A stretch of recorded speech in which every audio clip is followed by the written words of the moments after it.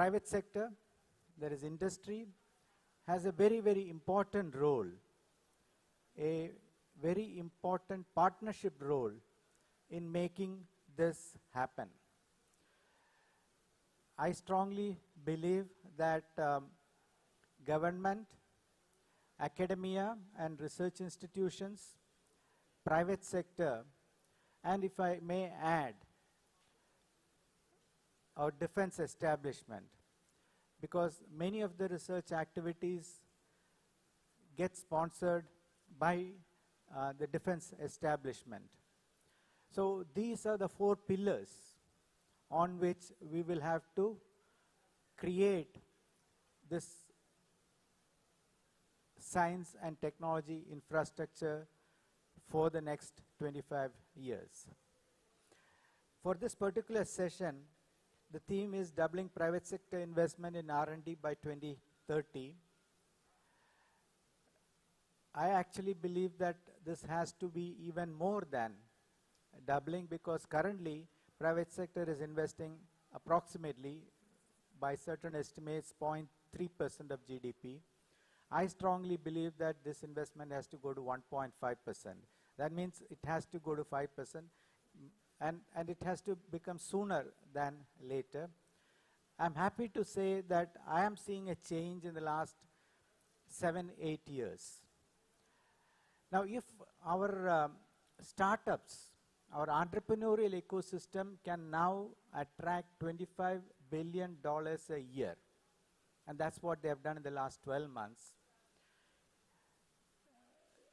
how can we make our research infrastructure, the research ecosystem, attract at least a third or a fourth of that? This is private investment that is coming with the startup ecosystem. So how can we do this? This will come from domestic companies, it will come from multinationals, it will come from public sector undertakings. So it will come from everywhere, and it will come from philanthropic organizations also. So in our panel, I would like us to focus on 2-3 points actually. First and foremost, do we have the right structures to make this happen? What I mean by structure is, when the money comes in, how is it governed? How is reporting done? How is accountability done? Do we have special focus on fundraising in our academic institutions, industry interface in our academic institutions? So that's what I mean by structures. And wherever I have seen successes in fundraising in academic institutions, I find that they have structures, unique structures, and we need to look at what are the best practices and how we can make this actually standard practice across all academic institutions. So, see, traditionally our academic institutions are focused on knowledge dissemination. Now, of course, we are focusing on knowledge creation. We need to look at knowledge application as the third pillar. And when we look at knowledge application, again, these structures become very important and role of industry becomes very important. I believe that knowledge creation, knowledge dissemination, knowledge application, all of them should be very important. The second point I would like us to discuss is co-location. How far or how close should industry be with our research establishment, with our academic institution, etc. And again, there are different business models. I hope Taslim will talk about the C-Camp experiment, which I think, he may not say this, but I will say this, it's probably the best example of a entrepreneurial ecosystem co-located with a research establishment, and a good example of translational research happening. So I strongly believe that location is also very, very important. Structures like research parks, incubators, etc. are very important. Third point, and I hope we will be able to cover this is how can we incentivize? Incentives like tax breaks, maybe graduated tax breaks, so we can identify maybe specific sectors where we can give incentives, more incentives than sectors that are already where we are very strong. So that's one aspect of incentive. The second aspect of incentive, and I'm proposing this here, is where we have the 2% CSR requirement for private sector enterprises. I propose that 1% of that is spent on today's problem, that is to uplift people who are less privileged, less well off, who have challenges today. But 1% of this is spent on solving the problems and creating a better future for ourselves. For example, that 1% could be spent on water, drinking water for the country through research, so that the problem is solved forever. That 1% could be spent on cancer, diseases for which we don't have cures and which are highly prevalent. That 1% could be spent on antimicrobial resistance. That will be a very significant money, and this automatically can be routed. But whenever we do this, we also need to understand that unlike solving today's problems, solving future problems means it's open-ended.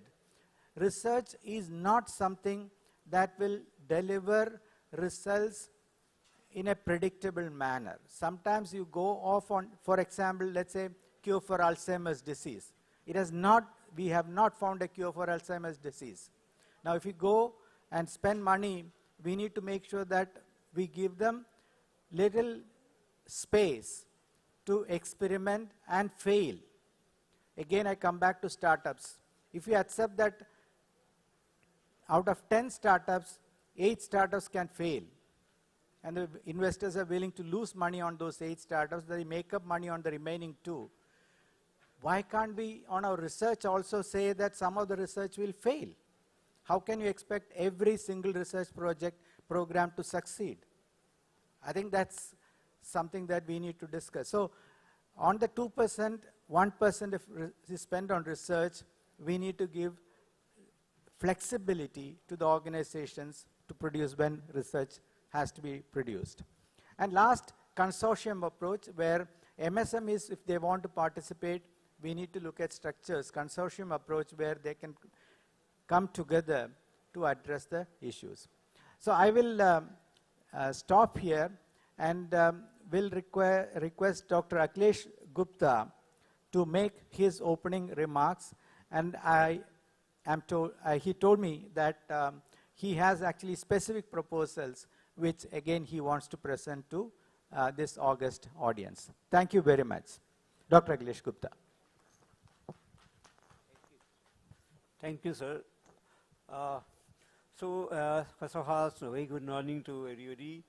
Whatever I am going to present is, of course, the kind of outcome of the consultation that we did as part of the formulation of Science and Technology Innovation Policy.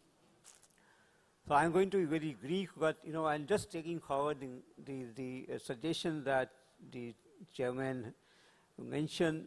Let me, these are some couple of suggestions that come out from the consultation with industry, with R&D institution, government, and leaders.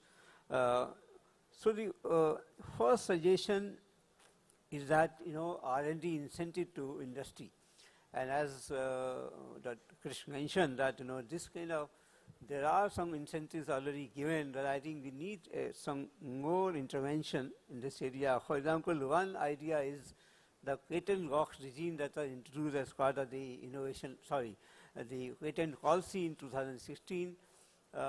Good step by Government of India, but we need more incentive. So this, as per the patent box, there is a tax benefit one patentee get as part of the filing and grant of patent. but we need more like infringement benefits and the notional and the kind of benefit that gives from the successive manufacturing. Unfortunately, the innovation is very minimal in the MSMEs, although startup and all others are doing so much of innovation. We need some direct financial support to industry. This is what is the MSMEs have been demanding, and this benefit should be as a mix of loan, equity, and grant.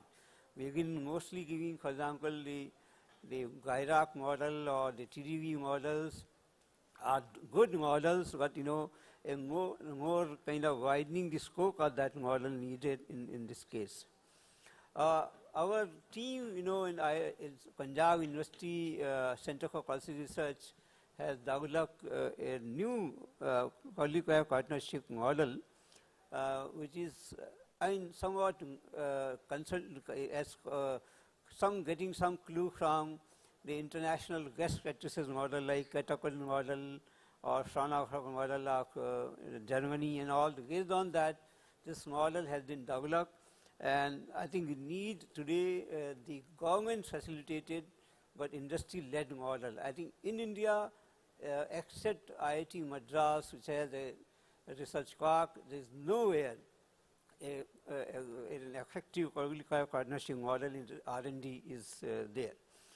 R&D cluster has been very successful. The Office of PSA has been taking initiatives, several city clusters are there, and this is being talked around the world that India, some of these clusters are making big intervention in terms of bringing academia, industry and government together. This we need to replicate. I think PSA has already taken that initiative. It's now going to be more and more cities going to be covered. So this is another demand from the industry, and just bringing this here, that they want that more such clusters should be placed in different cities. There is one issue that is very important, is that FDI issue. So the MSMEs, MNC, the multinationals have been, in fact, kind of a demand had been coming that we should, India, government of India should provide some kind of incentive for large FDI in the city. The good news is that recently, in last few years, I would say there has been several fold increase in the FDI.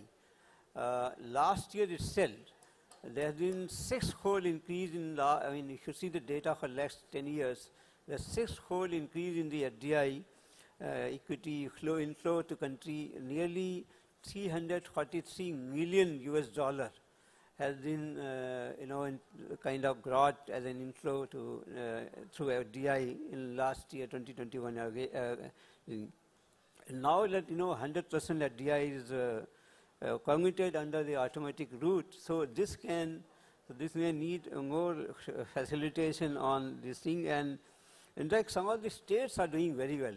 Karnataka is in fact highest FDI inflow, followed by Telangana and Haryana, and then some more states. So I think there's good FDI inflow taking place, and this is really going to be very helping, because it's going to put economy on a very high position. Also, as the chairman mentioned, that CSR fund, now that government has allowed CSR fund for R&D, and more incentives are being provided as part of the CSR use. This can get further facilitated and enhanced this thing. The idea of crowd funding and philanthropy sources funding is also gaining. One sec, the chairman himself is then he was mentioning more than 350 crore he has invested into R&D. So such philanthropy is gaining momentum in India, and that's going to help so much in, and especially the money available through crowd funding for microfinancing. One issue that government has been working, and we have been kind of working for facilitating, is the the public procurement. So this is like policy that, you know, whatever project is developed through government support, you know, by say startups or industry or anybody, that should be got back by the government and then should be brought as part of the public procurement system. And in fact, again, TSA has been working on this. DST also has been proposing, kind of working on this thing. How do we bring this as, you know, a quite a policy where the projects funded by government can be brought back to the government for public use. A last issue that I wanted to flag is the state S&T fund. States have been receiving fund from government as part of you know, center sector schemes. But you know, this fund has been to S&T is the only domain perhaps which doesn't have any centrally sponsored scheme on with state government. So we are pushing that idea, and this will actually do a lot of impact in industry, academia, the collaboration at the state level, because state is not in a position today to encourage research as a core priority issue of their state. These are the issues that, you know, I'm just presenting what has come out as a part of the formulation of STF policy. Thank you very much.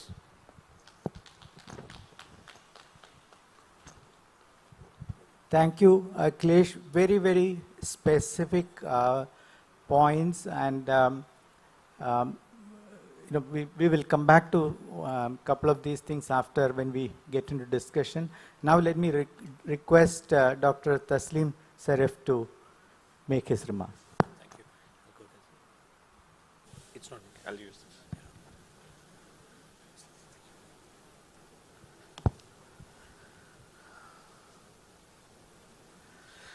Good morning, everyone. You know, dignitaries on the dais. It's a pleasure to be here and also speak among very seniors in the fraternity who are, you know, deeply involved in building different aspects of it.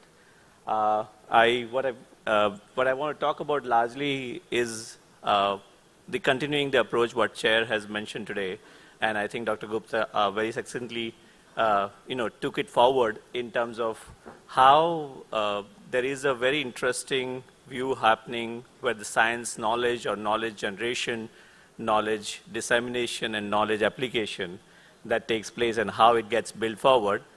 If I may look at the field of biotech as a perspective of deep tech or deep science, I think a very interesting trajectory is emerging, and what I want to do today is possibly give you a glimpse of that trajectory very, very quickly, and then possibly link that glimpse to what could be done forward to scale that trajectory up.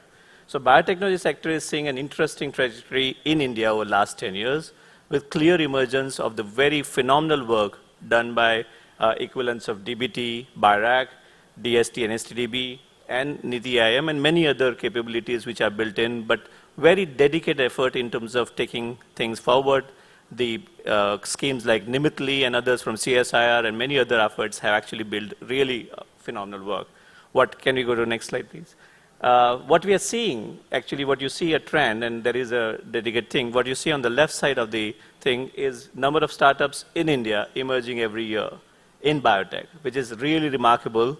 On the right side, what you're seeing is actually Indian biotech industry valuation, and you can see the trajectory is actually significantly upwards. It is not even incremental upward, it is significantly upward, which is showing, I'm showing the two sides of the coin, if I may say so for now. On the left is emergence of biotech, and the second side is emergence of industry valuation, which is really, really phenomenal, while we do know that the dollar valuation is at different stage right now. Even at that billion-dollar valuation, we are really, really, really well. Of course, this is not compared to many other sectors of India, possibly IT sector, but this is an important sector for India. All we know, health, agri, animal health, and environment goes through this sector significantly. And hence, this sector is very, very important. It touches us immediately. It touches all of us immediately, something we need to work on heavily. If I can go to the next slide, please. India's positioning as an emerging leader in biotech startup world is very clear now. And I really want to give a very quick examples of how we are actually slowly and steadily, we are not necessarily saying we are the leaders, but we are actually getting closer to it. And I'll give you quick examples of if I can do that. Can you go next slide, please? Of course, you know, we have really become the, no, can you go to the previous slide, please? Second largest startup ecosystem in the world, which is not at all a small thing at all. People are talking about different characteristics of it. I'll not go into details of each number, considering I have short time. But if you can see this, and then having the presence of Prime Minister to build India's leading effort in terms of biotech startup for Biotech Expo earlier this year, clearly shows the positioning that India is doing as an emerging leader in the biotech startup world. I think we are on this particular path to go forward. And if I can put the next slide. What is the global scenario as we speak? While we saw India, what is the global scenario? And if I can get the next slide on that. With health becoming more and more important globally, along with agriculture, climate, biotech has a very crucial role to play. And these are really crucial points. If I can get next slide, please. This is the top 5 fastest growing startup industries by volume of investment globally. And you just see on the top is healthcare. I think this is a global scenario. And if India, if we are actually putting our efforts in this sector in terms of knowledge generation, deep science, deep tech, this is an effort that we have to come to and take it to the next level. This is really remarkable. The world is going. And now, yeah, you can go to next slide, please. I want to give you a quick perspective from what the chair, Dr. Chris, mentioned about it, what we have been able to do from our little effort at CCAM. We have now around 320 startups. But the best thing about this, according to me, is not only a number, but also each one of them are doing something scientifically, attempting to do globally competitive and a breakthrough science to the next level. And that is something that we heard today. We heard from Prime Minister, we heard from PSA, we heard from Dr. Rajesh Gokhale yesterday, that how we want science to be bold, how we want science to allow it to be failed, and see if some of those, when they become big, the returns are actually much bigger than what we anticipate together. So the boldness in terms of allowing science to fail, boldness in terms of mindset of supporting startup is a very important thing, and some signs of fruition that have come here. So there have been signs of these investments which have been made in last 10 years, the way I started, are actually starting to show, which are based on solid science, which are competing globally, because biotech or deep science is not the field which is on the market capture base, that if I capture the market of India, I will have that. This is actually a global view. And if I can go to the next slide, please. I just want to show you one example, which is the recent most example. Some of 7 startups at deep tech startup at CCAM, in last quarter itself have raised 550 crores in 1 quarter. And this is really remarkable, not to say the number, but biotech startups raising this in 1 quarter itself as an investment, that too from what you would call it as largely from European investments. What we actually saw, the players like Aquapark from Europe, players others, who actually have now invested in Indian startups who are doing globally competitive work in what kind of fields, if I may quickly say those. These are the fields, something that Chris mentioned, antimicrobial resistance, which is Bugworks, fields like String Bio, which is doing on synthetic biology work for climate. You have iStem for stem cell therapy for vision disorder and neurodegeneration. You have examples like C6, which is using aqua, ocean farming for agriculture. Really diverse, but really deep science, which is globally competitive. And global investors are coming and putting in not because of e-commerce play. And this is something that I wanted to say. This is really a science play which is competitive globally and taking forward. And if I can go to the next slide, please. And this is, again, this is for a glimpse of it. If you can see, what did early stage investment on the left side, second column, if you see, second row, 75 crores were invested in early ideas. What have those in 320 or 300 startups or less? The follow-on funding has been 2,000 crores on that. The early stage risk funding has read 2,000 crores of follow-on funding at the valuation of 6,000 crores in total. And this is what the investment in early stage risk science could actually lead to if if you actually handhold it well, if you can provide the environment, the ecosystem, the research and innovation ecosystem together, and the handholding can come together. And this is remarkable, according to me, the way we are going. Not at all to say that we are at the San Francisco Bay Area, we are at the San Diego Bay Area, we are at the Boston, we are there. No, but we are on the way. And if we do well, we can do that. So now, to go there, what do we have to do? I just wanted to come to that. If I can go next slide, please. So early stage funding in deep tech and deep science is actually picking up. It's a very encouraging view that if you do well, this can happen. And very important to know, and I want to put it, deep tech or deep science or biotech is a sector that has a long gestation. And this is going to scale. When you actually seeded it early on, these are going to scale further on. And these are just the early signs. This is not the end of the circle. It is beginning of a fruition circle. And I am very sure it's going to go scale up significantly. And that is something I just wanted to keep a note. If I go to the next slide, please. So what do we need to do? And this is my last slide. If I have taken too much time, this is my last slide. What do we need to do? We are at the early stage of this scale, but this cannot happen on its own. Now we have to intervene and ensure that the fruition stage, the nurturing is at the next level. We cannot keep on the same pace and hope that this will go to the next level. We need to build and test models for public-private partnerships for mid-stage and funding for risk. There is a lacuna in terms of mid-stage risk funding. Government has done a phenomenal role in early-stage funding. At the mid-stage funding, there is a lacuna. There have to be models where we can incentivize VC, incentivize corporates, incentivize government in a way to see these early results and build models to do that.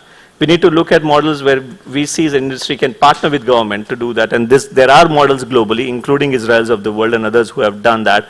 And there could be of schemes where the capabilities in the industry, capabilities in academia, capabilities in other sectors can come together. What we need possibly, and this is a one-pointer for now, a suggestion, we absolutely right now need a dedicated structured arm or platform to do that.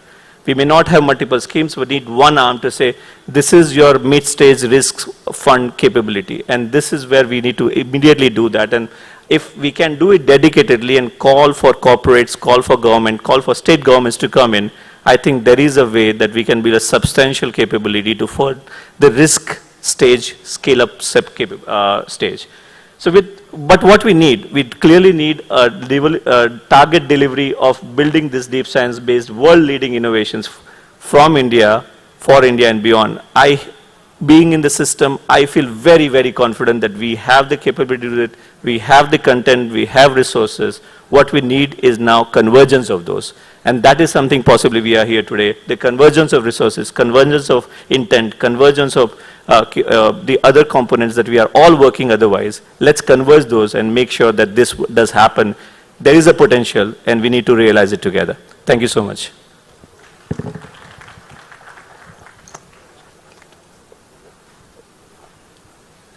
Thank you, Taslim, for those wonderful points. Now let me request Srimati Mukta. So can I just intervene?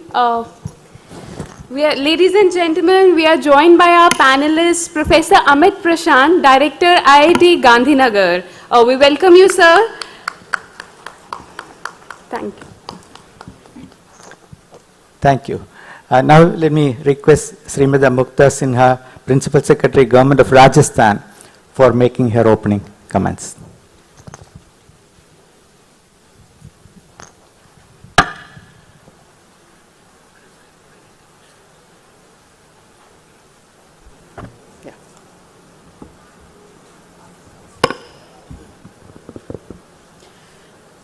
Very good morning to everyone. On behalf of the Government of Rajasthan, allow me to sincerely thank the Government of India for organizing this center-state conclave, and also to the Government of Gujarat for their wonderful hospitality. It's been a delight to be here, and thank you for the opportunity to share how we at the grassroots level, the policy makers, feel. Probably as part of the translational consultation, some of the inputs that we provide might just be useful based on the experience that we face at the field. To sincere gratitude also to the moderator for this session and to all the esteemed fellow panelists. We live in a very paradoxical world, and as our Honorable Union Minister said yesterday, hyper-specialization, and we also know that there is a culture which talks of the death of expertise. So we live in that kind of a world of paradox. I've always believed that the research of yesterday is the science of today, and the science of today is the technology of tomorrow. But what I'm going to speak today is about the role of the policy maker cum practitioner. My 2+ years in this department have been the most wonderful experience that any policy maker practitioner can have working in the Department of Science and Technology. And as Mr. Gopalakrishnan said, that the next 25 years of the Amrit Kal are going to be poised, or rather we are going to pillion ride on the wings of science, technology, research and innovation. My task is very clear here. I have to speak on the 3 pillars of infrastructure, applicability and incentives. And I will only give you a grassroots perspective. We have to posit science as a service provider, because that is how we at the back end of all departments in the state, and that is how a valuation in the eyes of the departments and officers who would want to work will get some recognition, just as the scientists are looking for validation from society because they are confined to the silos of the lab. It's very important that science be pitched in the vision document as a service provider to all other departments, so that what the Honorable Union Minister said from the stage yesterday, that we are duplicating and we are thinning out resources. 20 departments in the government are doing the same startup business with no specialization, and the same trophy startups are presented in function after function. I think we need, as a policy maker, the design of the policy, the interface and connecting the dots will become very, very important. So speaking on infrastructure, I know we have specialists here, very senior people here, who've given a perspective from the point of view of the industry, a little bit on the academia, and also majorly on the research institution. And I'm glad to make note of all the developments that are taking place. But I think if we need to make a change in the next 25 years, then some kind of reverse engineering will have to be done, and focus will have to be from the laboratories in the schools to the laboratories and research facilities in the universities and to the designing. I've also worked in the industries department, both at the center and the state, and I can tell you the way we design architecturally on ground, the design of the industry areas in the state, we talk about the spokes and the hub model, but we do not in the spoke include the research lab. The moment we do it, we will get lot of conglomeration of industries the way AMTZ has done in Telangana. And that is where the investment of the state and the research institutions through the social scientific responsibility or through philanthropy or through crowdsourcing will attract a lot of industries. Also, the governments and the center will have to look at tier 2 industries, because the tier 1 have huge hand-holding over the years. And this is an example that AMTZ has already done. So look at tier 2 who require the government hand-holding. When we talk of policy consultation, it is also important to include in that vertical hierarchy of stakeholders the policy makers. Because if the policy maker who ultimately thinks of making the policy and practicing it is not exposed to the whole gambit of what science entails, then I think he will not be a useful member of this policy making exercise. And I think to everybody sitting here, and also because the Honorable Union Minister is also heading the DOP, so the suggestion is that we include an interaction with the science ministries at the Lal Bahadur Shastri Academy for civil servants. So we are exposed, so the moment we go in the field, we also look at things from a science and tech, innovation and research perspective in our interactions with the industry, in the interactions with the academia. There was a talk that was mentioned here about procurement. I think Dr. Akhilesh Gupta ji mentioned, and allow me to cite an example which is a practiced example, and institutionalization is a word that I really like, because no policy should fly on the wings of personalities. It should be thoroughly embedded in the system, so that irrespective of people who man departments of policy, it has a firm footing and root. So what we've done in the government, and this is coming from a work that I did when I was handling both Department of Art and Culture along with the Department of Science and Technology for about a year and a half, we were able to digitize 5 of our state art and culture museums without tender. And how we did it? We used the auspices of the Jodhpur IIT Knowledge City, of which I am a part as an advisory member, utilized that TISC startup network and allowed them to develop a prototype exactly in a manner once the NHAI prototype was developed for inviting tender and specifications. So we used that. The tender, which was coming to about 1 crore, came down to only 12 lakhs. And in 6 months of my own tenure time, the 5 museums are ready and up for the people to see. My team who's sitting here from Rajasthan has actually had a session, having seen it, replicating that model today. We are digitizing our science museums in the state. But to point out that using this example, we were able to aggressively, Akhilesh ji always introduces me and says I'm aggressively doing policy advocacy based on experience. So we got the state government to make an announcement in the budget saying that under the RTPP Act, which is the Procurement Act and rules of the state, startups, procurement from the startups up to a limit of 40 lakhs. Of course, there are eligibility criteria for startups in terms of age, registration with DPIIT, etc. But we are doing procurement, and this little case study that I have mentioned fed into institutionalizing this policy about procurement from the startups. There are many more examples that we can provide. One more example of how this vertical integration. My panelists before me have spoken about how do we do horizontal linkages, which is between one institute and industry and maybe between academia. My interest is that while the horizontal thing is absolutely essential, no denying that, sir, but the point is we also need to do vertical integration and no discrimination to the private universities. This thought process, mindset change has to be instilled in the state government, and this can only happen when we are producing new breed of policy makers at Labasna.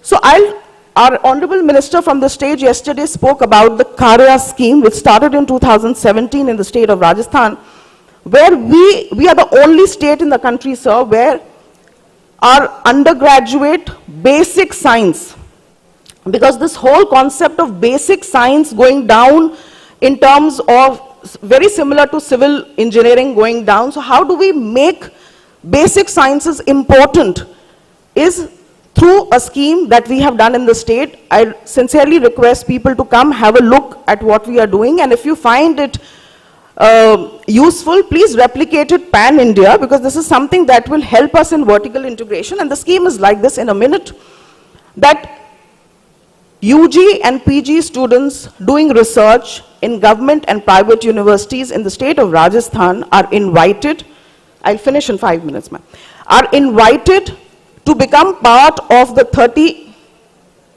yes, I'll do it in 2 minutes, are invited to be part of the 37, 36 CSIR labs that we have. They get an exposure to the research work that they are unable to do in their own universities for lack of infrastructure, sir. And that is enabling them to make a leapfrog and get associated with different labs and then catapult into doing better kind of research. Also getting mentored at the lab by the CSR scientists who are manning that research. So it opens a door for them. And my last point, there's lots that we can do. It can be a whole day brainstorming, but I'll restrict myself and say that Rajasthan also did something which was very nice about opening opportunities for fellowship, scholarships, internships with institutions that are doing research by doing a science career fest where we introduce the research institutions which were doing research to our various universities and colleges. DST has an annual feature of DST, that is the Department of Science and Technology, calling all the cohorts of engineering, agriculture, IPR, startups, biotech to be part of the DST orientation. We were very happy to have the central DST officers come make presentations about their scheme. So we are all at one page. And because of all that, in the last 2+ years, I'm very happy to say that the Government of India also acknowledges that the ecosystem in Rajasthan for science and technology and also research and startups has improved thoroughly, and also there has been an increase in funding from about 0.7% to close to 2.9% in the state across various departments. I rest my case here, happy to have questions and discussions off the platform if any required. Thank you very much. Thank you, Mukta. A lot of points from the grassroots level. Thank you very much. Now let me request Professor Amit Prashant, Director, IIT Gandhinagar, to make his opening remarks. Thank you.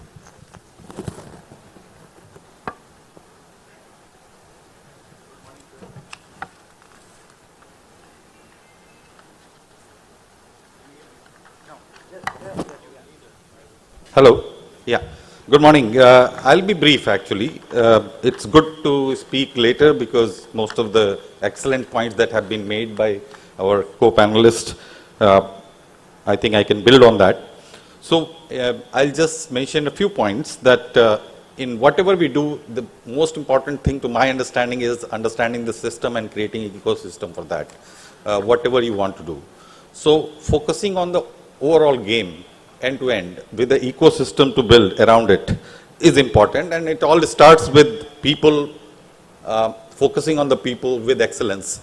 So my feeling is that if we want to make a big change, we need to focus on people with research skills, translational skills, who have or who can show the excellence in future. Of course, leadership with vision and giving trust to the people who are going to take risk for R&D investments for future. So that becomes important as well. What I feel another aspect, and this is a right platform to say this, is state versus center.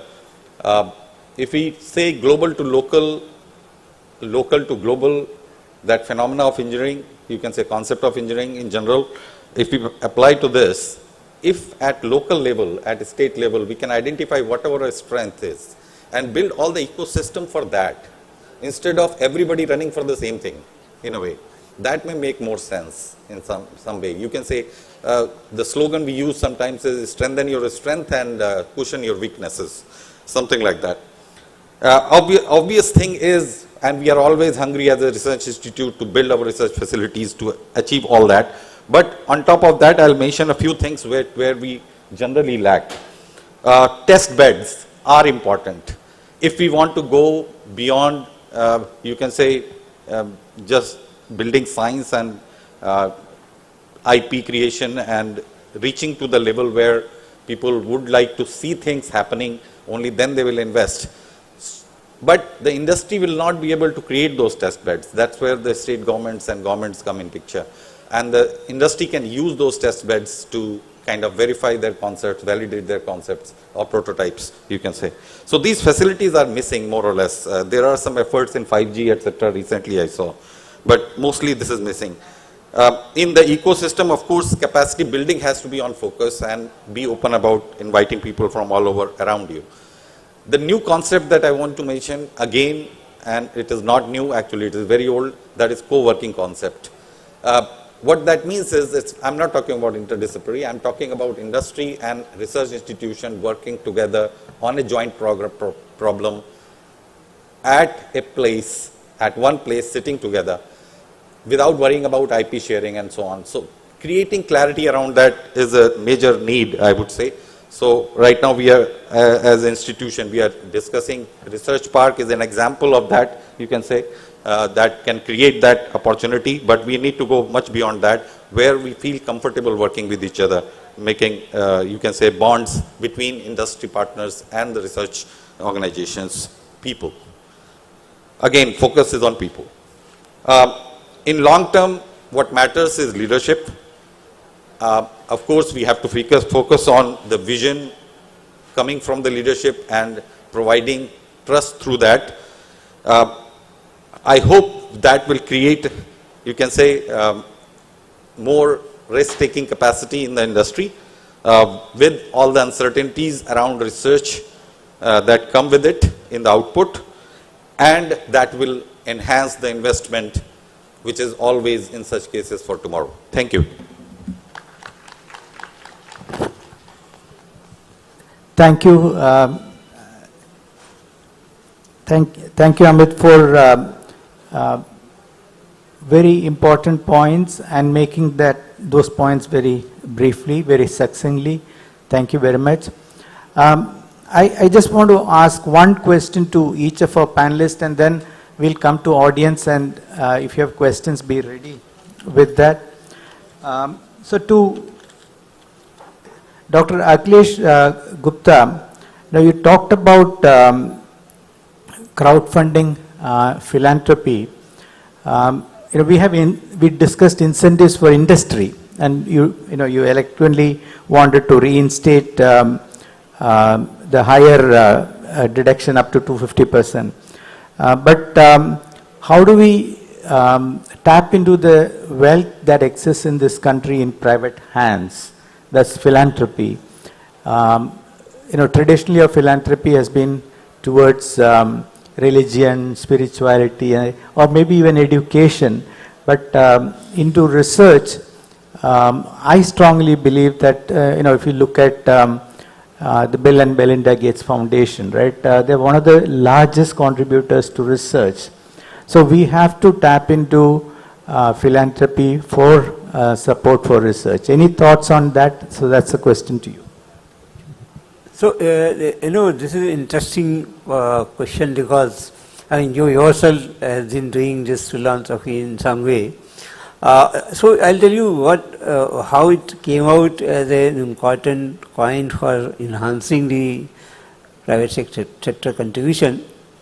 When we did the consultation with the diaspora, so we covered almost every country in the world in the discussion.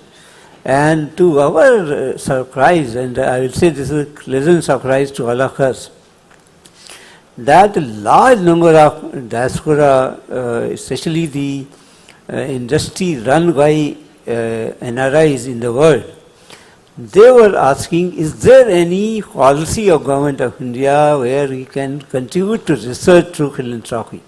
And they said, no, we don't expect any kind of return, and we like that philanthropy. So we had this concern. Another thing that, recently, as you mentioned, that there are many, in fact, within the country, many of the top industries in their personal capacity, also they come forward and they want to contribute to it. The problem is only the right policy environment. And of course, when somebody contributes through philanthropy, I think we need some kind of a good response from the government. Should be. So our estimate, sir, is that this philanthropy can contribute substantially to private sector investment into R&D. I just want to add another thing. Private sector contribution has been rising over the decade. Last decade, the percentage was 27%. And if you see the data, today the percentage is close to 40%, 39% or so. So therefore, there is a good response coming from the private sector. What we need now is going one step forward and have a good trust between government and private. Thank you very much. Diaspora is actually a very big pool of money that we need to tap into, and we may need to create special vehicles because we have the FCRA rules and things like that, and maybe relaxation of FCRA for contribution to research, etc., may be required. Taslim, you talked about the middle, right? The early stage there is funding. Once the success, the proof of concept and trials are done, definitely risk funding will come, venture funding will come, the middle. And you were talking about not just VC industry, but industry participating. Is there a requirement to, maybe consider this also as research and maybe look at, tax incentives for industry to contribute? Any thoughts on that? No, thank you, Chris. I would like to believe absolutely. I think there are definitely interesting models where even responsible corporate participation for the phase where it becomes the most risky in terms of taking early ideas, early proof of concepts which show phenomenal potential, but then where the investments requirements are large, is where the larger participation is crucial, and this is where the involvement of both government, VCs and corporates are very important. And I actually have seen those models both in Europe as well as the US as well as Israel, where the corporates like equivalents of GE, Cytiva now, AstraZeneca and others have come forward and built a phenomenal collaborative models to work with the particular components of the drug development or cell therapy or test beds, something test that you talked about, and say that we want to contribute here, but there are incentives back to them, either in terms of the tax benefits or in terms of the extension of IP related work if that is done that way, or in terms of competition that is, in the region that can be done.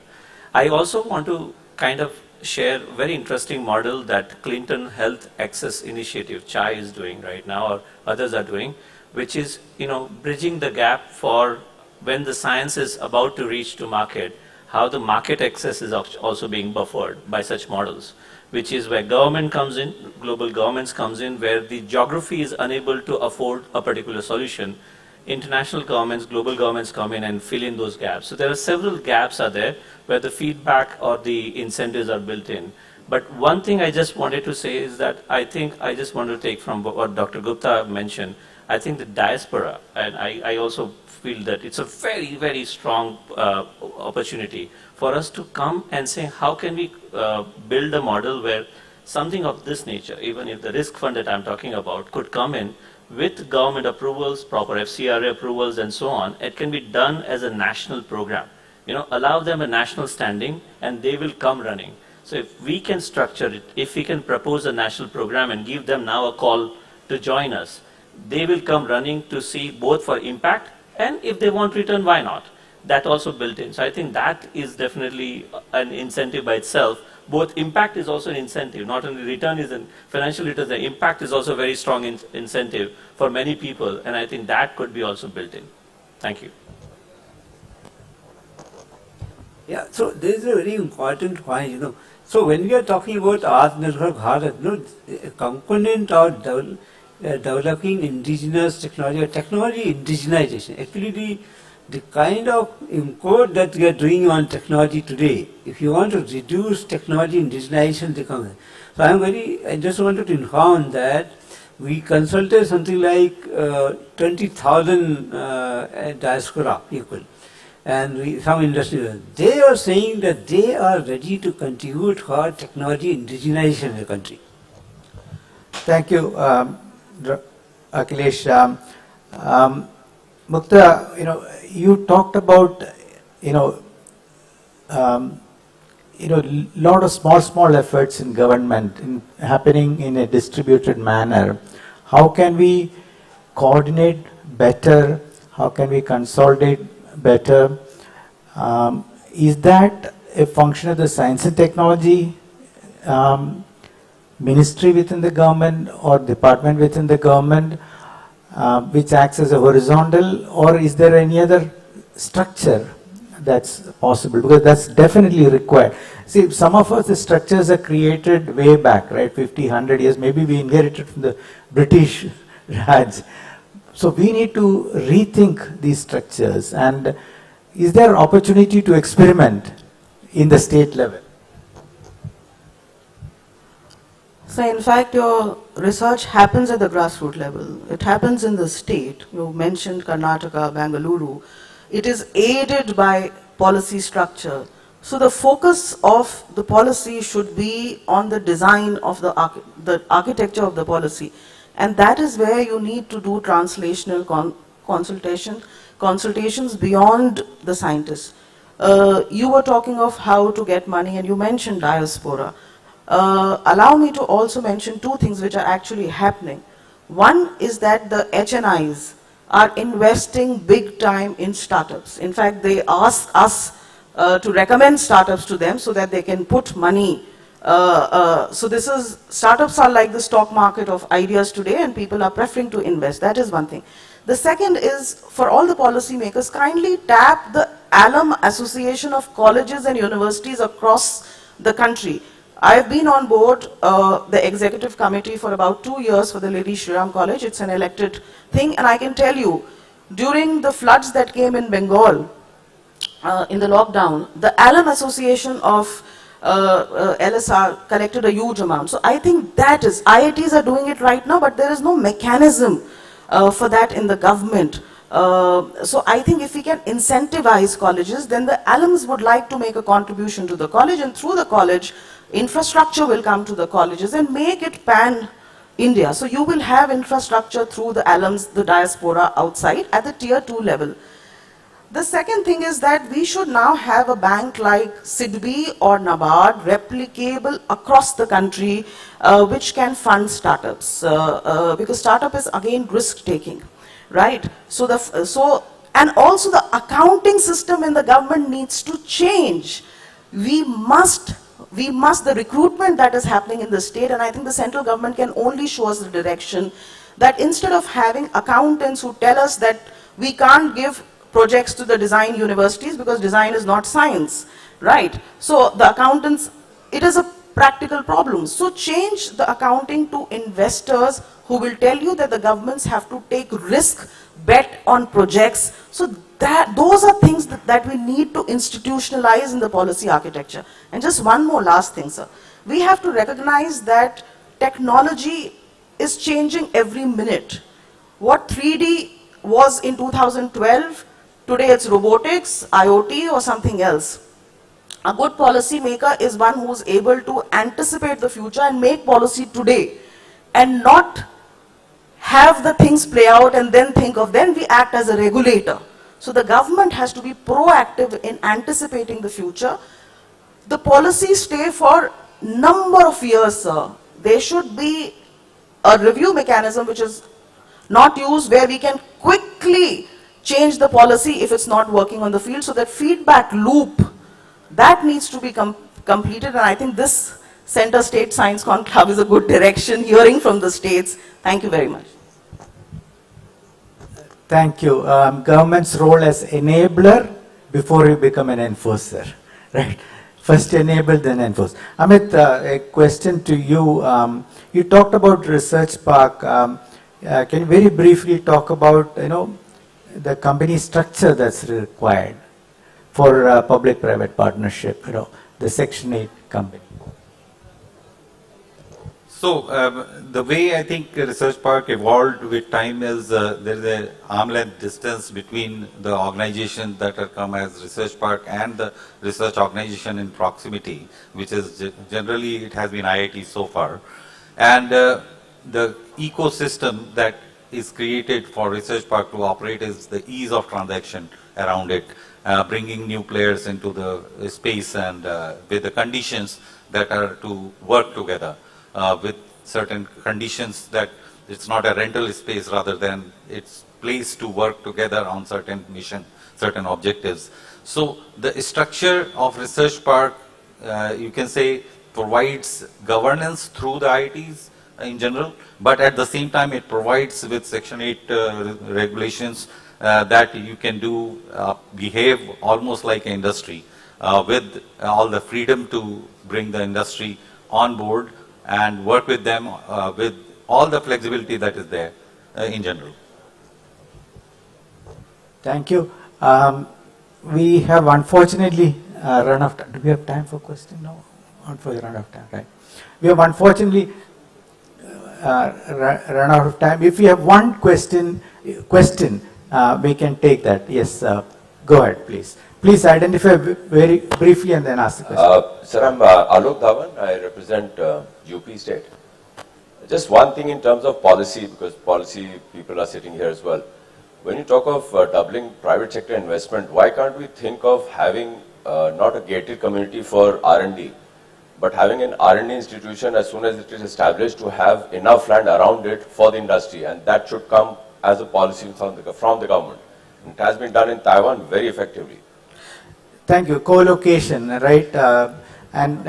And Mukta also talked about industry. It's not a park, but it's like industry outside of the university system or any institution that's coming up. That is land is earmarked for that. Correct. No, that's the co-location. Mukta also talked about research park having space for R&D and things like that. Yes, I completely agree, and we need to think about this very seriously.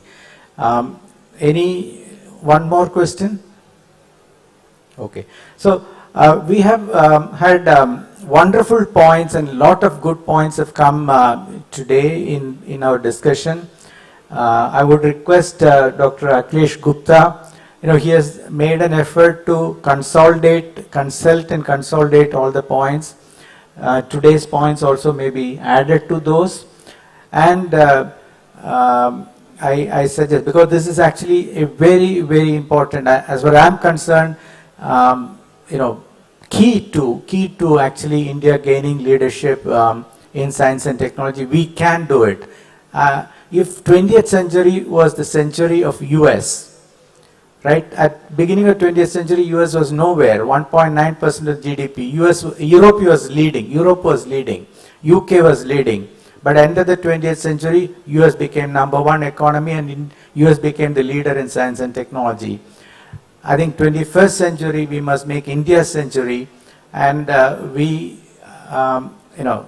shouldn't wait for the century to be over, but 2047, as the Prime Minister has said, at the 100th anniversary of our independence, we must become a leader, and that requires significant investment in science and technology, significant participation from industry, and we need to look at various ways in which we can make this happen.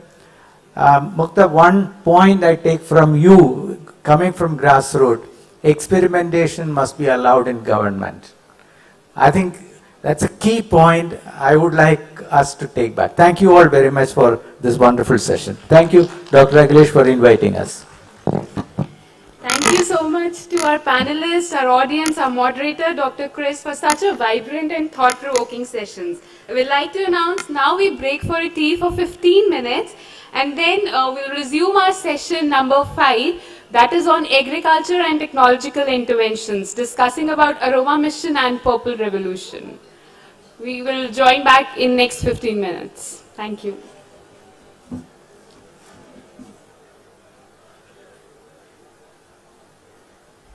And tea is organized inside this hall only. So we can quickly have tea and just get back to our seats. Thank you everyone.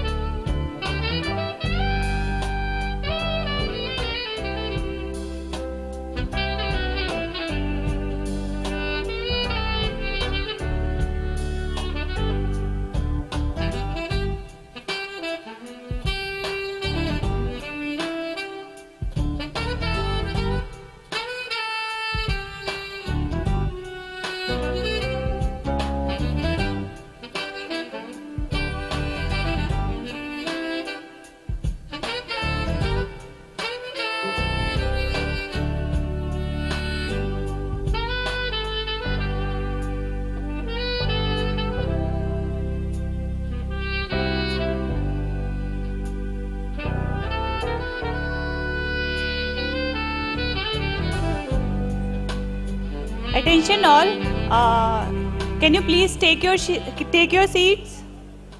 We are about to start the session. Please take your seats.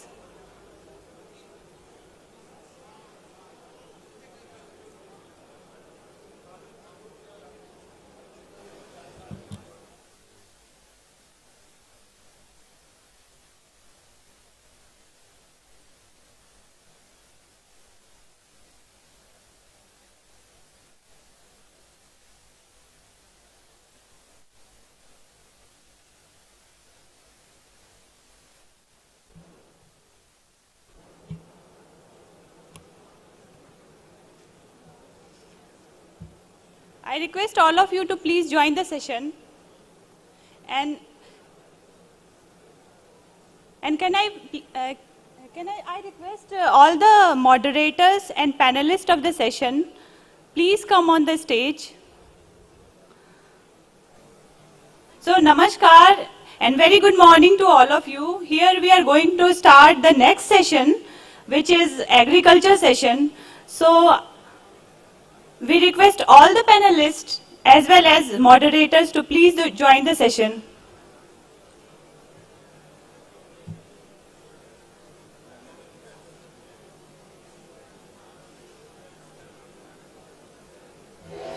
Bharat विकासशील से विकसित राष्ट्र बनने की राह पर अपनी आकांक्षाओं के साथ अग्रसर, जिसमें समावेशी विकास, सतत प्रयास और तकनीक व अनुसंधान से विश्व रैंकिंग में प्रौद्योगिकी में निवेश के लिए स्टार्टअप इकोसिस्टम और यूनिकॉर्न कंपनियों की संख्या में एससीआई जर्नल्स में भारतीय वैज्ञानिकों के प्रकाशन की संख्या में और विज्ञान और इंजीनियरिंग में पीएचडीज की संख्या में तीसरे स्थान पर है। साथ ही ग्लोबल इनोवेशन इंडेक्स GII में भारत की रैंक वर्ष 2015 में 81वें स्थान से बढ़कर 2021 में 46वें स्थान पर पहुंच गई है।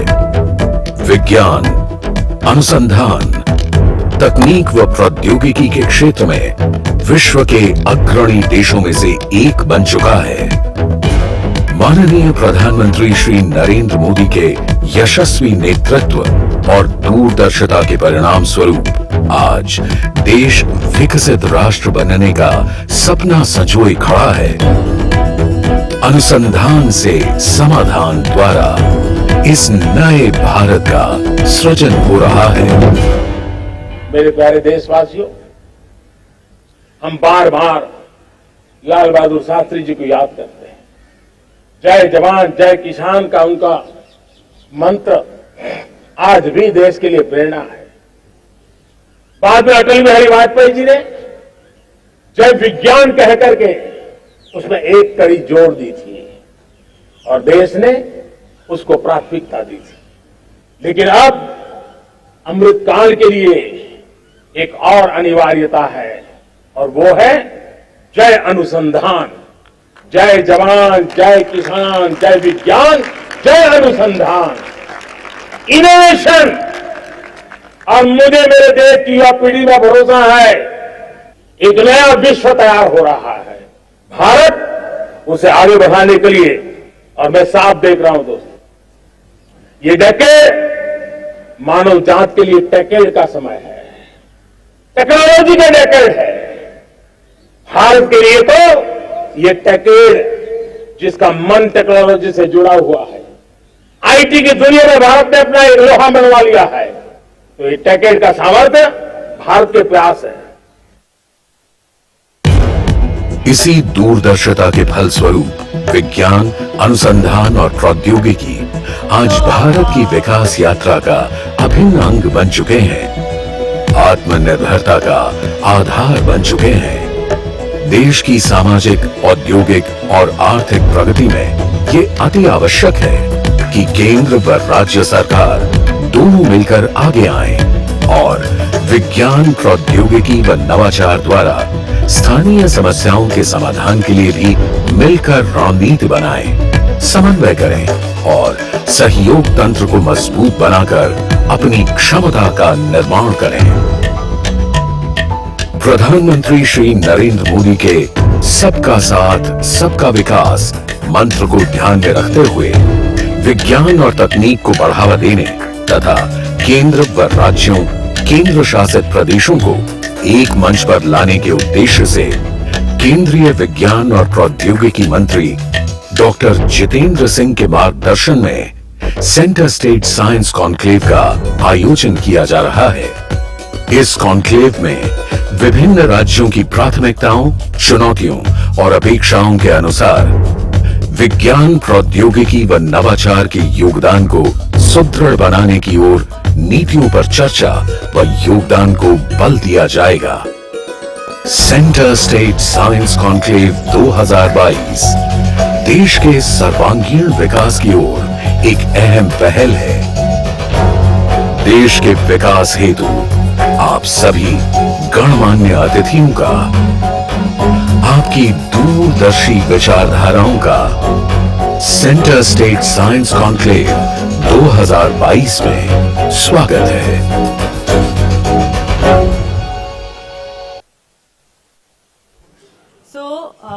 First, we have to start the session. This is a very important session, that is agriculture technological interventions for improving farmers' income, including the two important missions, which is Aroma Mission and Purple Revolution. So we welcome our moderator, Dr. Himanshu Pathak ji, DG ICAR, and Dr. N. Kalai Selvi ma'am, DG CSIR. So I would like to request Dr. Akhilesh Gupta, Senior Advisor, DST, to please welcome our moderators. Dr. Himanshu Pathak, sir.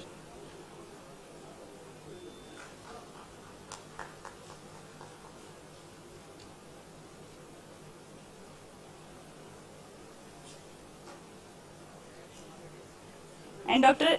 Kalai Selvi, ma'am. Welcome, ma'am and sir, to our panel. So I would like to request Dr. Himanshu Pathak, sir, to please facilitate our members. Dr. A.K. Singh, DG Horticulture and Crop Sciences, ICAR.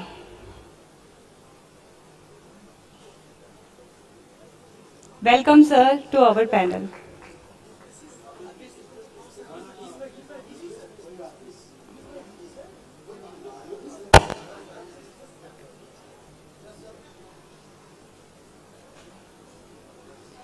We request sir to please honor Dr. K.B. Kathiria, Vice Chancellor, Gujarat Agriculture University, Anand.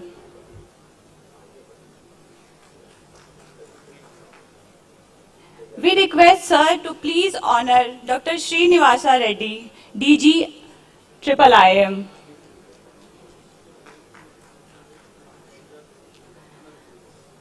We would like to request Kalai Selvi ma'am to please honor our next panelist.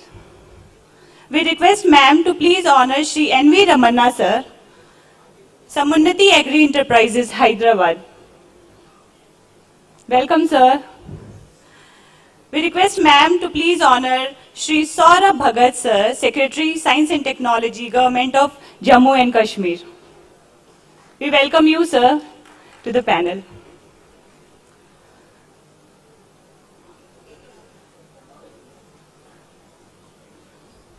We request ma'am to please honor Dr. R. Srinivasan sir, Member Secretary, S&T Council, Government of Tamil Nadu.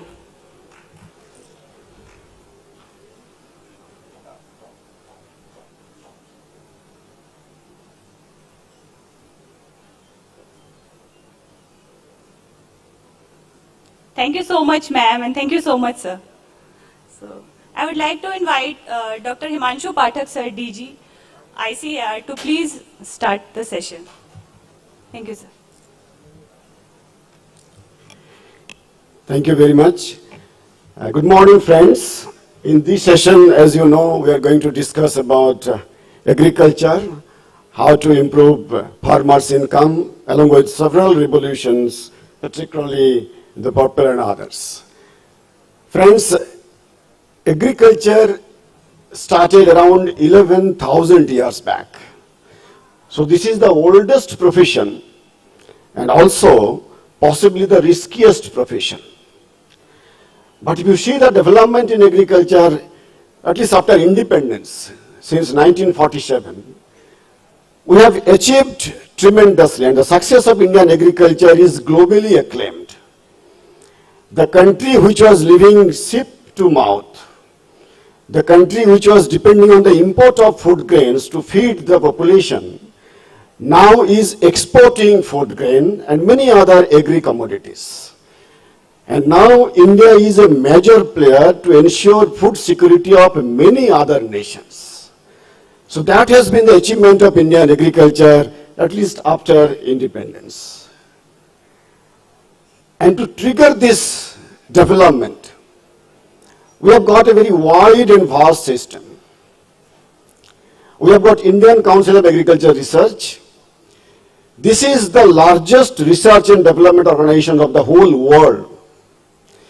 It has got 113 research institutes located in different states with more than 6,500 scientists. We have got 74 state agriculture universities. We have got 4 deemed to be universities, and all these 4 are very reputed globally. We have got 3 central universities, and we have got a vast network of 731 Krishi Vigyan Kendras or agriculture knowledge centers. And we work very closely with the state governments because agricultural problems are very, very location specific. One solution or one technology cannot be replicated elsewhere because the climate is different, soil is different, management is different, food habit is different. So all these things are different. So therefore, we have to work very closely with the state governments. Fortunately, ICR has got a very good network to work with the state governments, starting with our state agriculture universities, where we run our all India coordinated projects. We also have our KVKs, and 75% of these KVKs are controlled by the state agriculture universities. We also have regular meeting, particularly 2 important meetings. One is before the Kharif season, other one is before the Rabi season, to decide what kind of technologies, what kind of practices to be followed by each and every state in the forthcoming season. And besides, there are several other arrangements through which we work with the states. But friends, all of you will agree that our earlier challenge of agriculture was probably to increase the food production, which we have been successful to a great extent. But the current challenge is not unidirectional, rather multidirectional. Not only we have to increase the production and productivity, we also have to increase profitability, which is the theme of today's discussion. Also, you have to become more climate resilient because climate change is a reality. We also have to ensure sustainability so that we do not pollute or degrade the environment, be it soil pollution, water pollution, atmospheric pollution, and so on. And to ensure that, we need to integrate very closely our modern science and technology, and we must thank our Honorable Prime Minister to include that particular phrase, Jai Jawan, Jai Kishan, Jai Vigyan and Jai Anusandhan. So we are going to discuss about Kishan, Vigyan, Anusandhan, और जवान भी ज़्यादातर वो किसानों का घर से ही आते हैं. So we are going to discuss about Jawan also. All those 4 terms are going to be discussed over here. But as I said, now Indian agriculture, after achieving so much success, is also facing tremendous challenges. So in this particular panel discussion, we are going to take an holistic view of how new science, new technology will be taken to the farmers' field, who are ultimate user of the technologies, in a strong collaboration with the state governments. So friends, we have got today very senior scientists as well as officials from Indian Council of Agriculture Research. I shall introduce them when they come. We have got Honorable Vice Chancellor from one of our very prominent state agriculture universities. We have got representatives from other science department from the state governments, and we shall introduce them as their turn comes. And also, we have got representative from very promising startups. So we have got a kind of all combinations who will tell us how to take new technologies, new research, new science forward in collaboration with the state governments. So with these few words, once again I welcome each and every one of you for this panel discussion. As you know, if agriculture is right in this country, everything is right. And if agriculture is wrong in this country, nothing can be right. Because still today, 2/3 of our population directly or indirectly depend on agriculture. 50% of workforce are engaged in agriculture.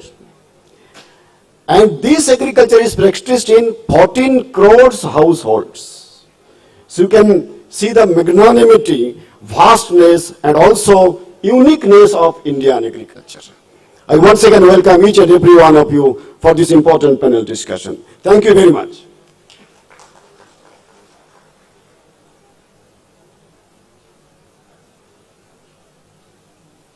Ma'am.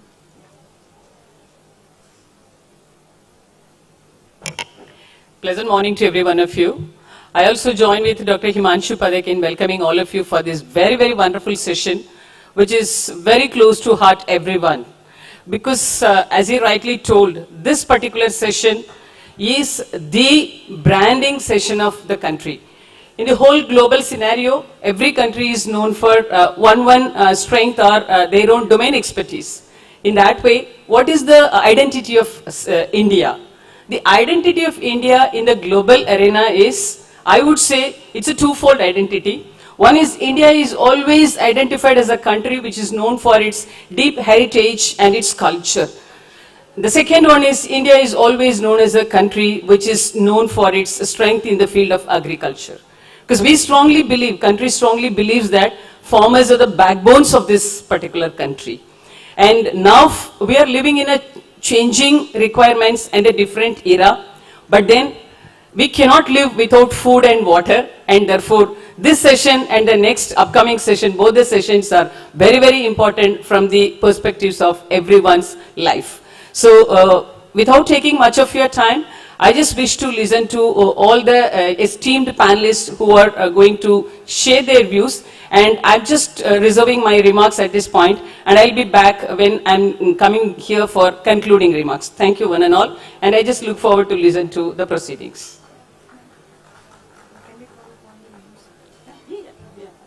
So we request Dr. A.K. Singh, DG Horticulture and Crop Sciences, ICAR, to please. Actually, DDG Horticulture. Good morning.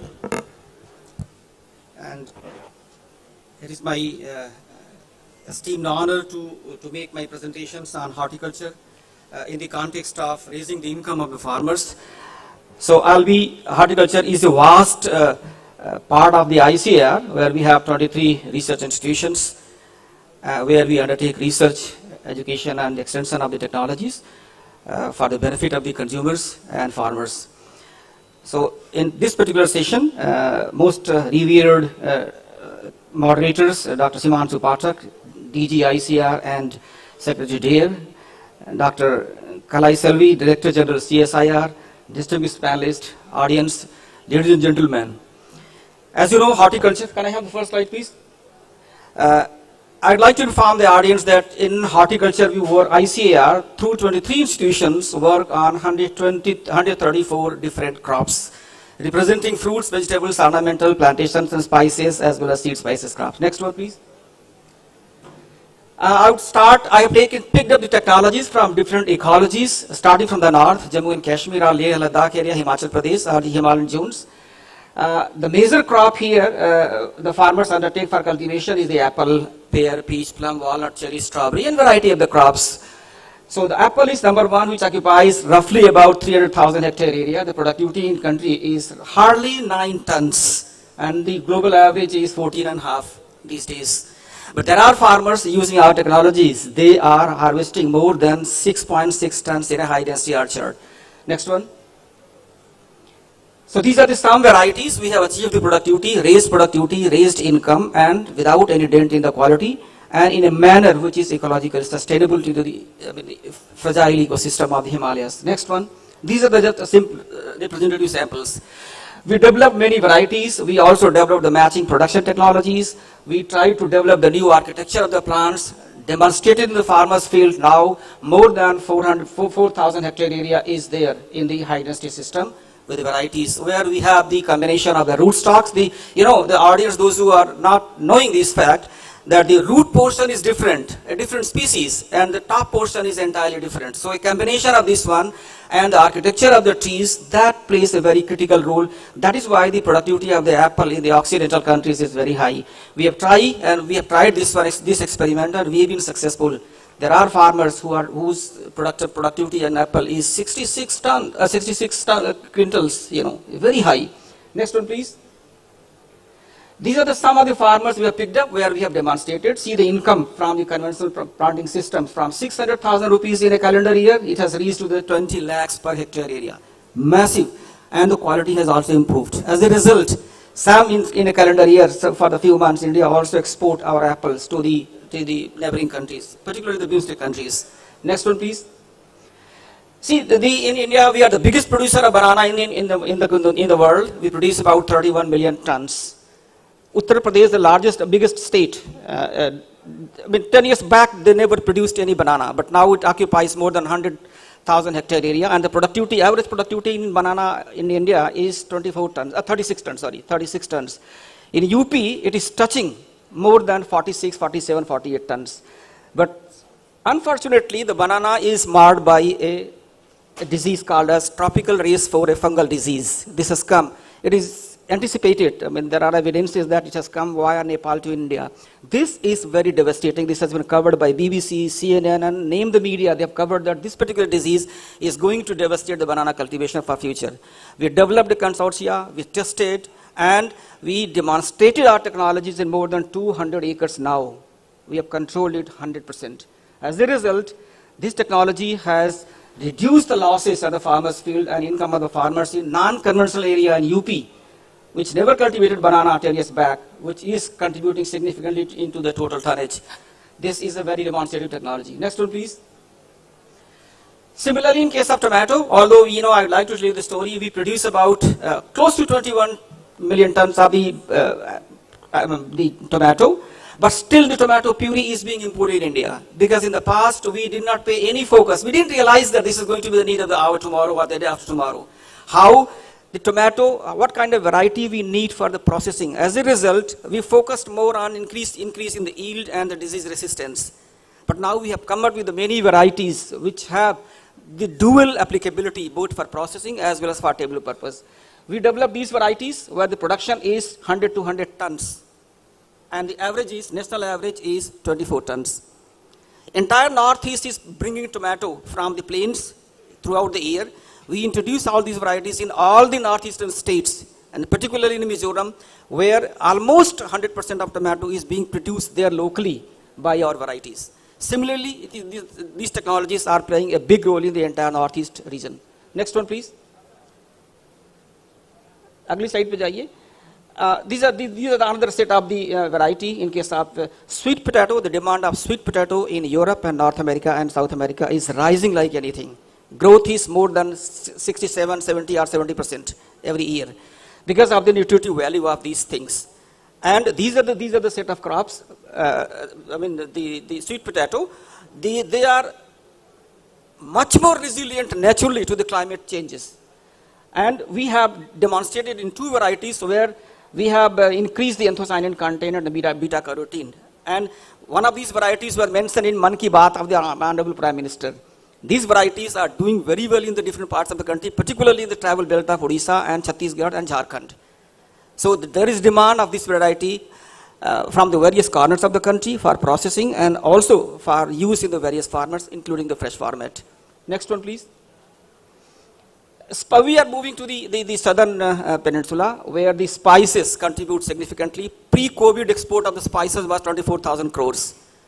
During the COVID, our export from the spices stood at more than 28,000 crores. And the role of our varieties here in this particular sector is enormous. We work on more than 17, 18 different spices crops, where we have developed the varieties, matching production technologies, biocontrol measures, nutritive capsules, and we have done the value addition of the farming of spices itself. As a result, the demand for our technology is very high because they have become very, very remunerative per unit area, per unit time. And the demand of such technologies is also coming from the various corners of the world, particularly the Asian countries. Next one, please. In case of banana, this is a very stark development where we developed tissue culture technology. And this is a curcumin slide, because the crops looks very similar in the early stages. Next one, please. We developed a previous one. The previous, yes, this one. We developed a new method of the plant propagation where each and every eye of the rhizome is used as a planting material.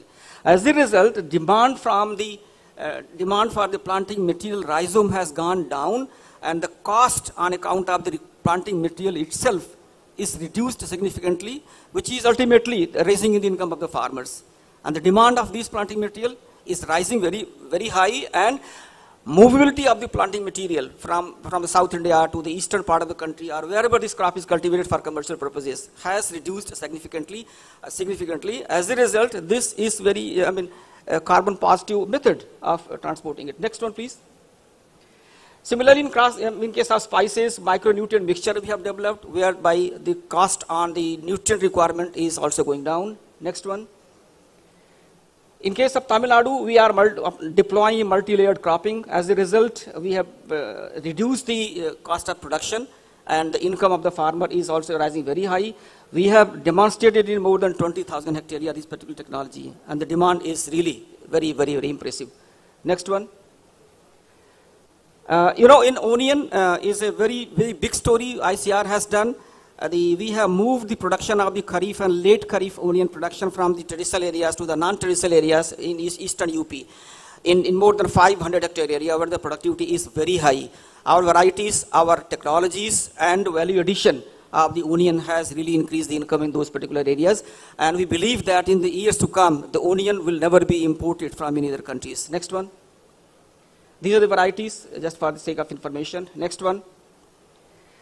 These are the picture of the Ajam areas. Next one. Similarly, in case of the western part of India, pomegranate is doing so well because of our technologies. Now we have contained the infestation of diseases, fungal diseases, bacterial blight, and quality has improved. Export has also increased. As a result, the farmers' income also. Next one. You can see the export, how this has risen in the last 10 years. Next one. Here we have tried with the combination of the poultry farming as well as lychee and mango, where the reduction in the incidences of the pest and pathogen has gone down, income of the farmer has been increased. Next one. Similarly, in mushrooms, this is a variety of the mushrooms we have introduced, technologies as well as the spawn production, and more than 70% of the mushroom production in India is confined to the button mushroom, but we have diversified. More than 7-8 varieties have been developed and demonstrated, and there is a big demand for pharmaceutical value also, and also for from the other angles of the nutrition. Next one. In case of potato also, these are the varieties which have the many traits in them. It's become very popular. As a result, we are able to produce more than 53.5 million tons. Next one. You can skip this one. We are producing more than 3,000 tons of the breeded seeds through the aeroponic system. That is supplying more than 40% of the seed requirement in India from this system, which is disease-free. Next one.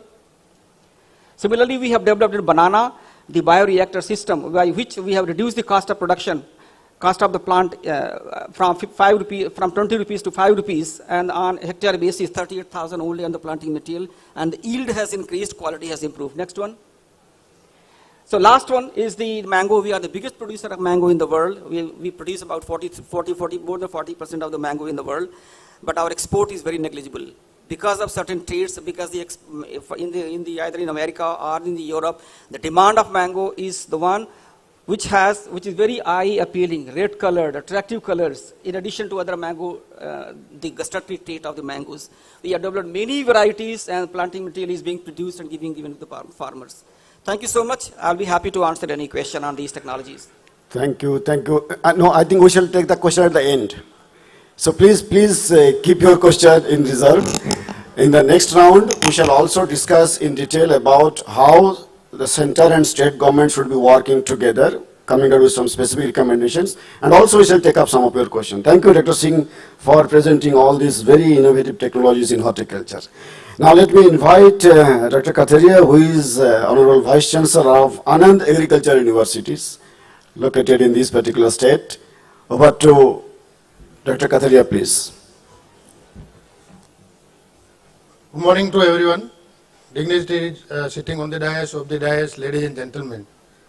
So, as Dr. Singh has narrated about all the horticultural crops, so particularly I would like to talk about the crops particularly, and new innovatives have been taken up at national level and particularly in our university, and how the linkages have been made between the university, or we can say state and central level, and even state to state level or other institutes, because we know very well that each institute have their own strength, and other institute, partner institute, if we can talk, either it is from the central government or from other these states or other these universities are there. So if we can, or we can say, merge together the strength of different these institutes, then I think whatever lacking part is there for the counterpart, that will mitigate the, what we can say, these lacuna, and when two or more than two these institutes come together to cope with the problems raised by the farmers, or any kind of research areas are there, then I think that is the need of the hour, and particularly this seminar, particularly this conclave, is exclusively for that type of things. So here, hurriedly I will narrate some of the new areas of research, particularly in crop improvement. I would like to say, because my domain is and I have expertise is in crop improvement, and novel this type of research have been carried out individually with the university and with the collaboration of the other institutes, even CSRI or ICR and other these state universities. Next, please. So, as far as next, please. As far as the food production is there, so as our Honorable DG Sir also told that now we are exporting the food grains in some of the crops. But here, if you can see the parallelism of the population growth rate and the food production, then what is the requirement of the food grains in 2050? So at present, 314 million tons production is there, and at the 2050 we need just double of the food grain production. So for that also we need such kind of this collaboration and what we can say, new types of research in different crops and different areas particularly. So if we can see the biotech crops particularly, next please. So here we can see that how this biotechnology in each and every field we are talking about the biotech. So actually how much the area has been increased from 1996 to 2019. So here from 1.7 million hectares to 190 million hectare area is increased under the biotech crops. So this is what we can say, one very good this signal is giving that if we can increase the biotech crops, then definitely will help to increase the production and productivity as well as the quality of the produce. Next please. So here some of the crops, here particularly cotton, soybean and maize and canola. So how these conventional crop area is there and the biotech crop area is there at present. So this information is given, and particularly in soybean, cotton, large area is under these biotech crops particularly. The another most important this researchable area is coming up at global level, particularly for the improvement of the crops and nutrient these parameters. So genome editing is the what we can say utmost this area where everybody is talking, and even in our country also, we are doing a lot of research on this genome editing. And before what we can say, the previous year, there was a lot of confusion about the genome editing, either it is called as a GMO or not. But our government of India has taken up a very good, positive, massive, this what we can say, action that in some of the crops, the CRISPR and other technologies used under this genome editing may not come under this GMO. And due to that reason, the new area of research has been emerged, and I think in different crops, definitely we will come with the new product of the what you can say in form of varieties or other things particularly. So here some of the next please. So some of the examples are given for these genome editings, and for which trace in specific crops can be did. So different crops have been given. Particularly, it is also important for the tomato, in blast in case of rice. And beyond this biotechnology aspect, these conventional technologies, because farmers are facing a lot of difficulties for the viral disease, particularly as we have faced in human beings this coronavirus. In the same manner, in some of the crops, the viral diseases are devastating the crops. Sometimes 100% crops is damaged. So how we can cope with incorporating the resistant genes in new varieties, and how it, what we can say, farmers can be saved from damage of that particular crop, and how they can get the more incomes from their produce. So here some of the unique examples I have quoted here. In Chile, the leaf curl virus is there. So here it is highly resistant, particularly, next please. So in this green gram and black gram, YME, yellow mosaic virus is, sometimes it is completely damaging to the crop. And here some of achievements we have made, particularly in both the crops, particularly. So we have developed a highly resistant variety, and these varieties are meeting the seed requirements of the states, not only here, but in Rajasthan, MP, and even Maharashtra. These varieties are popularized because due to only this reason that it is highly resistant to these mosaic. Please. Huh? Yeah. Okay. So and the another is this okra crop, particularly it is also damaging these what we can say, these YMV, and we have developed this resistant variety. So the another important crop is the maize, particularly. Now in case of maize, different purposes are there for the maize also, for grain purpose, for popcorn, sweet corn, baby corn. So in that way, if single cross hybrids are available and large quantity of seeds are available, then I think the yield increment will be more than 20-30% in case of maize. And we are also talking about the ethanol production. And if the maize is extra production is there, then we can use that type of this quantity of that particular produce. Medicinal aeroparatic plants, already Singh Saab has told, so I don't want to say much more, but some of the important varieties which have been developed by the Anand Agriculture University, which I have just given brief information. So here sometimes conventional breeding technologies are available. But if we can supplement with these biotechnological tools like marker-assisted selection, then definitely it will help a great extent to achieve the targeted results in a shortest period. So this marker-assisted selection also, some of the areas, next please. So some of the information is here given. So here I don't want to just give detailed information about that. And one more important thing is that we have the very good strength about this date palm tissue culture protocol. And sir, I would like to say that in coconut, first time we have generated these tissue culture protocols in the country.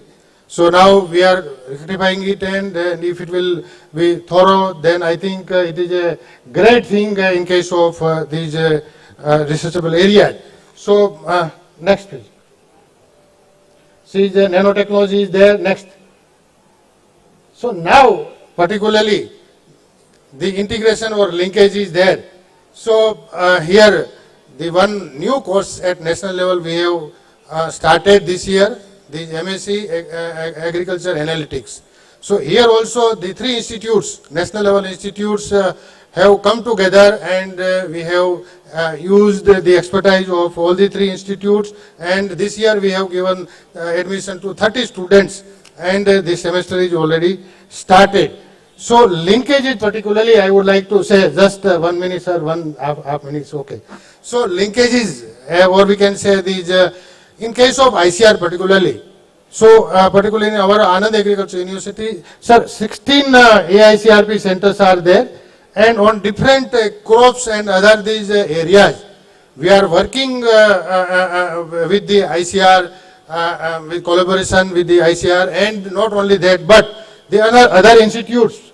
So where we have very good collaborations with the other institute at national level, that I have given this information. So I think in coming years, if that type of things will be there, then I think definitely there is a win-win situation if we can collaborate with different institutes at national level or different states. Thank you very much. Thank you, sir.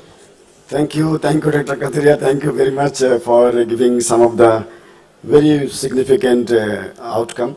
Friends, just for your information, as Honorable Prime Minister also talked about climate resilient crop varieties, ICAR along with SAUs and other partners including DBT, CSIR, so far has released 1,724 climate resilient varieties of several crops.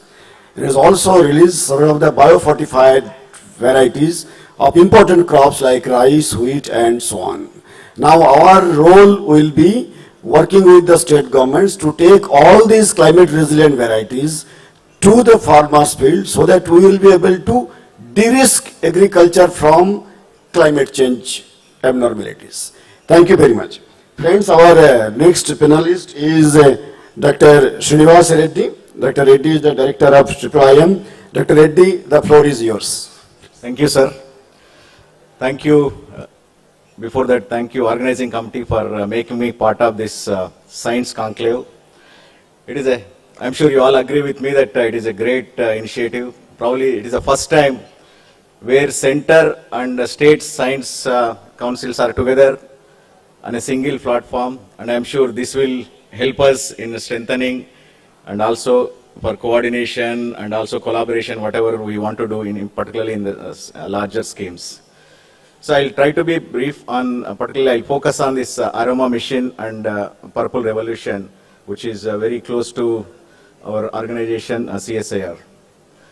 CSIR, you can see on slide, CSIR has contributed significantly in creating essential oil-based aroma industry in India, and we are aiming towards our country achieving global leadership status in the aroma sector. By looking at the potential to increase income of small and marginal farmers, we have started this first phase of aroma mission in 2017 in April, of course with the suggestion from Prime Minister Office, and right now we are in second phase of aroma mission. So under this aroma mission, so CSIR has implemented planted about more than 26,000 hectares of aromatic crops across the country. So benefiting directly more than 13,000 farmers. You can go to next slide actually. So these are the lab. Go back to this previous. Can you go previous slide please? See, CSIR, of course, there are multiple labs. Right now, CSIR CMAP is heading, but we have other labs like IIM, IHBT, NEAST, NBRI, IITR, and URDIP are part of this mega mission project. So go to next slide. So during this process, about 13,000 farmers, basically 13,000 farmers are included in this program, and about 2,000 tons of essential oil was produced. So each farmer has increased their income, again depending on the crop, about 30,000 to 70,000 per hectare. So that's a huge, always our Prime Minister always was telling that doubling the income, but by looking at this statistics, what we have in aroma machine, we already 3 times in average. Of course, in some crops we also increased up to to 10 times in few cases. And also we generated about more than 12 lakh man days so far, and more than 73,000 persons were trained in cultivation and also processing of aromatic crops. And among this, interesting to note that about 16,000 women are part of this program. And India is now leading to, I wanted to give a couple of success stories on this one. There are three. First one is on the lemongrass. So more than 600 tons of essential oil in 2021 has been basically exported in the country. So this is basically, again, this is a big success story, and this is also captured in Pradhan Mantri ji's Man Ki Baat.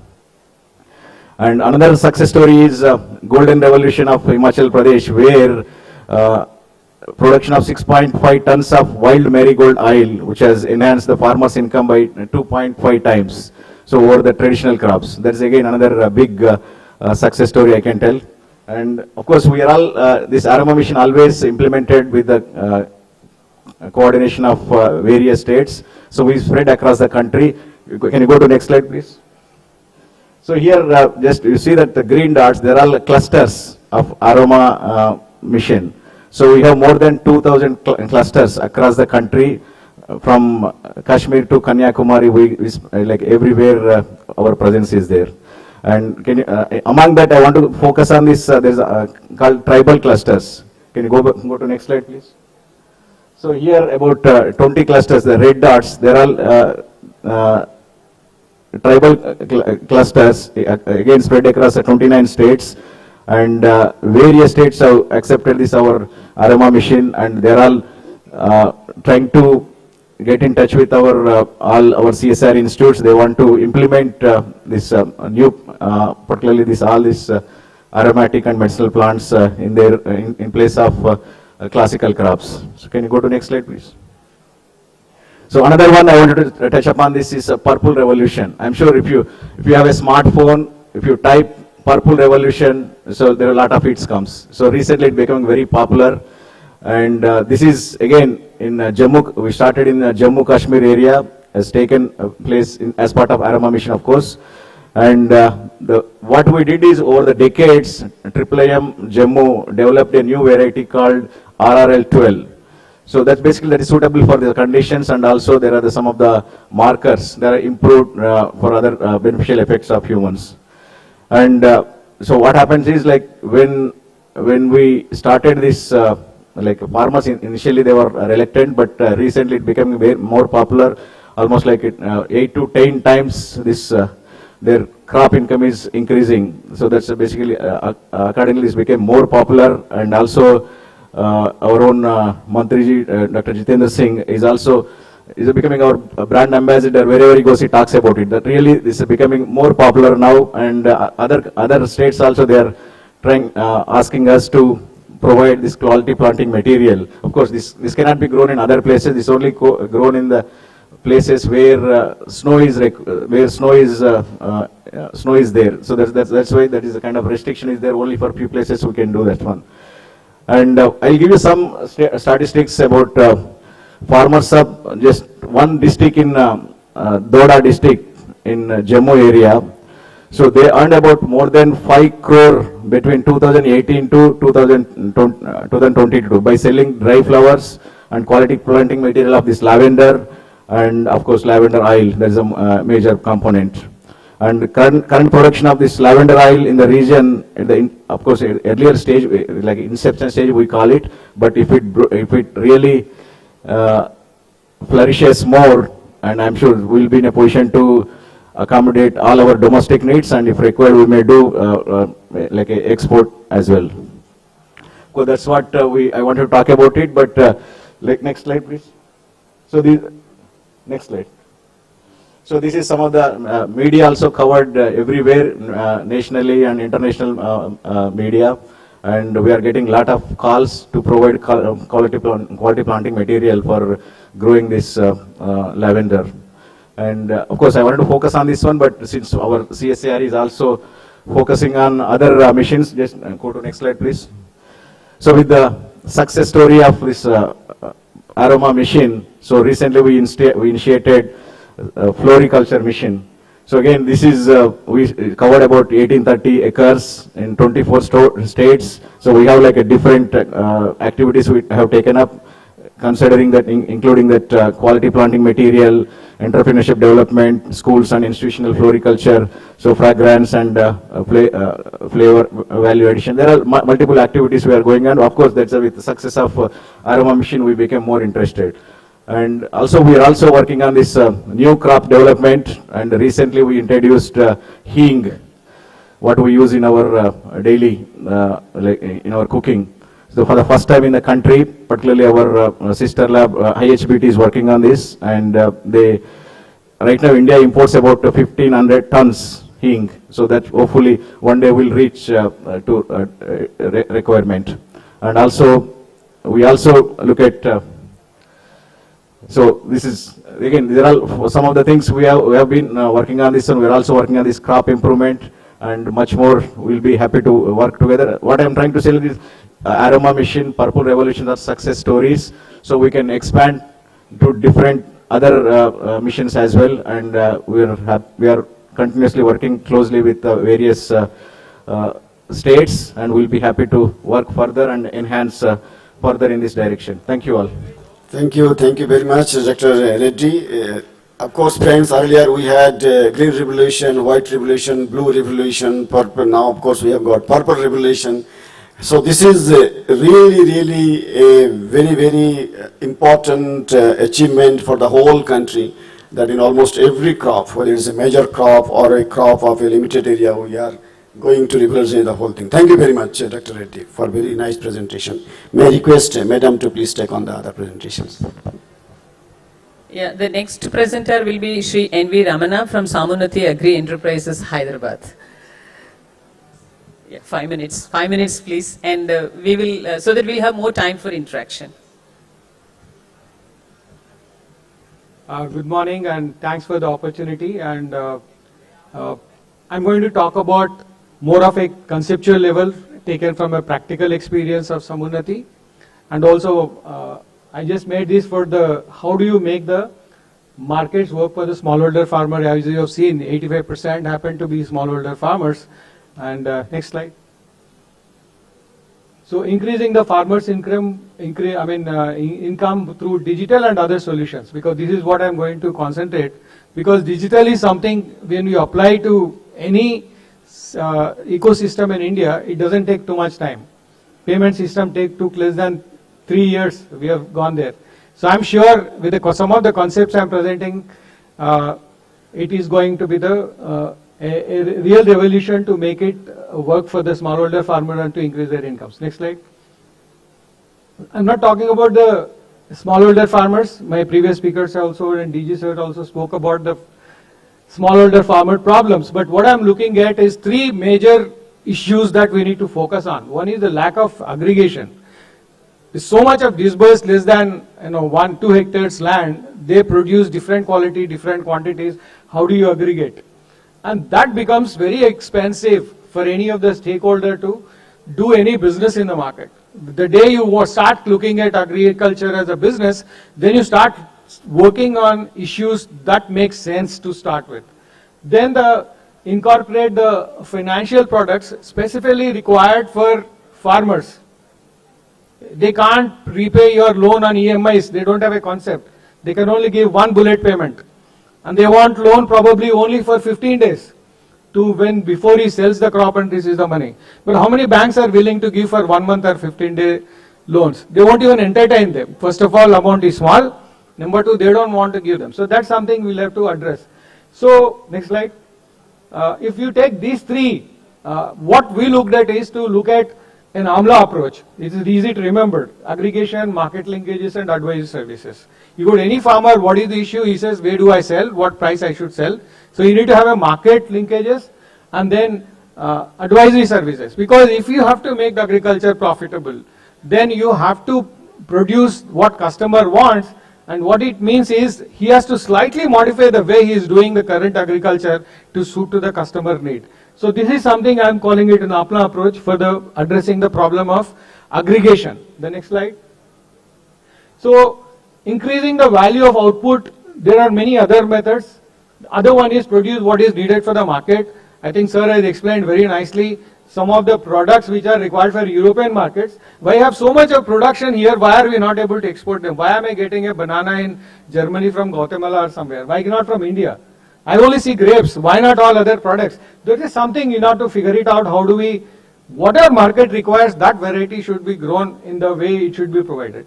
Then provide what they want in the market is the traceability and also the assurance that this has been grown in a particular condition. What it means is GRAP, Good Agriculture Practice Certified, and then Organically Certified, Fair Trade, Responsible Agriculture and Organic. This is something we can look at to make it commercial, to make that happen. This is also required because while we are surplus, 1/3 of agriculture produce is surplus, we are not growing that is required by the international markets. We need to have this gap. Sir, we just started working on the millets, which is a kind of ignored crop. We are doing a global gap and also domestic gap to make sure that gluten-free market, which is close to 3 to 5 billion, can be addressed. Then protecting the quality across the value chain. This is, we always had been, you grow something and consume locally because we are so big. Once the green revolution started, and also like now I see the purple revolution, it's a huge market in Europe. So why can't we really take that into the thing, and then across the value chain, right from warehouse to cold chains, if required, even the protection of this whatever aroma, what you are saying, that's something we need to do, make sure that output gets a value for what it is worth. Next slide. So if we have to do this, how do we do this? We have to need to simplify the complex agriculture system. So what you have today is your mandis, then you have your FPOs, which is the part of the aggregation. We are taking that point as a point and then start working on it. Then you have agri enterprises, then you have commerce people, then also have startups in every front. Then even if the startups want to work in agriculture, they need a place where they have to work.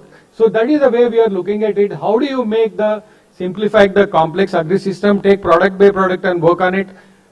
Next slide, please. The way we are looking is, you cannot work with one and make a maximization on the profits. You have to work with the ecosystem player. So the way to start is, start doing the digitize the farmer profile. We are saying today, I'm not saying from a theoretical, we have done more than associated with 1200 FPOs, 200 of them fully digitized with their know your membership. And then all the details of the farmer is already digitized. That makes sense for a startup or for the market players on the right side where you see, they are the people who want ready-made digitized platform for them to operate. This is where you can get the technology. Otherwise, you will continue to work with individual farmers on a smaller basis. It will never scale up. So that is the reason we are saying, take this ecosystem. What do they want? They want a digital farmer profile with at an FPO level or any aggregated, what I call it, agriculture collectives of farmers, then start working with it. Next slide, please. So if you look at the technology actually enables for you to go non-linear scalability, which allows you to grow much beyond what individuals can grow. Next slide. So we are working at, we are working at farmer collective level and also at an enterprise level. That is the reason Samunnati has got so many 4, 6 platforms, 8 platforms right now, but this is only an examples that many more platforms are needed. I'm glad that I'm in midst of the people with the technology platforms are readily available. How do you integrate with agri system is something we need to figure it out. Next slide. So this digital wrapper, making it across the ecosystem is something we want to do. What we'll do is a faster efficiency, good agriculture practice and traceability. Next slide. Next slide, please. Oh, I'm not giving the climate smart agriculture. Sir has made about it, but go to the next slide. There are many areas where you can work, but what it gives you is it will reduce your cost of finance, and it is out of 6,000 crores we have done, almost 1,000 crores have gone to climate smart agriculture. Next slide. This is my final slide. But all these efforts should result in realizing our vision to make digitally wrapped agro ecosystem, to make markets work for the smallholder farmer, and to make value chains work at a very high equilibrium. What it means is reducing the cost of inputs, increasing the income levels, agri-machinery at a call for the farmer, and credit history so that he can go to any institution and get the money, and build up a startup ecosystem and work on it. I think that's all I have to say. Thank you. Yeah, thank you, Ramana ji. Nicely represented many points, how to simplify the agri system, and your point on AMLO approach is also very interesting. I think you have discussed the technology-enabled agri system also. Thank you very much. So next speaker is Shri Saurav Bhagat, Secretary, Science and Technology, Government of Jammu and Kashmir. Sir, floor is yours.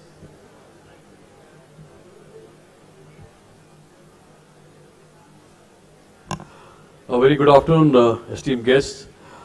Both Director Generals from ICAR and CSIR, and my other colleagues, especially Dr. Reddy, who has spoken about the Purple Revolution, on which we are working together in J&K. My other colleagues from Tamil Nadu and other senior scientists and the esteemed community here. I represent the Department of Science and Technology for J&K, and there are three very important aspects which I would like to stress on. The first aspect that I would like to talk on is that while we have done very much well in the hinterland and the significant central states of India, the peripheral region of India, the northeast and J&K, represent a great area of opportunity and the other Himalayan states. And this opportunity is on two fronts. One broader front where I would like to talk on is the area of horticulture, where already during the presentation Dr. Sood has mentioned in much detail what activities are happening. Whether we talk about the apple production, cherry production, peach, plum, apricot, pear, walnut, or even saffron, these are significant areas where lot needs to be done, while lot is also happening.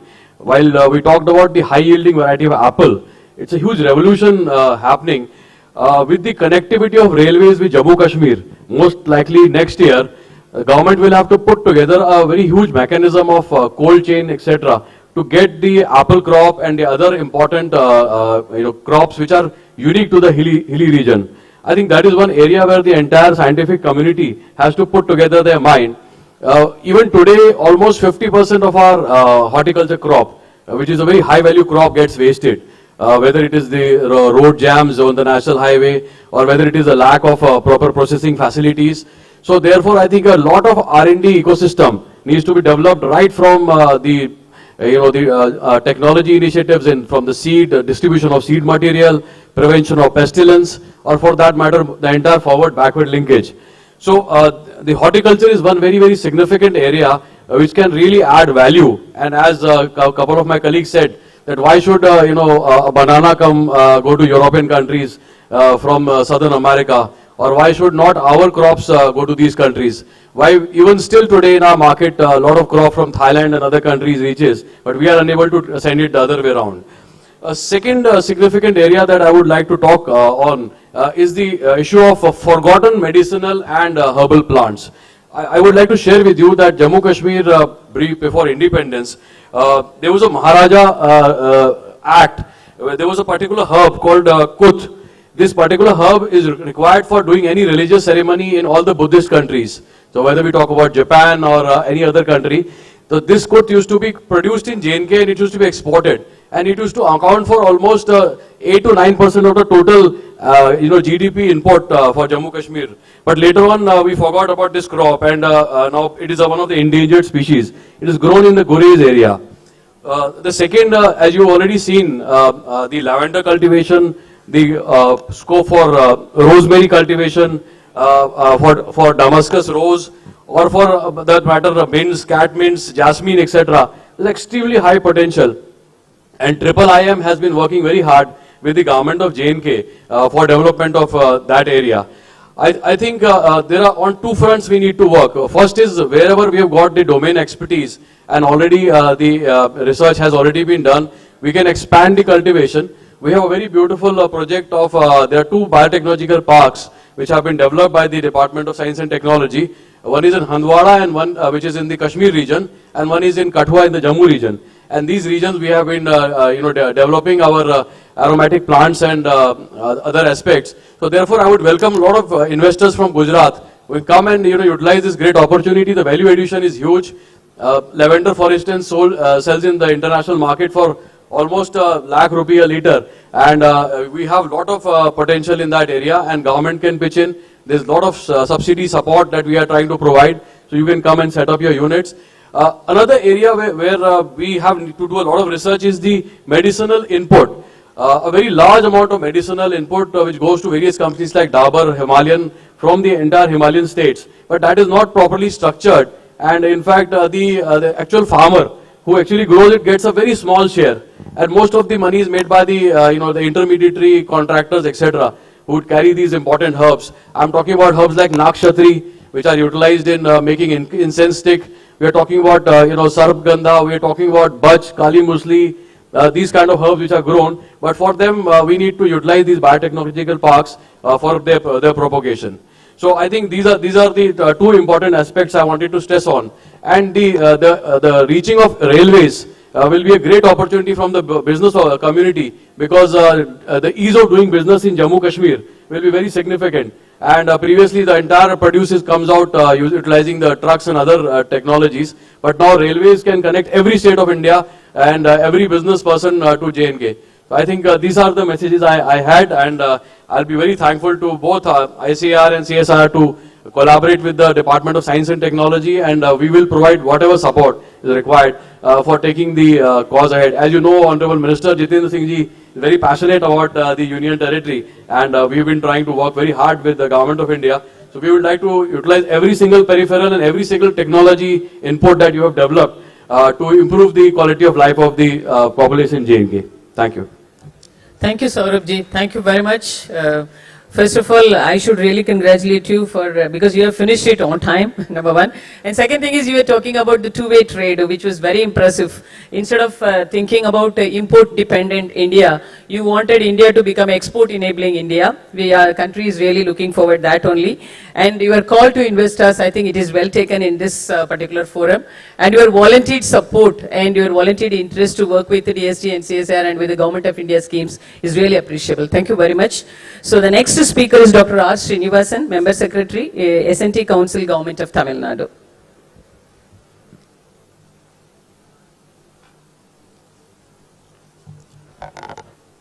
Respected dignitaries on the dais, off the dais, dear participants, almost good noon to all. Really, I want to place on record, normally nearly some 32 councils are there in India. Every year we are having a conclave in particular place. We discussed among us with only DST in particular department. And this year, last week we had a discussion in Madhya Pradesh State Council hold the session. And this is the first time to combine with all the state councils and all central government departments, especially DST, DBT, CSIR, and Department of Earth Science. Definitely it will be a boosting for all our council members. Actually, the councils are ambassador to take up the technology to the common man and for development of individual states. And here, now the topic is, it is increasing, the main thing is for farmers. As you all very well about every persons here indicated that farmers are very, very important, the agricultures are very, very important. The same way, I want to stress one point here. If you have any product by any sort of corporates and any place, there is a minimum price is there. But as far as agriculture is concerned, that is lacking. That we have to take up in a particular scheme. Whatever be the interventions, whatever be the innovation, we have to find out in that particular commercial point of aspect, because all very well know about that. If you take potato, just this is very important point, that is why I am taking it. If you take potato, some 20 years back, the cost of potato is 5 rupees to 20 rupees. Even sometimes it will raise to 60 rupees or 100. It is only few days or 1 week. But sometimes you see 2 rupees, 3 rupees. What will be the fate of farmers? For that only some other preservation technique and additional byproducts, everything we are planning. But it is a right time. Immediately we have to find out some solutions for this particular aspect. I am taking even after 20 years, whatever be the rates of all materials goes to 5 times, 10 times, 20 times. But as far as this agriculture, particularly the vegetables and fruits, is not making up that level. And for sustainable agriculture, now you see the main thing is high yield, we have to take it up. And prolonged shelf-life post-harvest. Yesterday, the BRC, that particular scientist also emphasized about the gamma irradiation technique. That is also very, very important. Some 4 years back, all the councils have a deliberation in that particular BRC. They showed all the technologies which are available with them, that we have to take it to the society. That is one thing. And there, whatever fear is there for irradiation, those things also we have to address to the people. And at the same time, under smart city concept, at least in one particular smart city, in one state, at least one gamma radiation plant we have to put it. That is very important. And very preciously I can tell, the post-harvesting is also very important.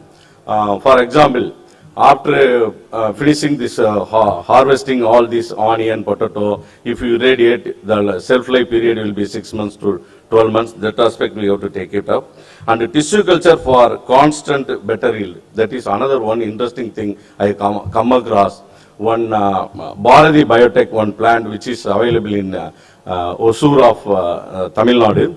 He has developed one particular bamboo species, that is Bhima bamboo. This is not only, normally the climate and the global change, the concentration of carbon dioxide is, it should be 280 to 400 ppm. But here, if you take it Delhi, nearly some 804 pm to 1580 ppm is there. So for that, if you take up this cultivation process of that particular Bhima bamboo, you can reduce it to less than 300 ppm. Here you see definitely the global change and the carbon sequestration is very important. Here we can find out, and the farmer yield also we can increase it twofold or threefold like that. That is also there. So just I am telling a few examples. And another thing is generalized disease control monitoring procedures and practices, soil fertility and microbiome testing and augmentation based on that. Then another one is nano fertilizers, nano pesticides, increase soil fertility, yield and quality parameters of the crop, less harmful and minimal cost. I think ICR is very much taking up this task, and all our laboratories also taking up this nano mission. And additional farming is normally that integrated farming is very important. Teak, sandal, palm, coconut, mango, etc. will provide constant income for the farmers yearly or few years later, region specific to be identified. Practice of intercropping to be intensified, for example, coconut and maize as mixed cropping. Intense awareness and training required on integrated farming. And another one is cost-effective innovations, introducing new innovative technologies to minimize the labor shortage, such as agriculture drone. Normally, I am also from agriculture background.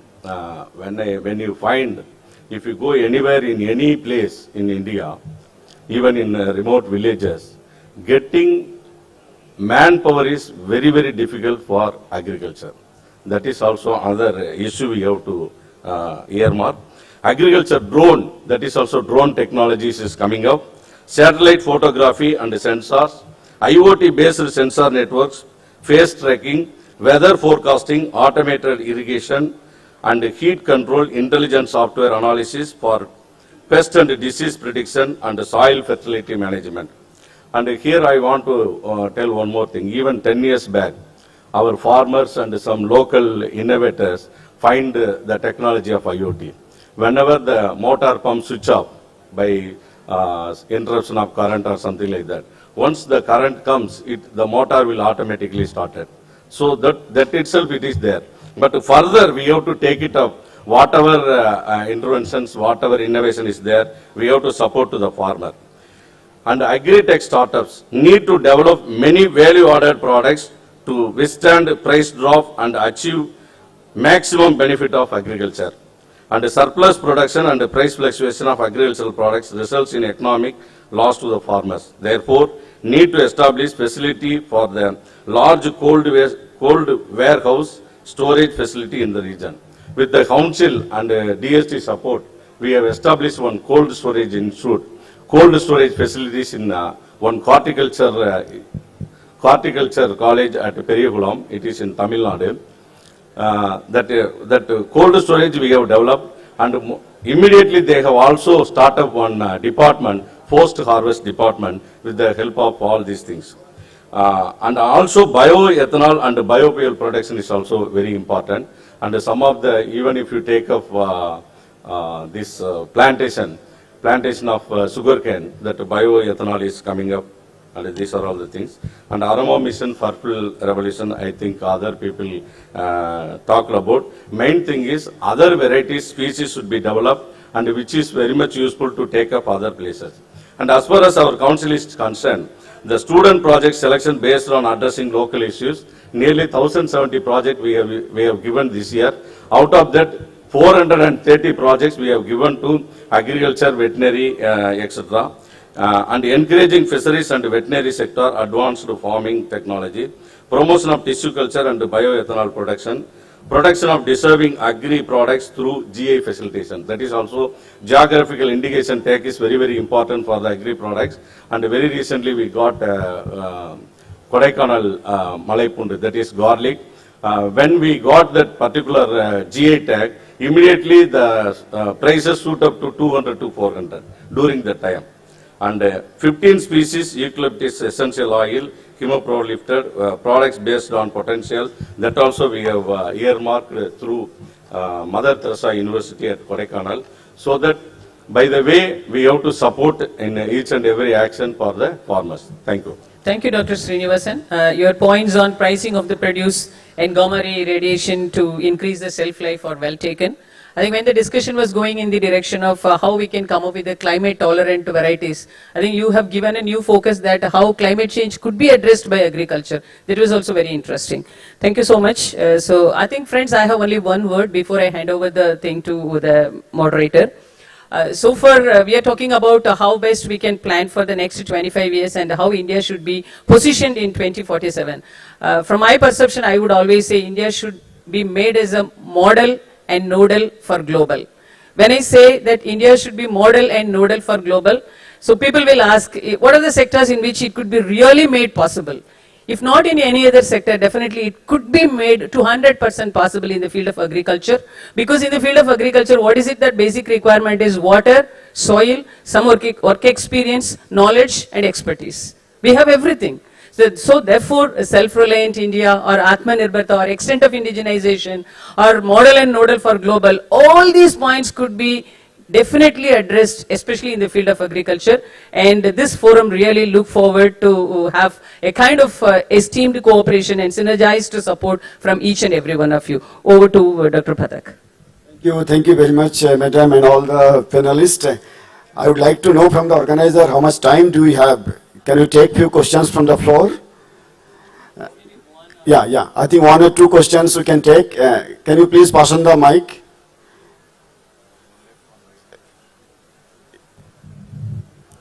First of all, I would like to convey my regard to all panelists and Director General ICR. And I'm very happy, and all panelists are very, expert in their field. First of all, I would like to introduce myself. Myself, Dr. D.P. Singh. Basically, I come from Uttar Pradesh. I completed my all education.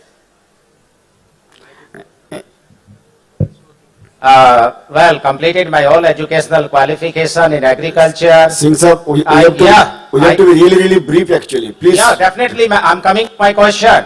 I would like to, I finish my question. I would like to request you to visit my stall number 90. I have innovated such kind of technology, such kind of machines, first time in India, which were not available. And the machines are able to reduce the input cost more than 90%. Sure.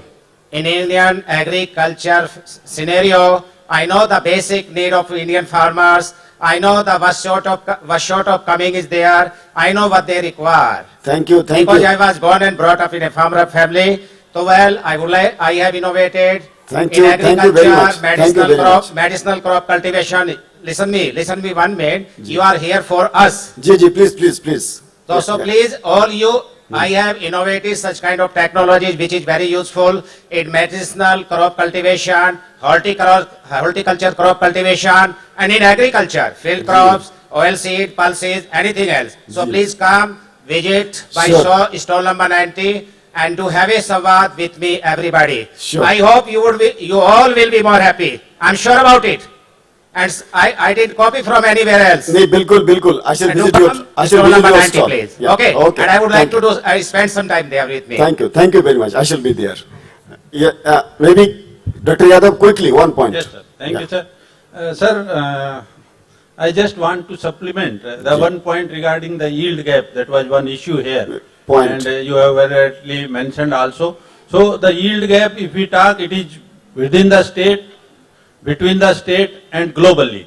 So within the state also, when we see our demonstration data, so the yield differences and the advantage which we are getting with our improved technology varieties, that is almost 200% advantage we are getting in most of the states across the crop. So number one for the states, I think all the states are participating. We should go for the latest release varieties which you have mentioned, including the climate resilient varieties, so that the yield gap which are happening along with the improved package of practices, so that can be taken care of. And then we talk about the global yield gaps. So I think the various technologies which we have been talking about, genome editing, transgenics, for genome editing particularly, sir, if we want to go and we are targeting about, as Madam has mentioned, for 2025 and 2047, our targets of population and requirement of food. So definitely we'll have to go in a very bigger way for these technologies and a very robust policy for that we require. And particularly for licensing and other things, and all the departments, we should work in a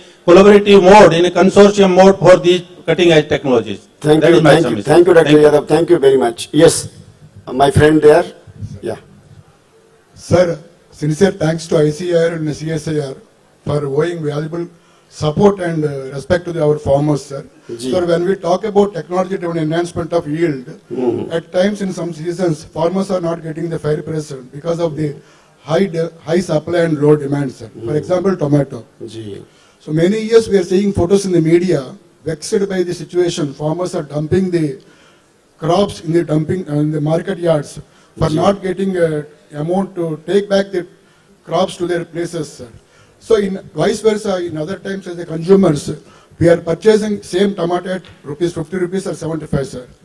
So I would like to know, is there any practice in ICAR to guide and ensure the farmers to adopt a crop timetable based on yield and market situations, sir? Sure.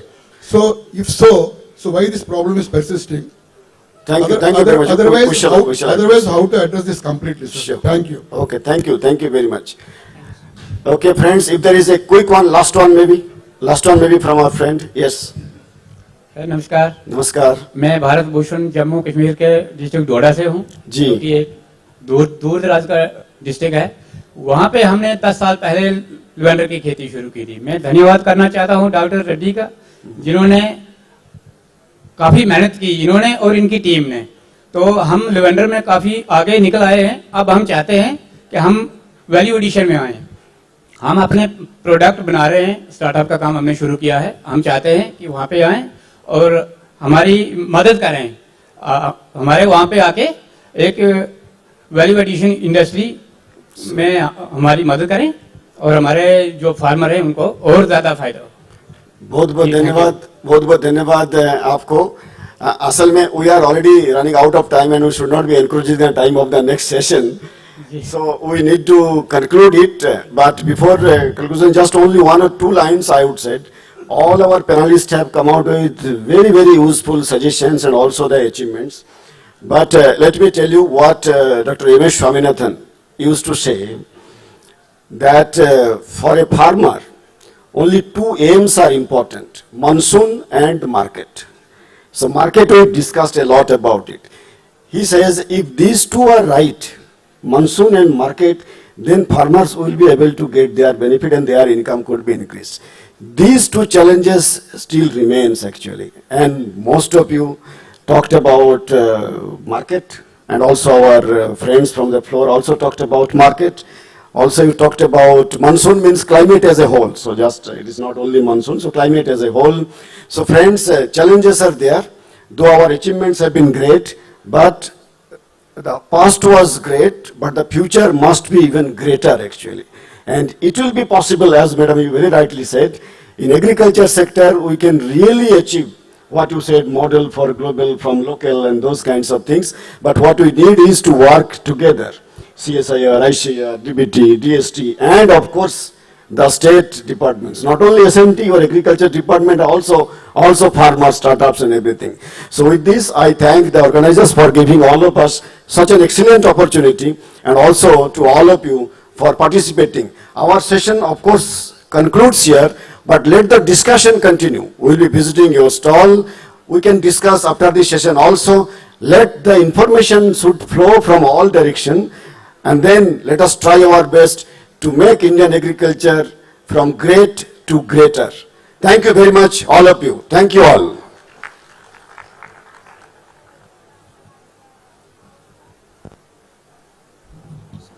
We thank all the moderators as well as our panelists for this very engaging and enriching session.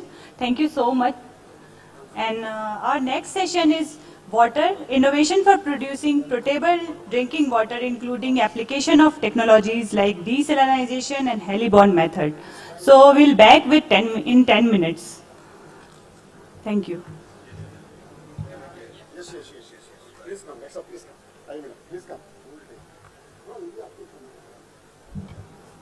We'll request our photographer just to take the group photograph of the whole panel. Thank you.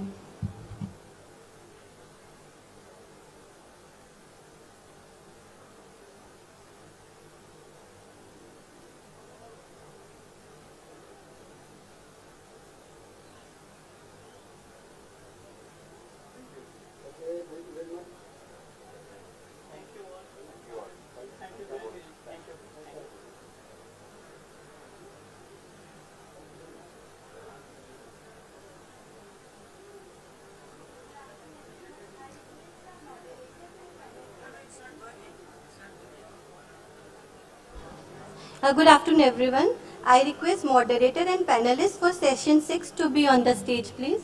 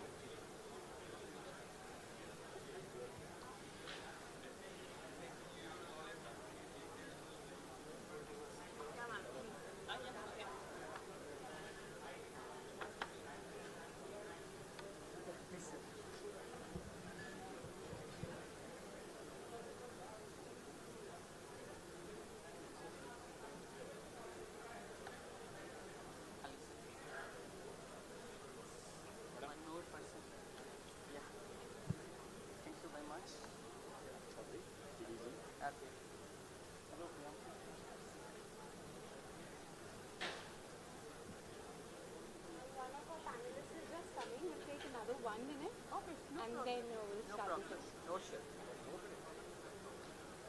ये पहले से है ना? अच्छा ma'am, मैं ना अभी bag लेके आती हूँ. I'll put that. Yeah. I think that would be better. Okay. Thanks.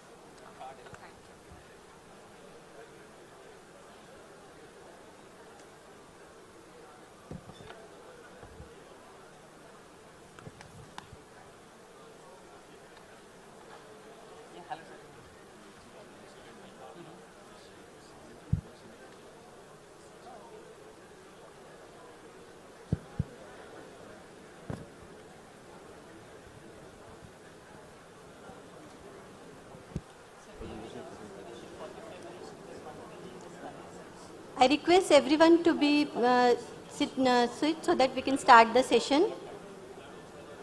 As we all know that the availability of clean and pure drinking water are some of the basic human requirements.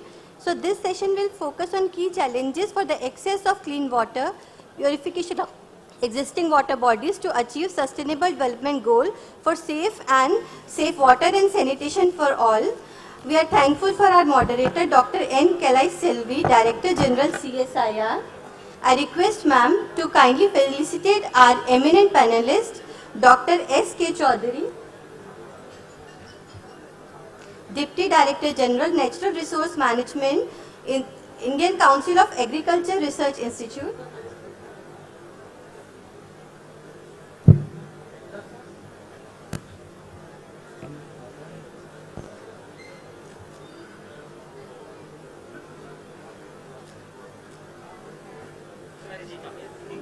Dr. V. M. Tiwari, Director CSIR, National Geophysical Research Institute, Hyderabad.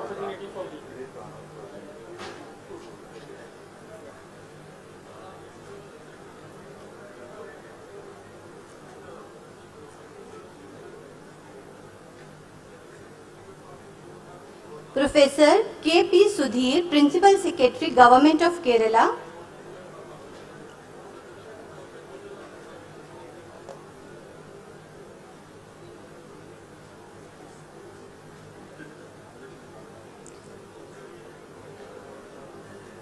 Dr. Piyum Subindra Singh, Senior Principal Scientist, Central Salt and Marine Chemical Research Institute, Gujarat.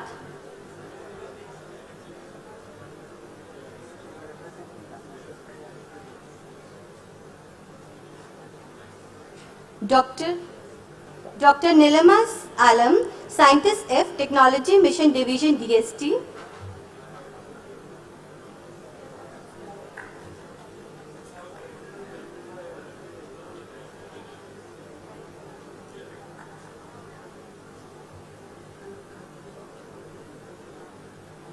We request moderator ma'am to kindly start the session.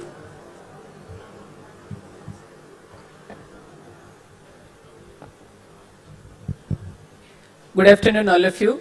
Again, another very energetic and interesting session on water. First of all, I take this opportunity to extend a very warm welcome to all the panelists who are sitting here, and especially the audience, because without your support, this is not going to be a very interesting session.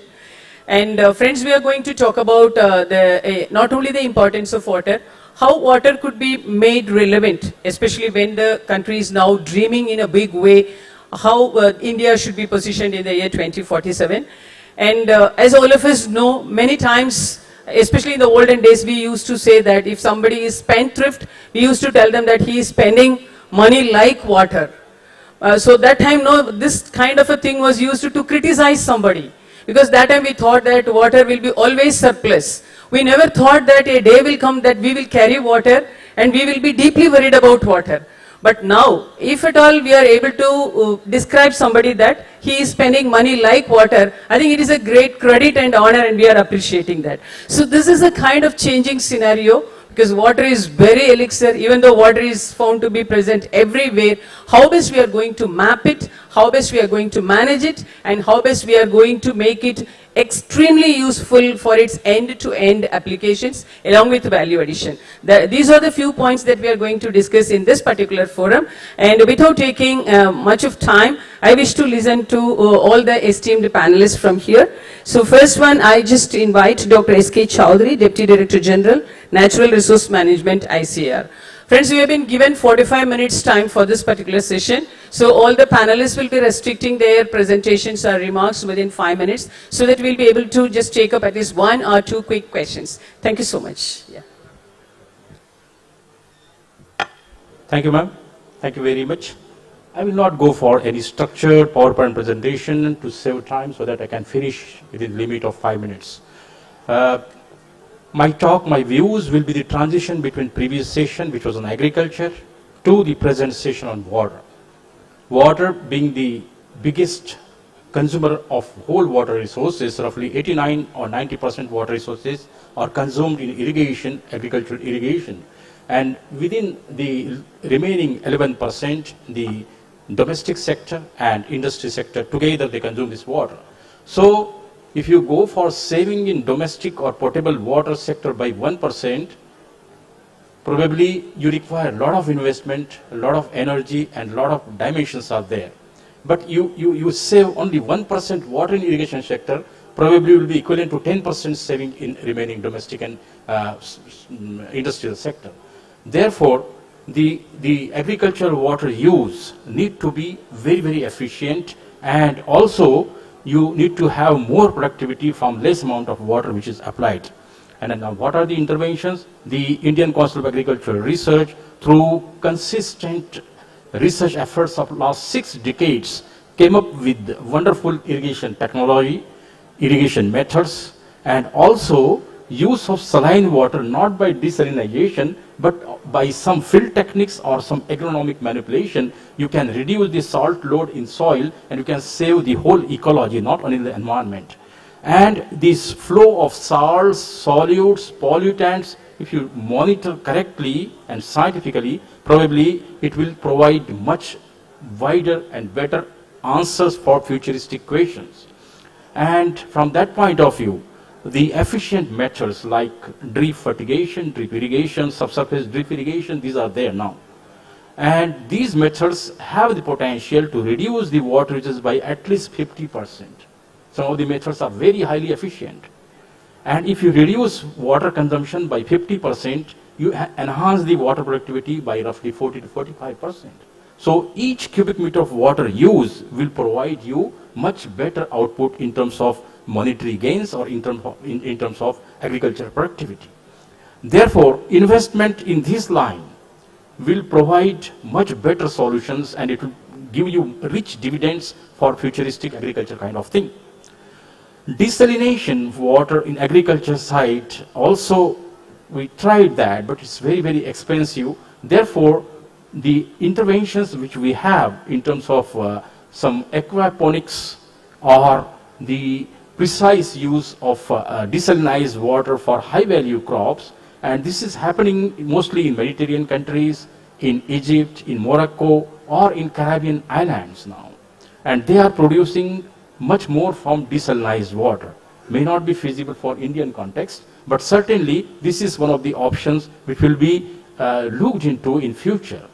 Now, collecting water from the environment, harvesting atmospheric water and putting it for agricultural uses, this also appears to be very, very expensive kind of intervention.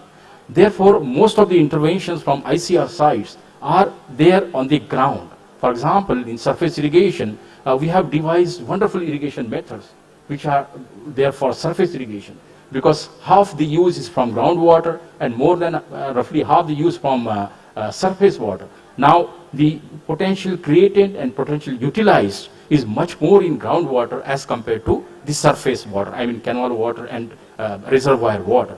In canal water also, this automated systems or automation of canal irrigation systems, it is providing much better avenue, and we are able to save roughly 30% of canal water which is being diverted for agricultural uses. Now, in the farm there are much far better techniques now, like subsurface drip fertigation technology, and the state of Gujarat, state of Maharashtra, Tamil Nadu, Karnataka, these are the far ahead states in India which are using this technology to the greatest extent.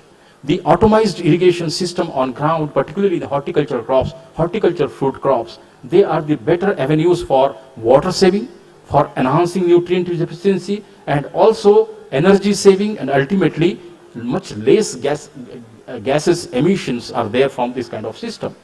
So in futuristic kind of interventions, we need to find out some solution where CSIR, DST, ICR can come together and come up with the solution to find out the technology so that we can reduce the specific iron toxicity in water, like arsenic problem in Brahmaputra basin, in Indo-Gangetic basins, or in West Bengal and Assam. This arsenic problem is too much, contamination is very high. Fluoride contamination right here in Gujarat state, and also in some areas of semi-arid region. There also you require some solutions which can provide you better answer. With the least investment, you can provide not only good water for agriculture, but also good water for drinking purpose. The Atal Bhujal Yojana is one of the prominent scheme launched by the government of India, and also the Pradhan Mantri Krishi Sinchai Yojana. These two schemes, they are having much better dimensions and much better scientific interventions into groundwater. Groundwater is a major concern now, and we know that groundwater, if we take holistic view, then probably the groundwater management and groundwater aquifer management and mapping. I'm very happy that our institute at Hyderabad, they came up with the herringbone method of mapping, and this will provide better avenues for coming up with better policies. Whole water sector, if you keep on talking of technological interventions, you will not be able to achieve the solution. But if you do right kind of policy interventions on ground, then by simple policy interventions, you will be able to provide better solutions for future. So I would like to stop here and will be available for any kind of questions if you have. Thank you very much. Thank you, Dr. Chaudhary. Thank you for the interesting remarks. So when the whole world is going for desalination, I think you made it as a point that India should learn. India's thing is we should try to make use of even saline water. I think it's a good takeaway point. Now we have Dr. V.M. Tiwari with us for his remarks. Director, NGRA, a CSIR group of institution. Yeah. Can I have a slide? Very good afternoon, namaskar, and also a privilege of mine to have this kind of interactions with all the stakeholders of the water. And I thought while sitting in the audience, learning from the agriculture sector discussion, that let me put few of the statistics which could be of interesting to everyone. And what I'm trying to narrate has already been discussed, so I would not go in detail. What I would like to emphasize over here, that when we are talking of 2047 and the statistics what it shows 2050, the requirement for the agriculture will be almost 40% more than the present day requirement of the water. And therefore, the 90% water where we are investing, we are using for the agricultural purposes, which brings almost 16% of the GDP of the country, and most importantly, have the largest sector of employment in our country. Therefore, we are connecting kind of a substance with the people, prosperity, and the planet, where we talk of the security of the water through food security and environmental flow to the sustenance of the ecosystem. Next one, please. There was one study which brought us to understand that the kind of the requirement what we are going to have, and the deficit, particularly the places like Punjab, Haryana, and Uttar Pradesh, is amounting almost 30 to 50 cubic kilometer of water every year. And there is no way that the surface water management can take care of it. And as my previous panelist had mentioned, there is a need of looking for the proper storage which Mother Earth has bestowed to us, and we need to really think of that, and that is nothing but the aquifers lying below our feet, and that can sustain the water requirement for the our country. Next one, please. Next one, please. Next one. Next one. Next one. with this slide, I just thought we would like to share with you, which might be interest to many of the stakeholders coming from the different parts of the country, an example from Hyderabad region, and how can we meet this demand, demonstration of that in a very humble way. And what does it show? That if we have the subsurface information of our Mother Earth to few hundred of meters, we can know how and where can we store the water. And this has been demonstrated in one of the area, what we call NGRI Experimental Hydrological Park, and that has shown that within few years of managed groundwater recharge, we reached to the kind of the situation that farmer income not only had doubled, but made the change of the reversing of the population coming from city to the villages. Next one, please. Next one. Next, please. So quickly, I would like to say that as we are blessed with the large number of diversity in the country, we are also blessed with diverse geological provinces, which pose a big challenge to understand the subsurface of the earth. And in that sense, what we find, the 2/3 of the area which comprises of the hard rock covered with rocks which does not allow water to percolate down in a proper way. So I will have 30-second movie. Can you click next? Do you have mic over there? If not, can you switch on mic over there? Do you have mic? If not. So what does this movie show?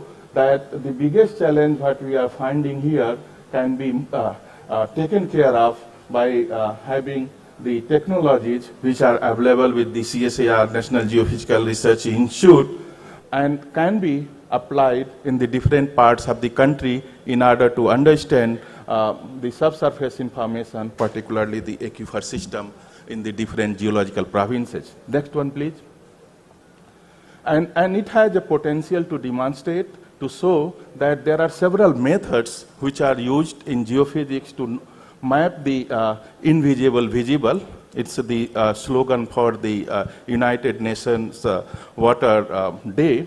And this shows that we can have a very fast and economic way the survey done through the helicopter. So we are talking of not only the fastness which can be achieved as our target is, but also the economy. Next one, please. Next one, please go ahead. So realizing the fact, joining, there is now talk of the convergence, and we are very fortunate to have with us the Ministry of Jal Shakti, joining Chairman CGWB. He is also here.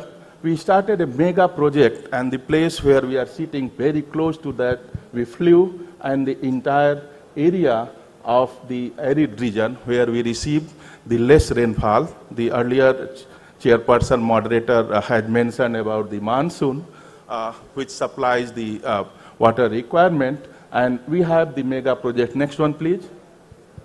Just click on. And that makes things very different. In one of the area, this is the kind of the information in the three-dimensional way we can visualize, and we can plan the bore wells from where we can extract the water, and we can also see the places where we can recharge our aquifer system. Next one, please. So this also allows another kind of the issue which we face, the geogenic contamination in the groundwater, and can be managed. One of the example, yes, done. Next one, please. Can be done with the information aquifer maps through the simulations, and say that how much water we can extract everywhere. Next one, please. So this is one example from the places in Bihar, Patna region, where we know the aquifer system. Next one, please. Next one. And with this, I once again thank, and I'm very privileged to have our Honorable DG CSIR chairing this session to support this initiative further forward, to see that we move from left to right, not in the political sense, but in the sense that the United Nations desires for all of us. Thank you very much. Thank you, Dr. Tiwari. Thank you very much for your interesting presentation. I think Dr. Tiwari gave a good message to us, not the last point of him. He just made us to understand that once upon a time we were honestly telling that water is everywhere. Now we started searching where is water, for which he is offering some solution. I think all states can really make use of it. Now thank you, Dr. Tiwari. Now I wish to welcome Dr. K.P. Sudhir, Principal Secretary, S&T Government of India, for his remarks. Dr. Sudhir, please. Thank you. I join my colleagues from other states as well in congratulating DST in organizing this event. And it was a wonderful opportunity for all of us to meet together, which was very much needed earlier itself. Since there are no much time given to me, so I'll just come to the point. When we talk about drinking water availability to the common man, we should first think about the water availability as such. Not only the drinking water, but also the water available for any other consumption. You look at the Indians, India's traditional culture. We have 20 major rivers, and the total water availability is estimated to be around 1800 kilometer cube. Now we wonder, why are we talking about the water availability, which is becoming reduced, and then the madam said, water is no more, now we search for water. So annual precipitation is estimated to be 4,000 kilometer cube for us. But if you look at the per capita availability for consumption, in 1990s, it was to the tune of 2,300 meter cube, which came down in 2000 to 1,900 meter cube. In 2025, it is projected to be 1,400 meter cube, and 2050, it is projected to be 1,100 meter cube. We are actually going towards the water scanty situation according to World Bank. And water scanty situation is not a scare situation, it's basically a very alarming situation. I guess all of you have read about the news. Our cricketers were given 3 minutes for showering in Cape Town when they went for a cricket match. And it's in our country, Bangalore and some other cities are considered to be approaching the water scanty situation. But the last week in Bangalore, you know, it is not scanty, it was excess. What does it mean? The climate change is impacting the water sector in a totally different way compared to any other sector. If you look at the average rainfall of India during the last 30 years and the previous 30 years, the average rainfall, if you take on an annual average, it's more or less the same. That means the quantum of water which is coming to the country in the form of precipitation has not changed over a period of time. But the pattern of rainfall has completely changed. If you look at the number of rainy days in the previous 30 years and the current 30 years, it has drastically come down. I don't have a map to show it, but then the number of rainy days in the country has drastically come down. What does it mean? These two statistics you should look at together. One is the average remaining same, the number of rainy days coming down. That means the intensity of rainfall has increased very much, and the frequency of extreme events have increased very much, which is visible these days. And a typical example was yesterday. We had an extensive amount of rainfall yesterday for half an hour, which caused huge flooding in the town, probably because of the poor drainage, but then it was a chaotic situation for all of us. Now the question is, where are we heading to?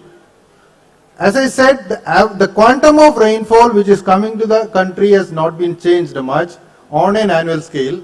So the pattern has changed. So now we need to think about conservation of water in a typically different way compared to the previous traditional ways of looking at. One of the possible solutions is efficient water management, as other speakers have already mentioned.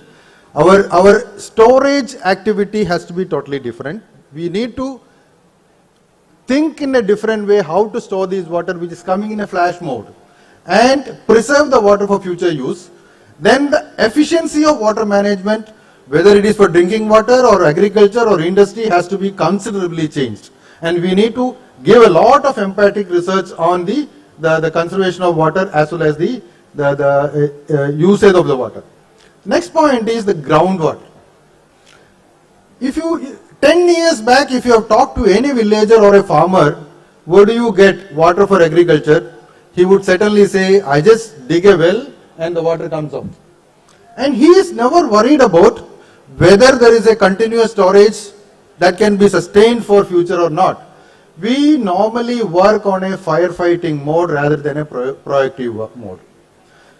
So the moment we started heating or not getting water from the ground, we thought of, okay, the groundwater is going down. So the overexploitation of groundwater is taking place. Then we advocated methods for groundwater recharge, increase the water level. Then we also came up with regulations. No, you cannot draw water beyond a limit. All these regulations have come. But then, is that a sustainable solution again? Because you are not getting the same kind of rainfall pattern now. And in a flashy mode, the intensity of heavy rainfall, basically more for a short duration, you will not be able to recharge the water to the extent you are expecting to. That is where I said this has to be linked together. So the conservation of water, the method of recharge, everything has to be done in a separate way. If you look at the Japan, they have developed underground storages, pipe storages, tunnel storages. They basically did, like the metro tunnels, they did a tunneling completely and made a complete structure for storing water. Whenever there is a heavy rainfall, they go and store it there and use it for future. That is where we actually need to think about new technologies for storage of water, which can be utilized for the further use. I don't want to extend, the time is very slow, and I just wanted to give an example or a typical case of Kerala.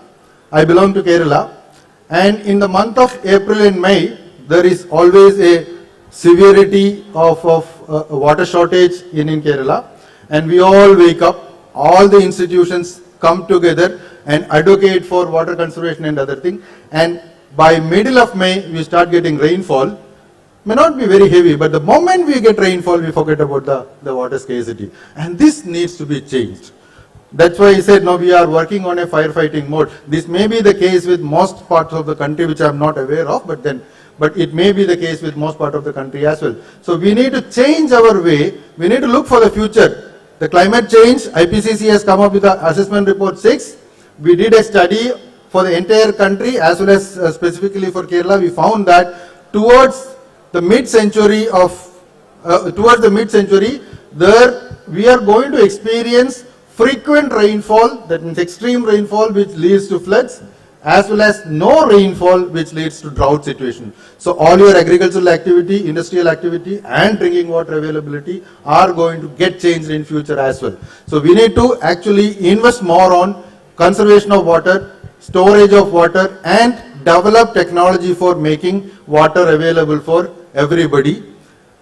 Just wanted to mention one more point. In 22 years back in 1990, when Bisleri introduced bottled water, I think all of us, including all the people sitting here, were thought this was a luxury. And we were actually feeling that this bottled water is meant only for the foreigners who come as a tourist to the country.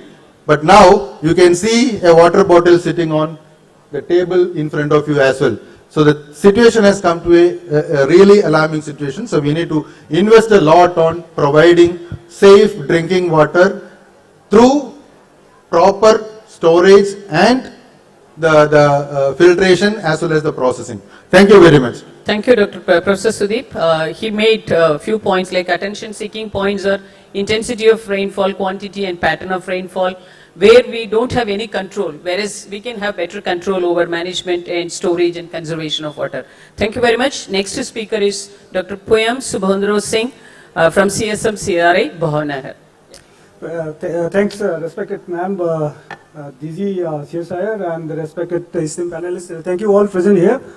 I'm coming from, can I see the slide please? I'm coming from CSIR. CSIR is a CSIR laboratory based in Bhavnagar in Gujarat, and I'm going to speak on this membrane desalination technology to produce potable water.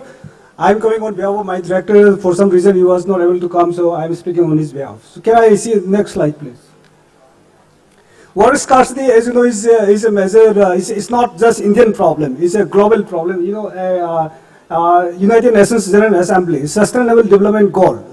SDG point number 6 is on ensuring availability and sustainable management of water. If you look in Indian context, as the previous panelists rightly pointed out, is a huge problem in Indian context because the declining is very fast. In 1947, we have kind of 6,000 cubic meter average annual per capita, you know, and it's declined by a factor of 4 by this year. And it's going to be like 1,000 cubic meter by the year when we hit 2030. It's 8 years down the line, and then we will be a kind of very, very water stressed country for a country of such a huge population. What we can do? Desalination is a viable option. We have very long coastal coastline. You see 7,500 kilometers. So desalination is all about. Can I see the next slide? So desalination is a process of removing the dissolved salt from saline water. So you can, it is like you can increase availability of the water by converting seawater or brackish water into drinking water. This can be done very conventionally by thermal evaporation. As you know, you heat the water, you make it vapor, and you again condense it. So it's kind of changing the phase from liquid phase to gas phase, and again from gas phase to liquid phase. So you need heating and cooling, also you need pumping. So equipment size is quite big and hugely expensive procedure. Therefore, it's not that popular. Now we have this advanced process. You have just a series of filter. There is no heating and cooling, no phase change here. You just pass series of filter. We say the first stage clarifier. You remove the suspended and the fine particle. And then you go to the next stage, we say reverse osmosis, where you remove the excess dissolved salt. And you get the mineral balanced water, which is good for health, human consumption. And the reject water goes back to the sea. So this is very nice way of doing desalination, and by doing so, the system running, you just need a pumping, electrical pumping system. Therefore, the energy requirement is an order of magnitude lesser than what thermal desalination is costing. So it's hugely popular, this membrane desalination. If you see worldwide, total worldwide installation desalination plant, more than half, okay, 65% is coming from RO technology only. I just give you a little bit of briefing because it's a good, maybe with interest of the public to know about what is all about this membrane desalination, when it started. Can I see the next slide, please? In fact, this is not very long time ago. This desalination process, reverse osmosis process, started by the breakthrough of this 1960s cellulose acetate membrane. Again, one of the inventors is Indian, Dr. Sauri Rajan, but he was in USA citizen. Louis Sauri Rajan cellulose acetate membrane. Okay, this is a semi-permeable membrane. It allows the water containing low amount of dissolved salt, and it retains water containing high amount of dissolved salt, and it is done under external pressure in excess of osmotic pressure.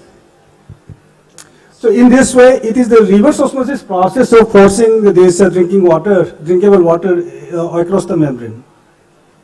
Can I see the next slide?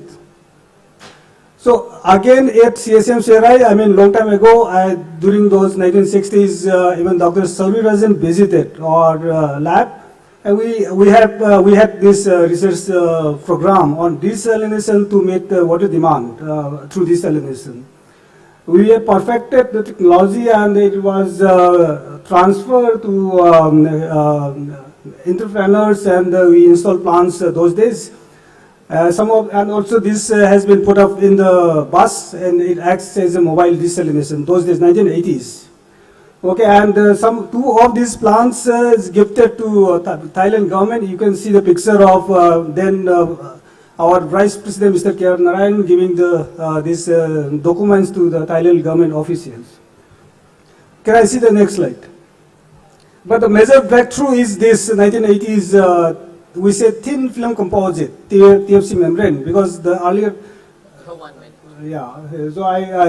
this is what we have been working on, and we have also been pioneering in this area. It's a quite delicate and very tricky kind of research. Not many research institutions are working in this domain. Can I see the next slide? Yeah, so I just skip this slide. Again, this, can you please skip? Okay, so this is what, even then we have deployed, over the years, we've deployed many plants across India. I mean, more than 150 to 200 plants, including a few plants in overseas in Afghanistan and Kenya. We have shown that it's a very robust technology. Even then, our presence is very small. It's a big water, big business. What is big business? And you can see now a lot of RO, but you don't see many, very few Indian manufacturers because of the policy, because of things like that. But it's not that we are not capable of. Our manufacturers' products are really can be seen in the market. Now, to be able to popularize, we are looking now designing and engineering of mid-size desalination plants. We are thinking with the help of CSIR and also from DST. In fact, we submitted a proposal to DST, and where ma'am is the mission director, and for the funding, because we also need locational, logistic support as well. So it takes time, but hopefully these are the few challenges we're having. But to be thinking in this line, we need support from the state government as well for because these are arranging the electrification and civil structure and all this. Okay, I just finished. Yeah. Thank you. Yeah, thank you, Dr. Subhendra Singh, for your very interesting information on this one. How best seawater could be, or brackish water could be used as a potable water. I think you made one point very clear, that the Sustainable Development Goal number 6 on a sustainable management of water could be effectively addressed through this particular technique. Thank you. So the last speaker panelist is Dr. Nilima Alam, scientist from Technology Mission Division, DST. Dr. Nilima. Thank you. Thank you very much, ma'am. I would like to give me this opportunity on behalf of Department of Science and Technology to represent the DST's various efforts in this important area of water. I have 5 minutes. It's a challenge to squeeze in the wide canvas that we have in the area of water and DST's various efforts in past more than 10 years in this area, but nevertheless, I'm going to try my best, ma'am. I think this has been one of the most long drawn and consistent effort of Department of Science and Technology, Water Technology Initiative. We have been working at a very vast and I would say wide canvas, right from trying to develop solutions, technological based solutions for various water challenges, from water quality to water availability, water quantity, recycle, reuse. I mean, when we talk of quality, I mean, I don't have to tell all of you, they can be from arsenic to geogenic contaminants to defluoridation technologies to, I mean, desalination, which is also one of the major focus of this particular session today. We are also working at augmentation of groundwater. There are conservation techniques, there are harvesting techniques, and I think the learned panelist in this particular session has already talked quite a lot about various aspects of working in water challenges. So what I wanted to say was that DST is basically looking at a package of all these different technological solutions. It is a uniquely placed program, I would say, because it is a solution-centric program. We try to develop indigenous and cost-effective solutions, the technology-based solutions in the lab, and then take the lab-proven technologies at the pilot or at the real field conditions. So if I want to come, I would straight away come to desalination, keeping the paucity of time in my mind.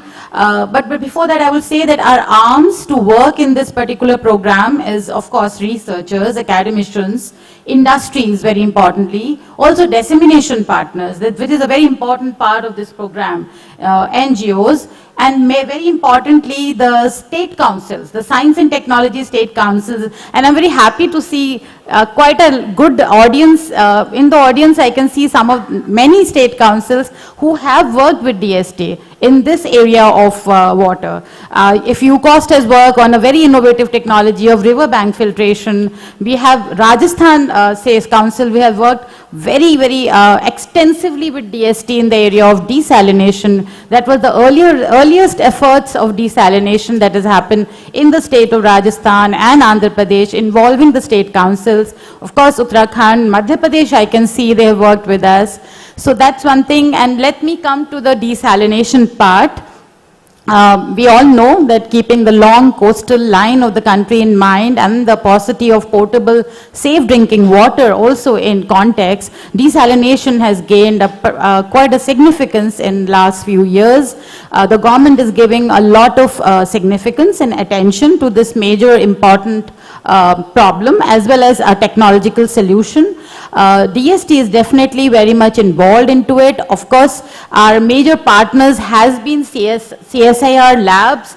CSMCRI Bhavnagar has been with us for quite a long time. CSIR Siri Pilani, CSIR NGRI, we have been working in tie-ups and collaborations with all of them with different kind of interventions in the field or at pilot scales. I think Dr. Poyam Singh, the other panelist, has already talked about not just one, couple of actually interventions which CSMCRI Bhavnagar has done in collaboration and support with DST, mobile desalination plant in Latur, drought hit area, to setting up major RO plants in the state of Rajasthan. Also a pressure exchanger based or specialized membrane based RO plants in the Ramanathapuram district, Naripayur. Again, I'll just try to just quickly point out some of the recent desalination efforts done by DST.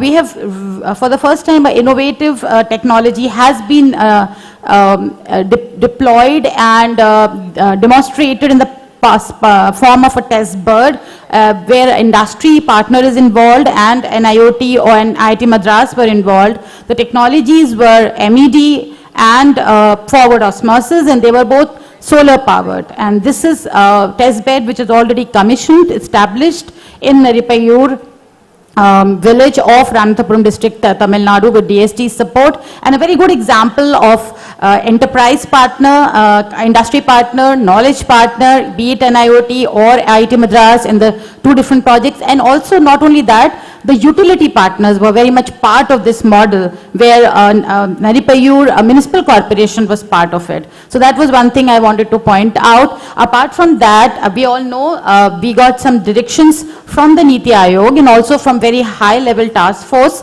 which gave us for certain directions for taking the desalination journey forward. And based on those directions, DST went into a very extensive exercise and we developed, we first of all launched a call for enrollment of solution providers in 2020, and based on that, yes ma'am, I'm going. So we developed a compendium for status of various desalination technologies in the country. Then based on various stakeholder consultations, levels of consultations, we went into a very thoughtful kind of a call, which for the first time I think DST issued a call in the area of desalination with proper quantitative benchmarks as part of that call. And I'm very happy to say that we got very extensive and quite an overwhelming response, more than 300 proposals. Finally, we could zero down on 20 of them, and we are very soon in the process of funding them. So that is just very recent developments in this area from DST. I've run out of time. There's a lot more to say, but I don't want to take more time than I'm allotted. So thank you very much for your time and attention. Thank you, ma'am. Thank you, Dr. Nilima. Thank you very much for the interesting points on desalination. And you made us to understand the concerted efforts of industry partner, knowledge partner, utility partner, and technology partner. Thank you one and all. So before we sum up and conclude this session, I wish to take one or two quick questions. Yes, please. Second is yours. Then we'll wind up.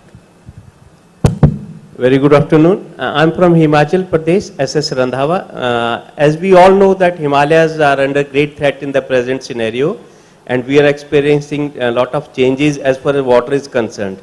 My question is to Dr. Tiwari, as we have been using space technology for the assessment of groundwater, is there any technology, what they are using some conventional methods, not possible to undertake surveys like resistivity survey because of the topographical challenges. So is there any, as you shown some airborne surveys, so is it possible to undertake some surveys in the Himalayan region so that we can have some site-specific assessment or a regional scale, sir?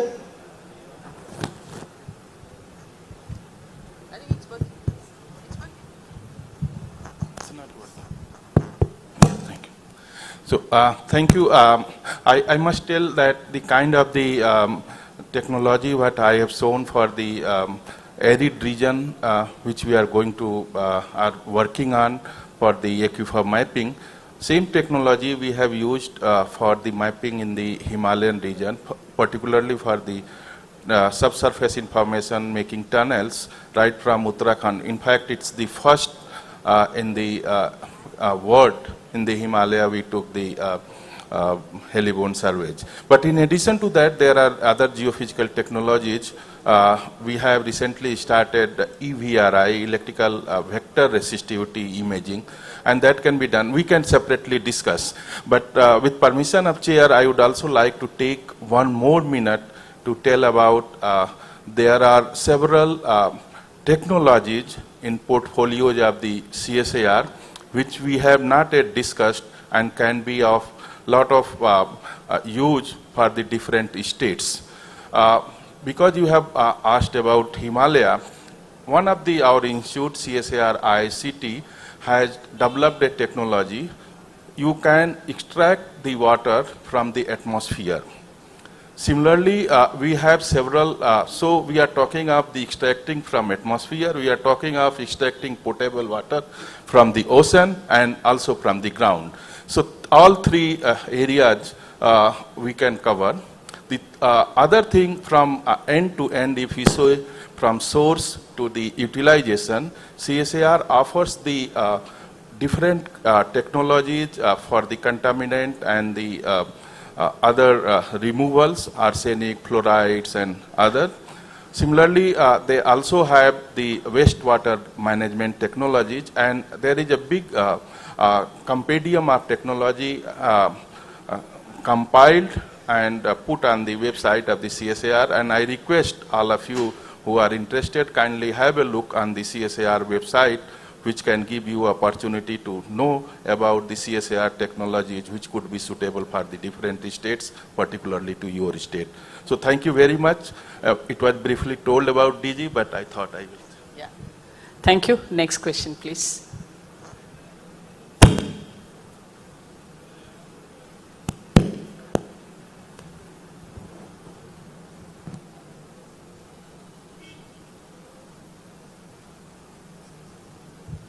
Well, thank you, Chair, and thank you for this wonderful discussion. Well, my friend here has already highlighted the issue. I am from Uttarakhand. I am DG of Uttarakhand State Council. The issue has been flagged, but more than that, one issue which has not been flagged, because we happen to be Himalayas, the water tower, and we have discussed from, ultimately it has to flow from high to the lower levels.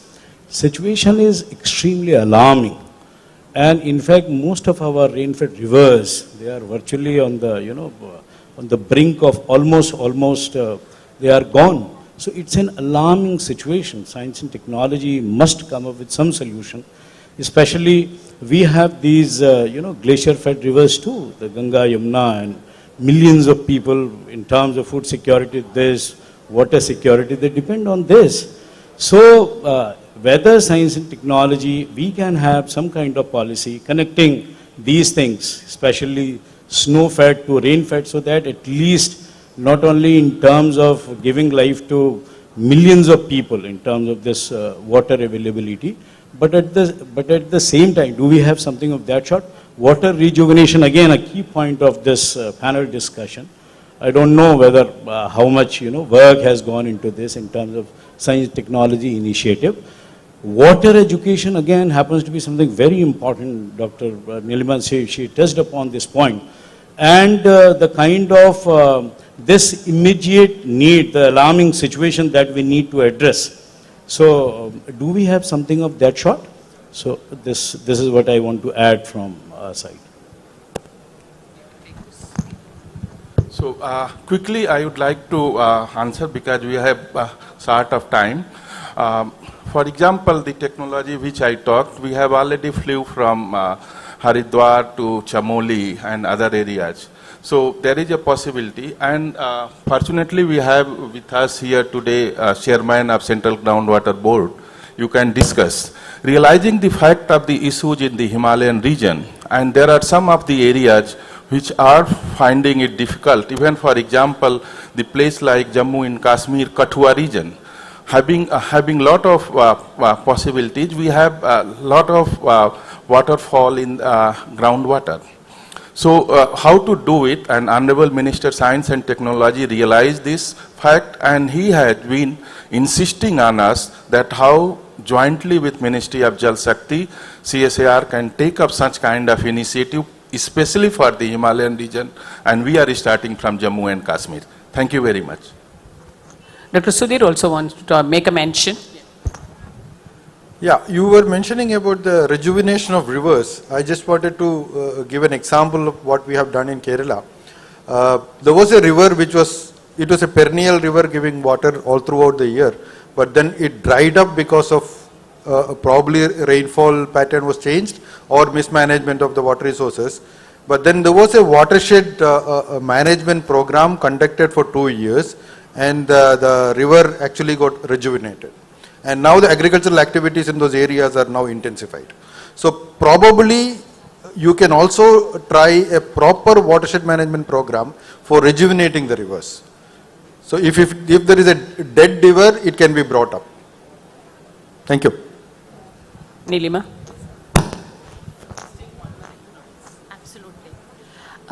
Just very quickly, I'm going to add one more thing apart from what the panelists have already said. Regarding the Himalayan regions, especially the hilly parts of the country, there is a very, very extensive program going on from DST, from the Climate Change Division of DST, which they are working on glacial technologies. So that is one effort which is already happening from Department of Science and Technology.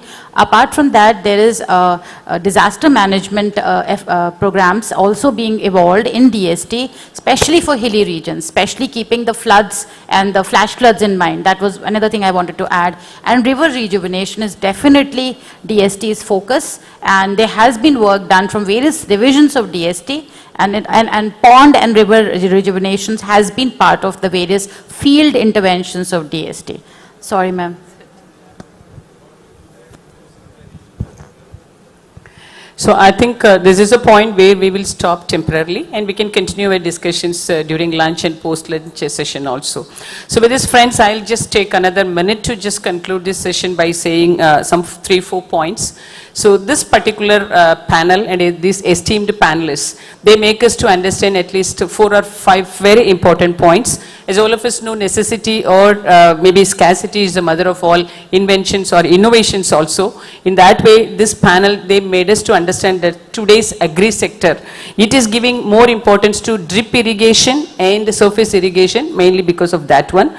Similarly, industries are now given a kind of a great awareness, or I would say it's a kind of an indication that is given to industries to come up with energy efficient and water efficient technologies in one case. And especially the leather industries, whenever they are able to make an announcement that they are able to come up with the carbon free and water free technologies, then they are also coming under acceptable category. So along with carbon free, now it is water free and energy efficiency and water efficiency. These are the added points which are required for any industries to proceed further. This is one takeaway point. And as all of us know, the one panelist made us, I think you made us to understand one point. If at all India is not able to spend that much on desalination, at least we have to come up with technologies wherein we should be able to effectively make use of water with salinity. I think it is another very interesting takeaway point. And all of us know that for any country, water security, food security, healthcare related security, these are all very, very important apart from strategic security. But all these points could be effectively addressed if we concentrate upon water security. Because water is directly and indirectly connected to all these sectors, whether it is energy or food or nutrition or industrial development. Everywhere water is the baseline, and therefore the moment water security is taken care, I think the country is really taking care of all other parameters and dimensions. So, and the last point, all of you, especially Dr. Nilima and the CSM CRI spokesperson, I think both of you made us to understand that technology-enabled management of water and storage of water, that is the need of the hour. So with this, for our 5 takeaway points, I wish to conclude this session, and my special thanks are due to all these esteemed panelists for sharing your very, very knowledge-driven thoughts, and I'm extremely thankful to all the audience who were really supportive in really respecting the time as well as to listen to us. Thank you one and all. Thanks again to DST and the organizers. Thank you so much, ma'am, for moderating and conducting this session. We will now break for lunch. Please note that the lunch break would be for 40 minutes. We will try to regroup at 2 here back for the next session, that's on plenary session 7 on energy. The lunch would be at Noble Dome, and we can walk till there or we can use the golf carts available outside. Thank you. We all regroup at 2 o'clock. Thank you. Thank you so much. I'll request our photographers to please take the group picture of our panelists.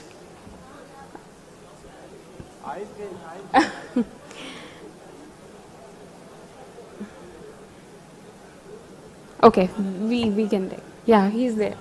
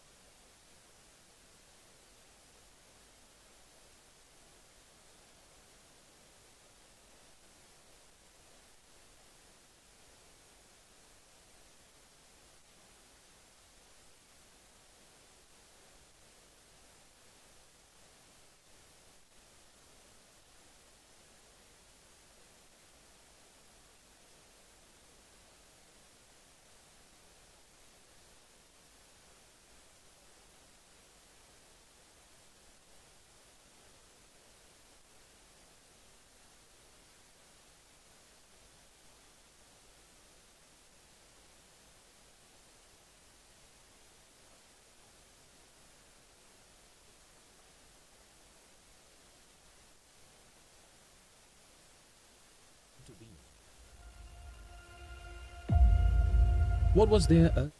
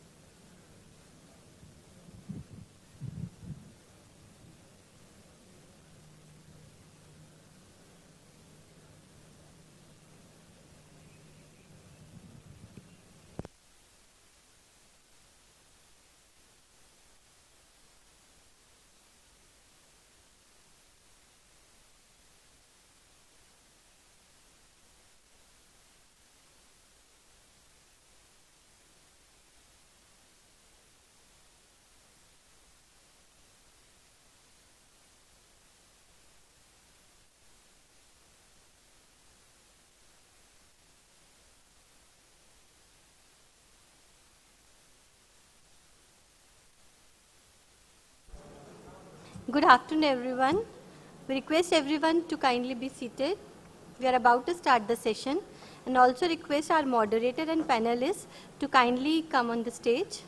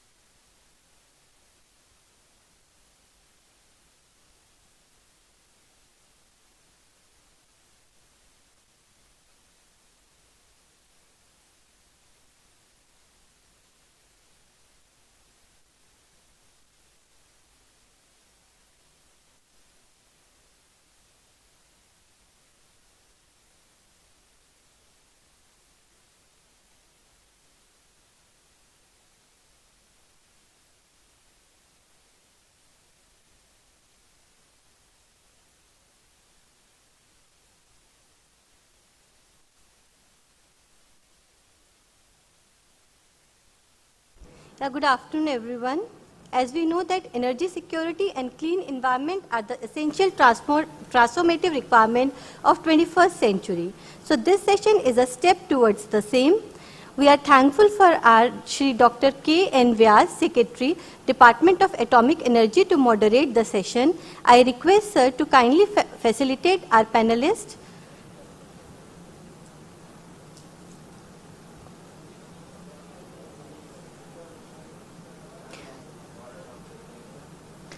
Dr. Ashish Lele, Director of CSIR, National Chemical Laboratory, Pune.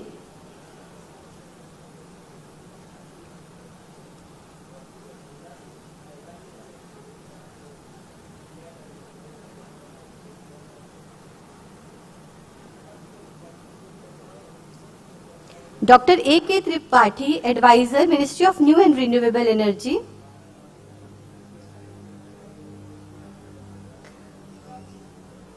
Dr. Ajit Kumar Mahanti, Director, Bhabha Atomic Research Center.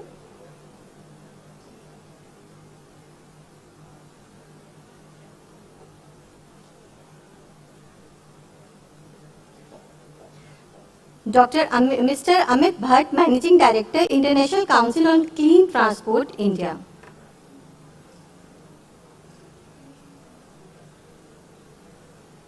Thank you, sir. I request sir to kindly start the session.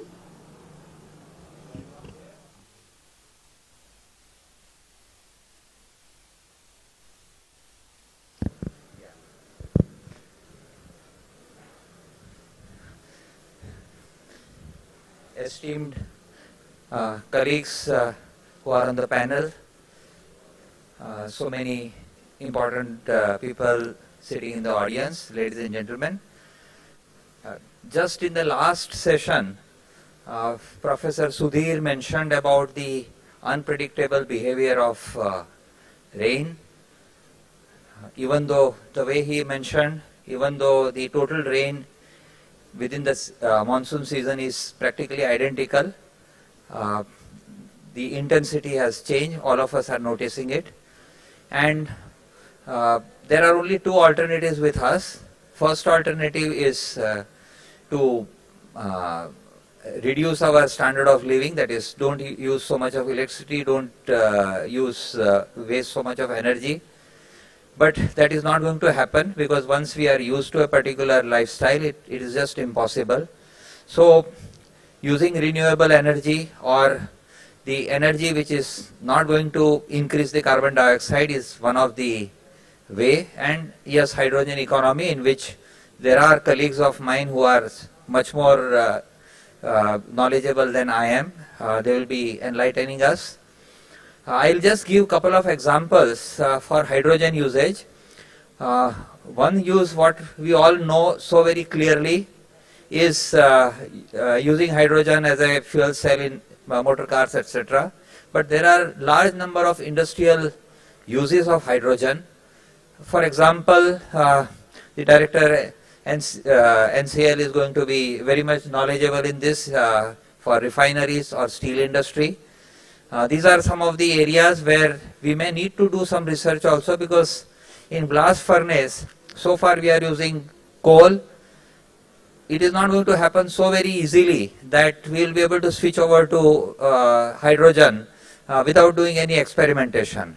And I feel there is a fair amount of scope for industry to set up some hydrogen generation plants, and then this hydrogen we will be able to use for fine-tuning our processes.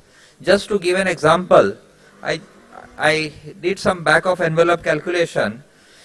For steel industry, we use coal both for blast furnace operation and basic oxygen converter, BOC. And typically the number that I get from internet is, for generating 1 ton of steel, you need 50 kilogram of hydrogen. Typical Bhilai steel plant, it has 4 million ton per year of steel making capacity, which amounts to 22,800 kg of hydrogen per hour. And if we count this particular thing, each kg needs about 50 kilowatt hours of electricity, if at all we are using alkaline electrolyzer for this, which means about 1100 megawatt electric capacity. So the total aspect that we are looking at is really very large. I know these are back of envelope calculation, they give indication, they may not be very accurate numbers, but at the same time they are not totally wrong as well. So I start today's session with hydrogen economy. I request Dr. Lele to please start the presentation. Thank you very much.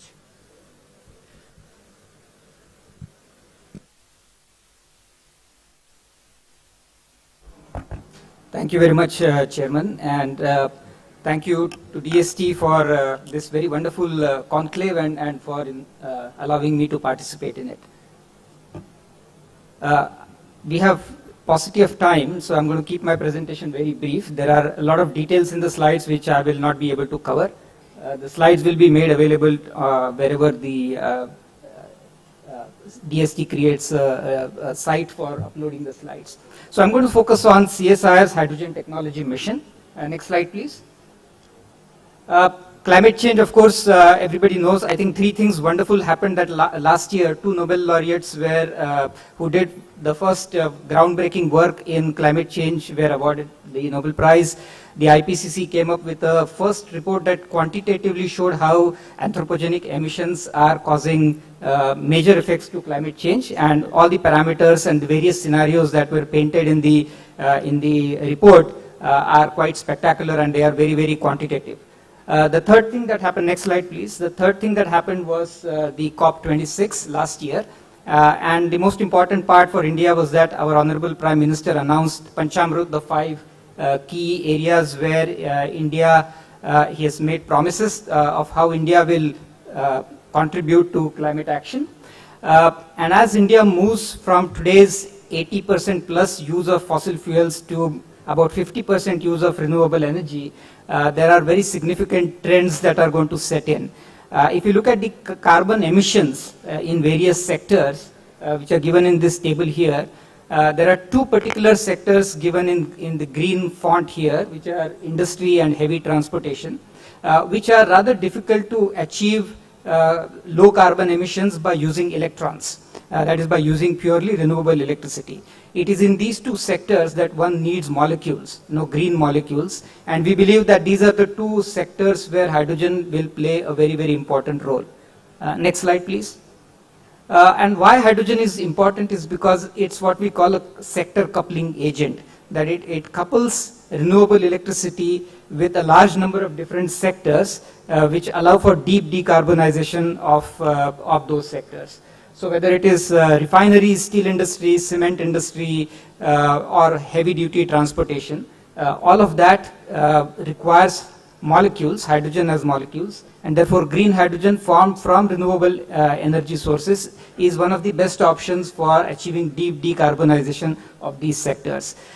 We believe that for India, hydrogen is going to be a very, very important energy vector. For the quantum of hydrogen that is required, as the chairman also pointed out, there is still enough resources available, both primary energy such as solar and wind, or even water that is available for the kind of meeting the hydrogen demands in these two energy sectors, the industry sectors. So hydrogen can be made in an abundant way. When scaled, it can become affordable, and it will really provide India a way to become self-reliant in energy. The other three things which are important is India has huge digital infrastructure, and that when coupled with hydrogen production and utilization technologies is going to bring a disruptive change in which energy is made, a decentralized way, and also utilized where it is made. And lastly, hydrogen is also important because it gives a paradigm shift for India to go from a net grey energy importer to a clean energy exporter, and would create enormous opportunities for new jobs, new enterprises to be created. So all in all, hydrogen looks like a very, very promising energy vector for India. Next slide, please. And this is the reason why the Honorable Prime Minister last year in his Independence Day speech announced the Green Hydrogen Mission. There are enormous opportunities for hydrogen in India, and they can be bucketed into three different sectors. The near term, where we are looking at about 5 million tons of hydrogen that will go in refining, fertilizer sectors. Double that amount, about 10 to 12 million tons per annum, that would go in the little more difficult sectors such as heavy duty transportation. And the last ones, which are even more difficult, which are steel and cement and so on, which actually require a large introduction of green hydrogen for their deep decarbonization. And that's roughly the roadmap that India is looking at for deploying large scale hydrogen technologies in the country. Next slide, please.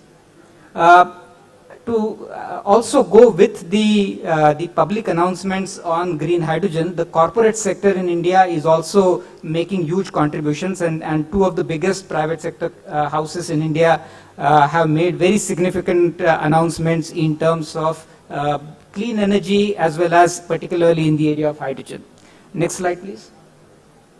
And hydrogen is not getting attention just in India but across the world, and the map shows the dots on the map are the number of geographies where hydrogen investments are coming in a very, very big way. Close to about $600 billion have been committed as investments in this area, and today, as of today, more than 550 pilot projects are underway at various parts in the globe on developing hydrogen economy. Next slide, please. So coming to CSIR's Hydrogen Technology Mission, this is a very ambitious program. This is a 100 crore outlay of CSIR. 18 CSIR laboratories have come together for this mission. We are looking at all three parts of the hydrogen value chain: the production of hydrogen, the storage and the utilization of hydrogen. And each part of this value chain, we are looking at many different technologies which we believe are today available and are going to become mature and are particularly relevant for India. I'll cover a little bit about that later. The entire program is structured so that you can facilitate idea generation, which are disruptive ideas, through proper stage gating into mission programs. We are looking not just to develop the entire system, whether it is fuel cells or electrolyzers or hydrogen storage, but also the important components that go in these systems. So it's from components to system, but one step beyond that is also key strategic materials, and I think this is I think what is unique to the CSIR hydrogen technology program. We do not want to be reliant on import of catalyst, on import of membranes, on import of carbon fibers and so on. These are key strategic materials and India needs to be able to manufacture them, and CSIR in many different ways is trying to catalyze that manufacturing coming here. There are many other parts of the hydrogen technology mission in CSIR which are listed here, and I will not get into details of it. Next slide, please. These are some of our success stories. The first fuel cell bus, which is completely indigenous, was recently launched. Perhaps many of you have seen it. There are many other technologies which have come to TRL 4, 5 or 6. In each of these programs, there are deep industry connects. We have industry partners who are taking our technologies and trying to scale them up. Next slide, please. And this is the last slide. This shows how for different states in India, hydrogen actually makes sense. And I'll just cover one part of it. Yesterday we were talking about it with the PSA. In Andaman Nicobar Islands, there is a very interesting opportunity to use offshore ocean thermal energy sources to develop hydrogen on offshore ships and platforms. And Andaman Nicobar is a very interesting place because, number one, India is looking at creating a mega port there. Number two, it sits right in the shipping lanes, which is an international shipping lane. And number three is the hydrogen markets such as Japan and Korea, which need hydrogen today, are very, very accessible from that point of location. So these are strategic points where India can really make hydrogen, green hydrogen, and also export it, which is today the biggest and emerging potential. For every other state, as listed in this table, there are very interesting opportunities for the hydrogen ecosystem, and I hope that CSIR will find ways to engage with these different states and take our technologies to these states and deploy those relevant technologies for those states. Next slide, please. Finally, in addition to developing technologies, we are also involved deeply in skill development activities. We want to train machinists to make bipolar plates, to assemble fuel cells and electrolyzers and so on. We are working with this SME sector for component development.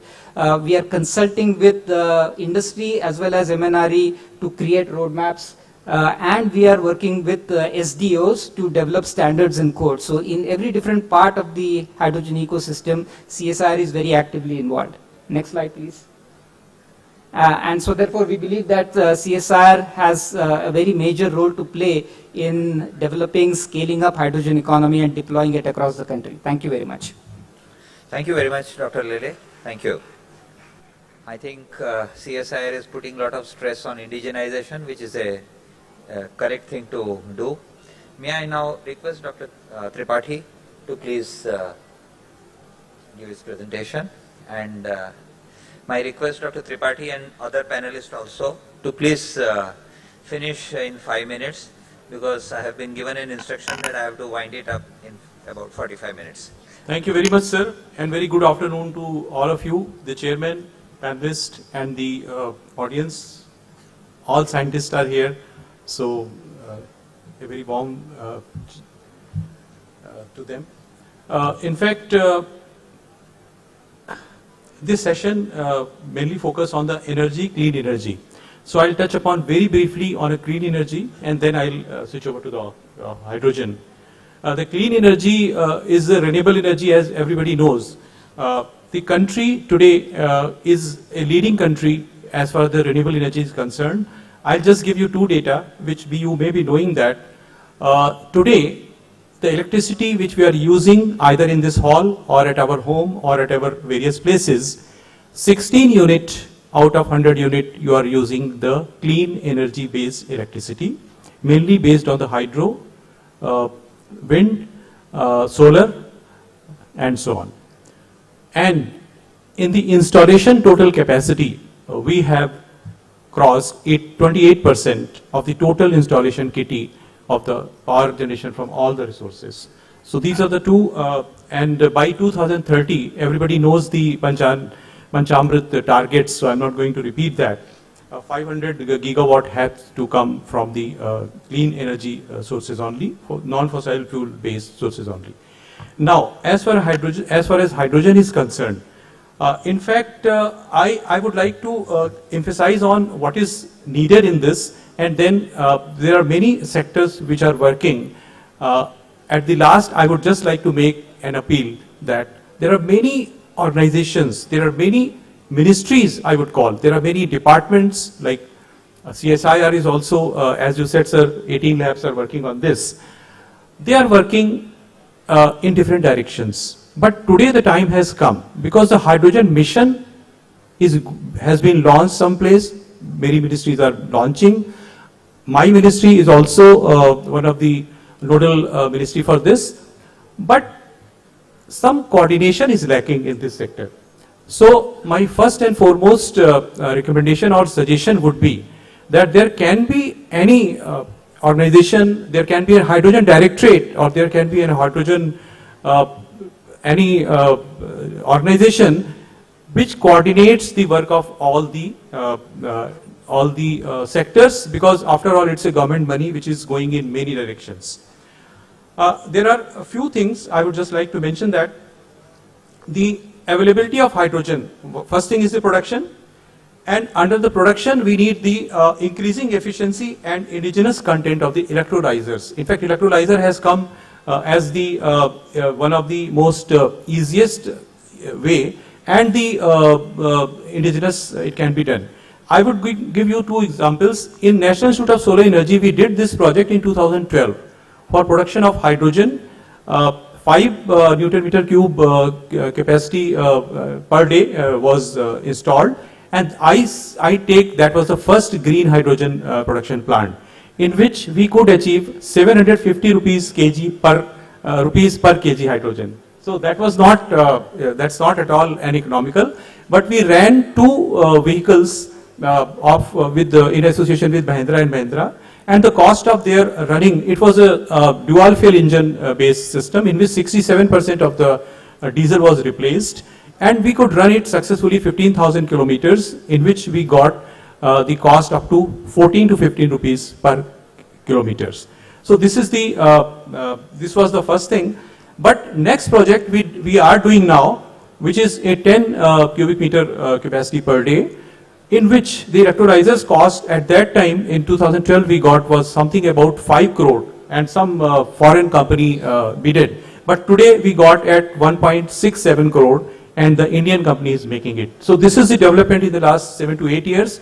But if the volume is there, and because we need hydrogen in all the sectors, so now that is the area which needs to be focused, indigenization of the electrolyzer production in the country. If it is in the mass scale, there are many private sectors are also coming into this. The next thing is going to be the storage. Storage is also one of the challenge. At that time, we did in the type 2 cylinders, but we need type 3, type 4 cylinders, and a mass scale production of the type 3 and type 4 cylinders is also required for the hydrogen production. And metal hydride, in which the hydrogen is stored for the transportation purpose. For the 2-wheelers, the projects have been done by IIT, BHU and other organizations supported by MNRE, in which the metal hydride based hydrogen storage can work very efficiently with the 2-wheelers. Like the electric vehicles are coming, so 2-wheelers can also be thought of running from the hydrogen. The third thing is the development of the indigenous catalysts, membranes, balance of systems, components and stake assemblies for the whole entire plant. So the total thing has to be seen in a totality. Now, fuel cell, because for the large transport sector, we need the fuel cell. And the fuel cell is one of the challenging, very challenging area, because it needs the use of the hydrogen, and today we are just importing the fuel cells. Many organizations have come out with these small size fuel cells, 5 kilowatt system, 10 kilowatt system, but if we really want to go for the fuel cell based buses, we have to focus on this, and those capable organizations like NCL and Dr. Tripathi, sorry for interruption. Could you please, in about 30 seconds, conclude? Okay, sir. So these are the areas, fuel cell development, then we need the development of hydrogen distribution network. If the infrastructure is going to be there, then for the transport sector, the people are going to accept it.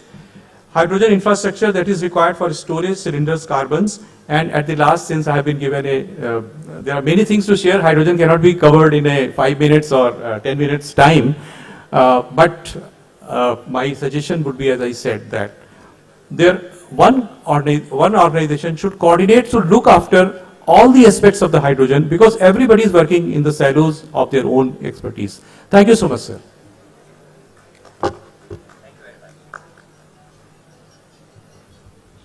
May I now request Dr. Mohanty to please present his views.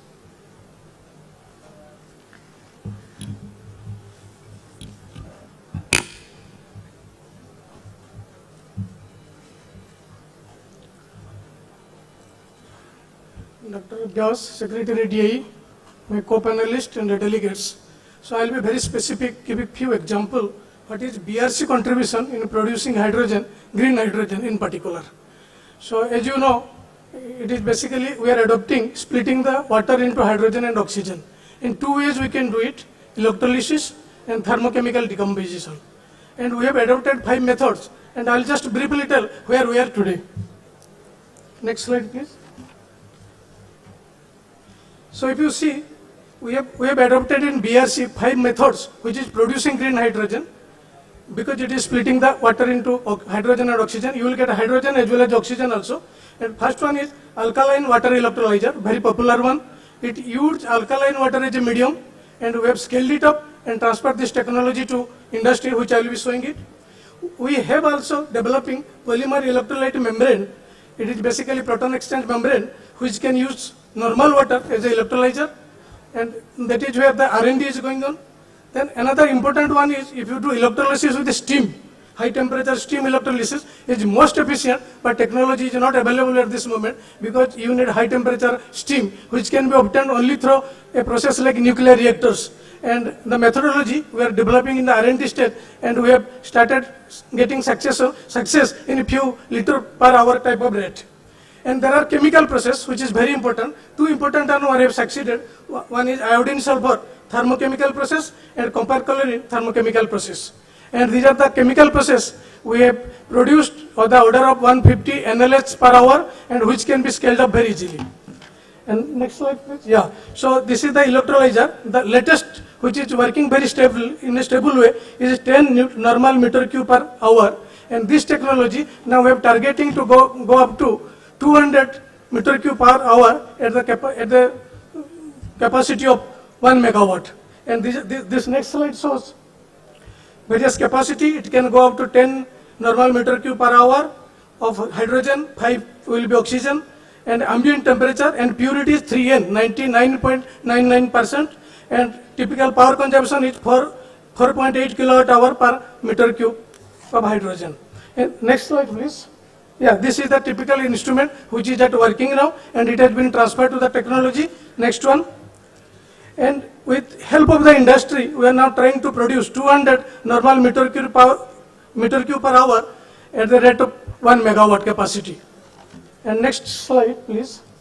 You can see that this technology has been transferred to HPCL, BPCL, Pratisthana Engineers Mumbai, Suryam International Odisha, IC Febchem Chennai, and also we are in discussion with NTPC, BHEL, Adani, etc. to scale it up further depending on the requirement. And why I am stressing, this is the same technology. If you import from abroad, you will get the same thing, and everything is 100% indigenous, starting from the nickel electrode as well as electrolyzer. And here, if you have to replace with the pure water, we are also working on PEM, that membrane we have successfully developed and shown at the liter per hour. This technology is surviving quite well. Next one, please. This is one chemical route where you are using water is the input and hydrogen is the output, and it used 3 reactors, Bunsen section, HI section and sulfuric acid section. And this technology has also in the real loop, metallic loop, it has been demonstrated, and recently, a month back, we have demonstrated that it can go up to 150 liter per hour capacity and running per hour. And I should say, this is probably the record globally also. Nobody has reached in this real metal loop, and we are the one, along with the global player, that we have achieved it. Now we are going to scale up to 3,000 liter per hour at this rate. And we are looking for industry partner, because this is a chemical process, carbon-free chemical process, it can be easily scaled up. Next slide, please. And then we have also trying for copper chlorine. This is also very carbon-free process. We have been successful. Next slide. Next slide. And this is about high temperature steam electrolysis. And this is our expertise. We believe we will be building high temperature reactors where steam itself will get it 800 degrees centigrade or so, and directly this electrolysis can be applied. And we have developed the cell electrolyte indigenously. These cells are nickel, yttria stabilized zirconia, strontium doped lanthanum manganite, and interconnection will be ferrite steels, and it is we have a high temperature ceiling. And this we have demonstrated, and a few liter per hour, and if adopted, it is also another game changer in getting hydrogen from steam electrolysis. And this is the last slide. I should show that we have developed PEM membrane, proton exchange membrane. It is also working successfully. And these are all R&D stage. Probably we can think of scaling up in future. So this is what I have to say. We are mostly concentrating in hydrogen production in a green way. But we have not although work is there for storage, but we have not priorities on storage and transportation. We are focusing how to create hydrogen from water, splitting it in a green way, and also using energy either from solar or from wind or from nuclear, so that it will be 100% green. Thank you very much. Thank you very much, Dr. Mohanty. Quite interesting, I would say, topics. Maybe there can be some question on this. May I now request Mr. Bhatt to please give his presentation. Thank you. Thank you, sir. And I'll be completing in 5 minutes. So, next slide, please. The topic we are talking about is how can we use hydrogen in decarbonizing transport. And before I go into detail, let me give you a brief background of why it is important. So if you could have the slide, please. Yeah, next slide, please. So if you look at the overall importance of transport in the emission sector, transport globally is roughly a quarter of all emission that comes into the overall atmosphere. While in India, this number is close to 15%. But this is one sector which is growing at the fastest pace. And therefore, we have to look at how do we decarbonize transport sector. Next slide, please. Now, if you look at within this sector, you can look at geographies like North America, Europe. These geographies, because of their investment in the sector, would probably reduce their emission from 2020 to 2050 time frame. But when you look at India, you look at China, the big economies, the Latin American countries, the numbers are going to go up starkly high. And the same is the case with maritime as well as aviation. So if we follow the business as usual scenario, we will not be able to achieve the Paris Agreement or even some of the net zero commitments that have been made. So we have to decarbonize transport. Next slide. Now what it means for India. As I said, India, that emission from transport sector is 15%, but out of which 90% comes from road transport sector. So decarbonization of transport in India literally means decarbonizing road transport sector. Because if you are not able to decarbonize this 90% emission, forget we'll not be able to achieve the transport target. Now, how do we go about doing it? Next slide.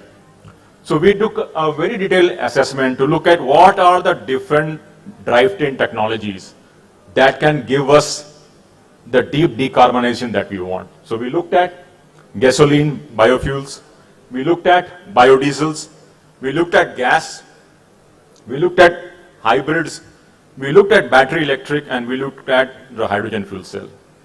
And after this detailed analysis, it was unanimous conclusion then there are only two drivetrain technologies that can help decarbonize transport sector. One is battery electric and second is hydrogen fuel cell.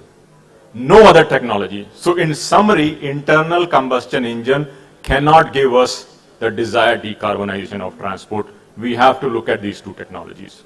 Next slide. Now what does this mean for India? Because I keep hearing saying, but what 75%, 80% of the energy comes from, electricity comes from fossil fuels. Does it really help for us? Absolutely. Even with our high fossil fuel based electricity, the life cycle emission of a hydrogen fuel cell vehicle or a battery electric vehicle is less by almost 30 to 40% depending on what make of vehicle you choose. And that's simple. Simply because our electric motor is far efficient than an internal combustion engine. And next slide. So if you look at, as the renewables increase, these numbers are only going to increase. So that's the bottom line. Even with current grid, it is cleaner. As the grid cleans, it will be cleaner. As the hydrogen fuel cell capacity production increase, we are able to go to the next slide, please. Next slide. Next slide, please. Now, we looked at production of hydrogen at 3 different geographies in India, Ahmedabad, Mumbai, and New Delhi. And we found that with passage of time, we will see a dramatic reduction of hydrogen production depending on what policy measures we adopt. But that's only a part of the story. It's not only how cheap you produce hydrogen. What is important is the overall cost of hydrogen, from production to transportation to distribution and then to ultimately end retail outlets. That delta will be the key in hydrogen uptake. Next slide, please. And this is my second last slide. Is that we looked at blue hydrogen coming from compressed natural gas and carbon capture, and we looked at green hydrogen from renewable energy sources. And we found that by 2030, the green hydrogen almost 1.5 times the cost of blue hydrogen, but by 2050, it will achieve cost parity. So we have to look at aggressive policy push to look at how can we sustainably push for production of green hydrogen. That includes the production cost, massive reduction in transport infrastructure pipeline, because we have to develop a series of infrastructure to transport this hydrogen which is getting produced. We also have to look at the hydrogen fueling as well as the tariff clause. So what does it mean for us? And this will be my last slide, please. Next slide. Is that, one, I said internal combustion engine cannot give us the climate goals, the health goals, or the energy security goals. So we have to shift at electrification, battery electric, and hydrogen fuel cells. That's point number 1.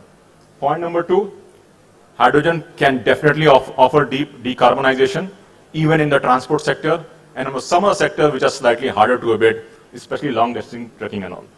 Third point is that the green hydrogen would be almost 1.5 times more than blue hydrogen in next 5 to 7 years, but by 2050, it will achieve cost parity. So what we need is investment in kind of expansion of pipelines and fueling infrastructure costs, and that can only happen if we have the right policy instrument and the right research going into the sector. With this, I will conclude. Thank you so much.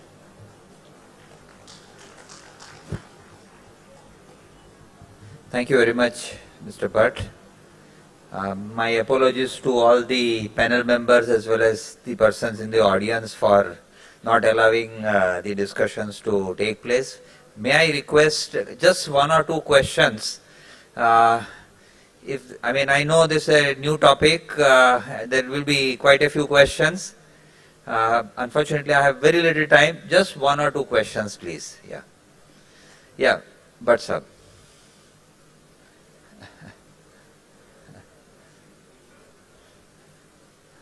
No, I think you may have to... No. I think he will switch it on for you. Sorry. Yeah.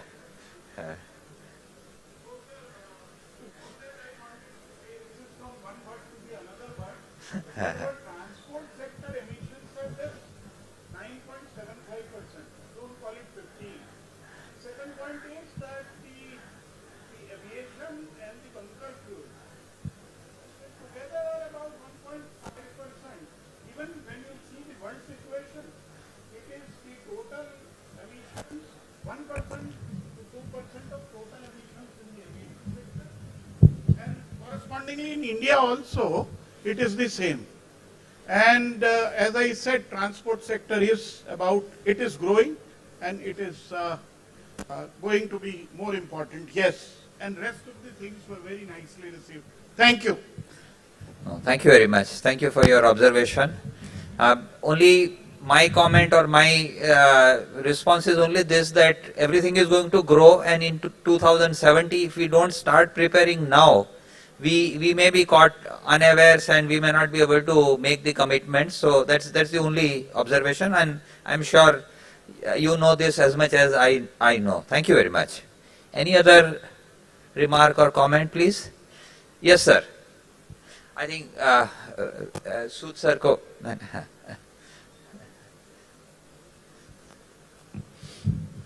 No, this is in response to Dr. Tripathi's very important point of coordination. So about 2 weeks back, PMO took a meeting of all the stakeholders, and they decided that the PSA office has been requested to coordinate this hydrogen activity in the country. And so we have started some steps as I talked to him, but this is just to let you know that PMO is is seized with this matter, and they have requested us to get into that. So I just thought in response to the participants. Thank you. Thank you very much, sir. Maybe I think let us not have any more questions, and I don't know, maybe just you have heard all the panelists. I would request just from each panelist one sentence on the highest priority that you feel. We start with Mr. Bhatt. Yes. Sure, sir. So one is that in transport sector, we can't achieve our energy goals, health goals, and climate security goals through internal combustion engines. So we have to look at battery electric and hydrogen fuel cells. Sir, I have nothing much to add. Again, only I should say that hydrogen production in the green way, probably we should start increasing the production. Thank you. Sir, I think one of my requests has already been answered. Another thing is going to be the infrastructure development, ecosystem development for the hydrogen utilization in the country. That is very, very important. I think one point that we have not been able to talk about is the enabling mechanism to scale hydrogen economy, which is getting the standards, codes, certifications in place, and in place extremely rapidly. The whole harmonization of global standards with Indian standards has to be done at extremely rapid pace. Otherwise, it becomes a chicken and egg story. I think in the whole world, the standardization is in the process of development, because the standards are not there in many sectors. So I am very much grateful to all the panel members for sort of giving me a tremendous amount of education. This is not my field of understanding. And thank you very much, everyone from the audience. I think we can close this session. Thank you. Thank you, sir. Sir, can you photograph? Sir.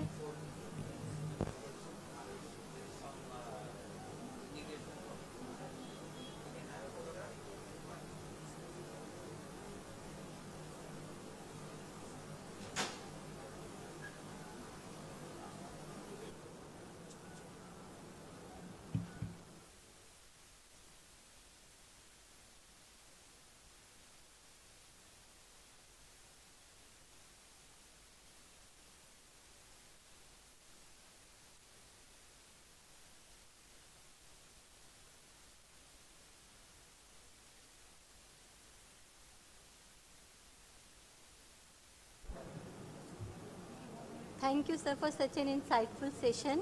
We're going to start our next session soon. Kindly be seated.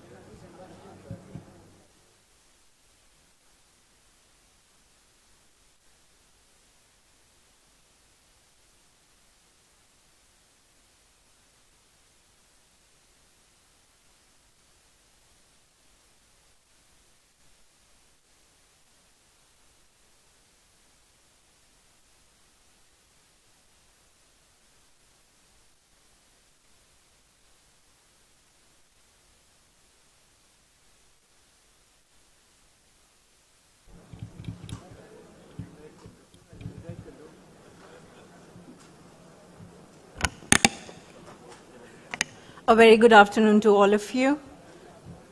We welcome you all to the 8th and the last plenary session of the Conclave, focusing on the Deep Ocean Mission and its relevance for coastal state and union territories in envisioning the country's future economy.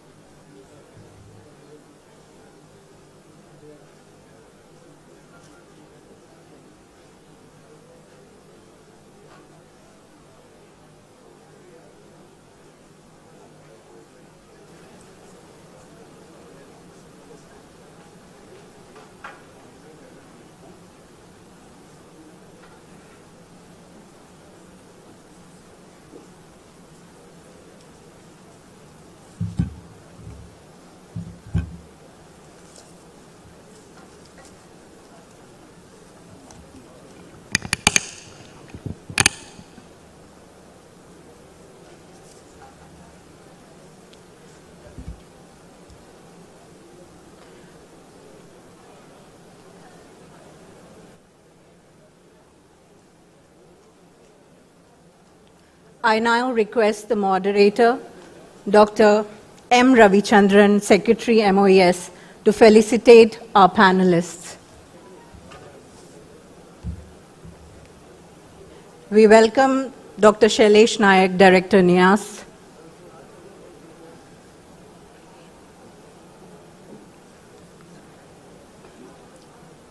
We welcome Shri K.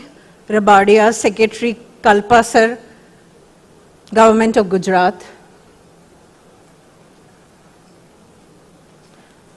We welcome Dr. J.K. Jaina, DDG Fisheries, ICAR.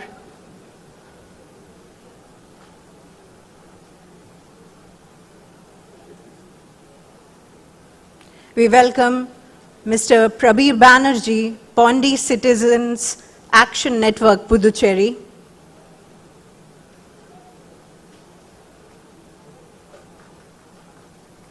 We welcome Mr. K. Srinivasan, Kaushik Pressure Vessels Private Limited, Chennai.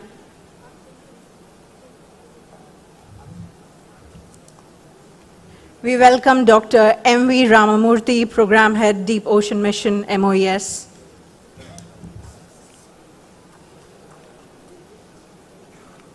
We welcome Dr. J.R. Bhatt, Advisor, Ministry of Environment, Forest and Climate Change, Government of India.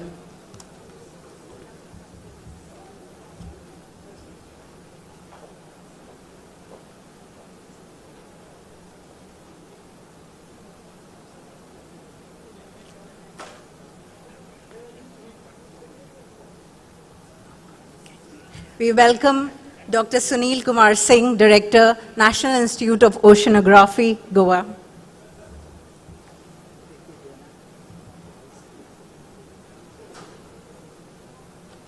Now I invite our moderator to kindly initiate the session. Over to you, sir.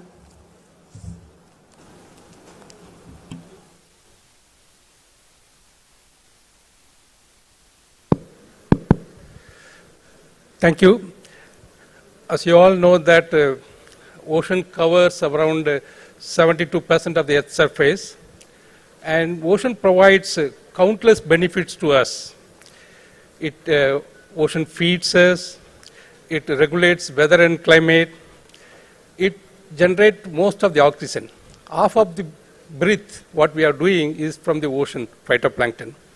And also it is the largest carbon sink on the earth, and also it provides large amount of living and non-living resources, and it is also provides opportunity to tourism and recreation, and most importantly, it is also marine transport, especially shipping. And also it is having a security, coastal protection and other things.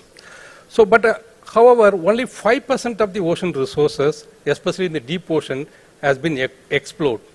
Considering this importance of the ocean, Government of India Vision New India 2030, under that, one of the mission, sixth dimensions of the New India mission is ocean blue economy policy. So under that policy, I think one of the mission as envisaged is the deep sea ocean, our deep ocean mission is an important mission is envisaged. Under this mission, there are about 6 verticals. One is to harness our technology for harness the living and non-living resources. And the number 2 is advisories for the coastal, what is the coastal states will be, how it will be in the future. So which are the area will be inundated, or what are the threats in the coastal states, to monitor and make a multi-vulnerability index for the ocean. And the third one is a biodiversity. What are the biodiversity exist in the Indian Ocean, especially in our coastal or in our EEZ region, and how to protect them. That is another third dimension of the deep ocean mission. And the fourth one is exploring or exploitation of, mainly exploring the hydrothermal vents. Basically, what are the wealth available in the non-living resources. And the fifth one is energy from the ocean. Because energy, you know that there are various forms of energy, offshore wind and ocean thermal energy, salinity gradient energy, ocean current, and maybe there are so many forms of energy available from them. And then how to harness that energy, what is the technology available presently? If it is not, what is our plan in the future? And the last element in the deep ocean mission is basically capacity building for the future generation, what we need to do in the ocean sector. So this is what we plan to discuss in this particular panel.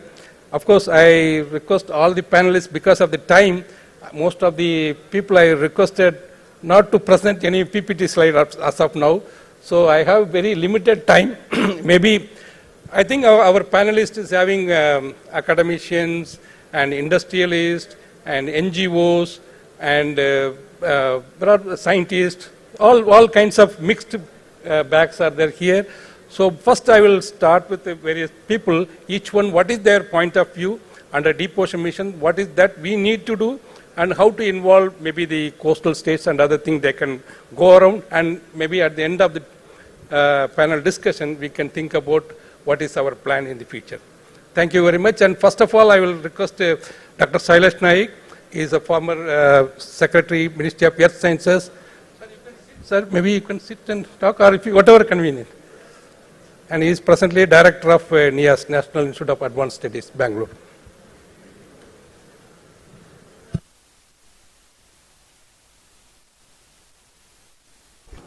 Yeah, thank you. Thank you very much.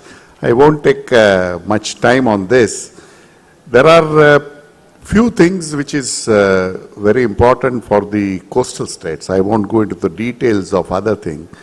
The one is fisheries, and most of the fishery today in India is a coastal fishery, except I think Andhra Pradesh and Lakshadweep have a deep fishery, tuna fishery.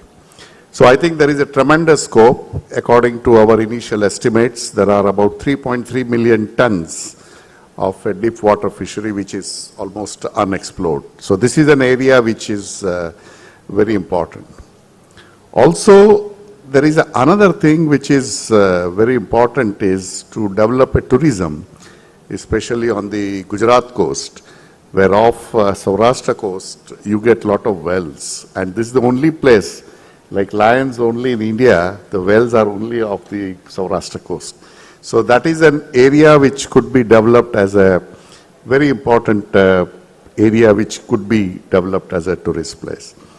The third, of course, is the ecosystem, and which Dr. Ravi mentioned about biodiversity. And there are many services which is coming out of this. What services we know is about provisioning, that means fishery part we know very well. But there are many other services which also provides from the ecosystem, like regulating the carbon dioxide, the regulation, the methane and many other things, carbon sequestration, also the production of primary and secondary level, that is the another one, and also the source stabilization. So those things are not taken into account. I think each state has to take into account these services which is also coming from this. And the third is the various technologies which will be built for deep ocean, like one which is developed as a remotely operable vehicle. which can work up to 6,000 meters, but for the states can use it for the near coast as well, which could be the other model which could be used, or the soil tester, which is automatic testing of the seabed strength, which is also could be done, used by the states for the various activities which is now happening near the coast. The third is autonomous vehicles, which also could be used. And the most important is the submersible, manned submersible, which also could be used by many states for many of those, their activities, especially developing deep sea tourism.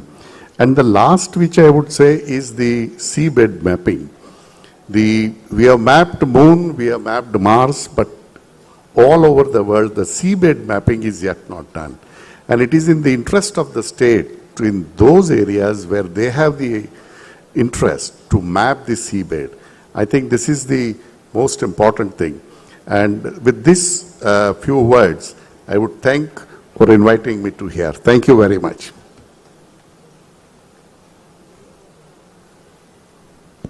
Thank you, sir. I think exactly what you mentioned about the mapping, what we have mapped everywhere in the land and moon and everywhere, but we are not able to map still ocean. There are a lot of hidden resources available in the seabed, which we need to do in the coming generation. For that only we need to have a technology and other things. Now may I request Dr. Abidia about mainly to talk about water issues in coastal areas and also center-state collaboration in blue economy, what we are presently doing and what we need to do in further.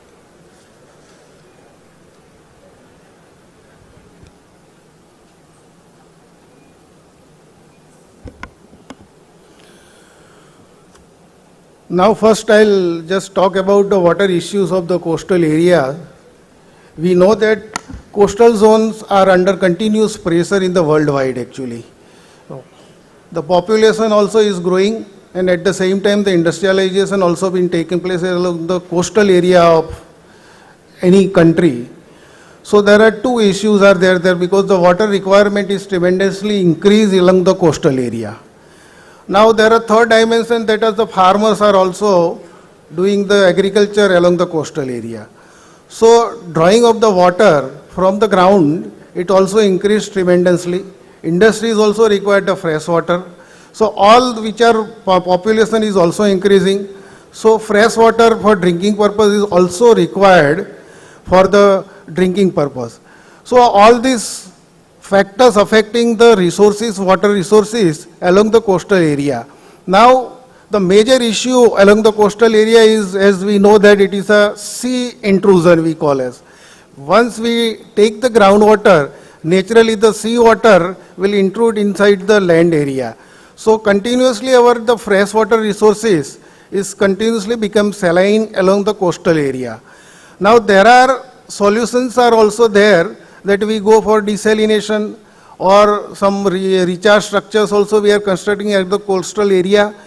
But looking to the quantum of the water and the development, these water resources are also very less compared to this thing.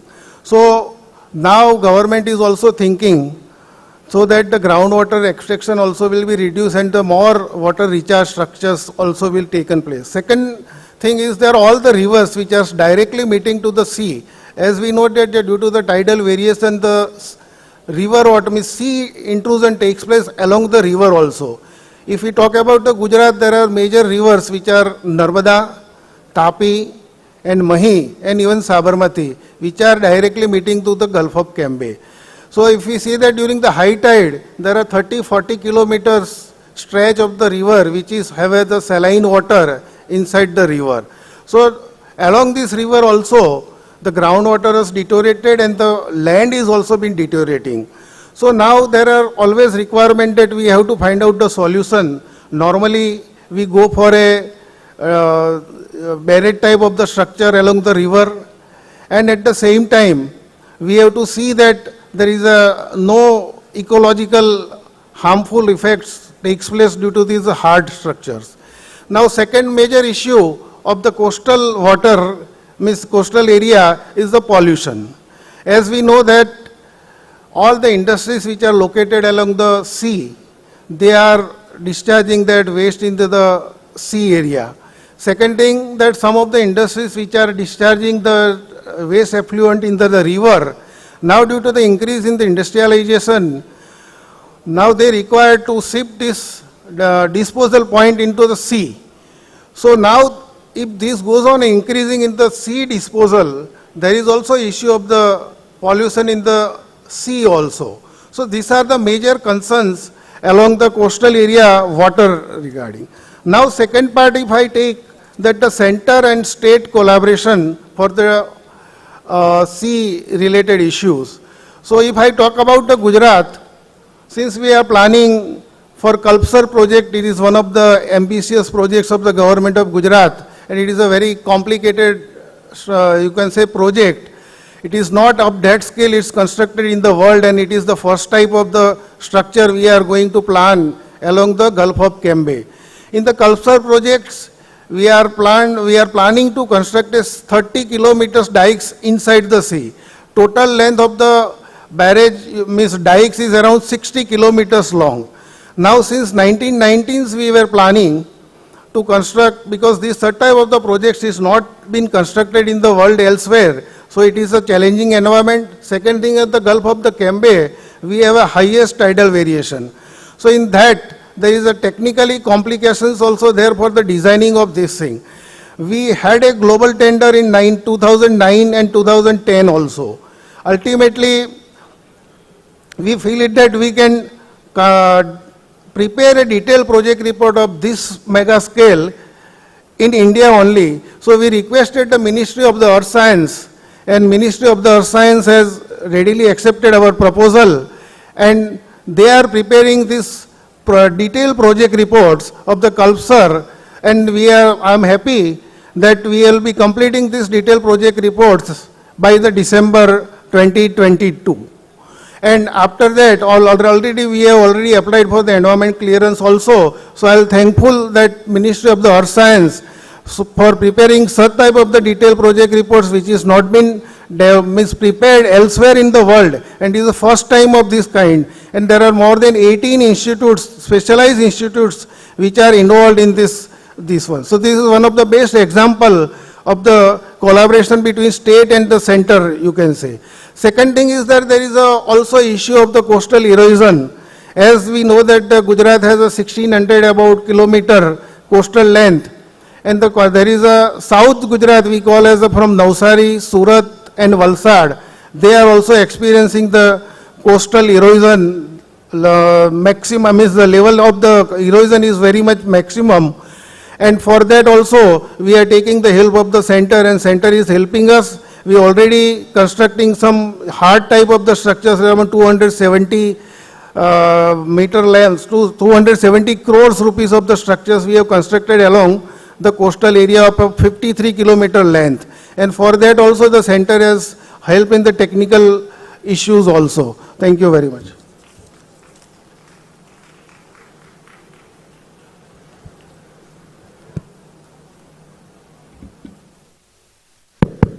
Thank you, Dr. Rabadia.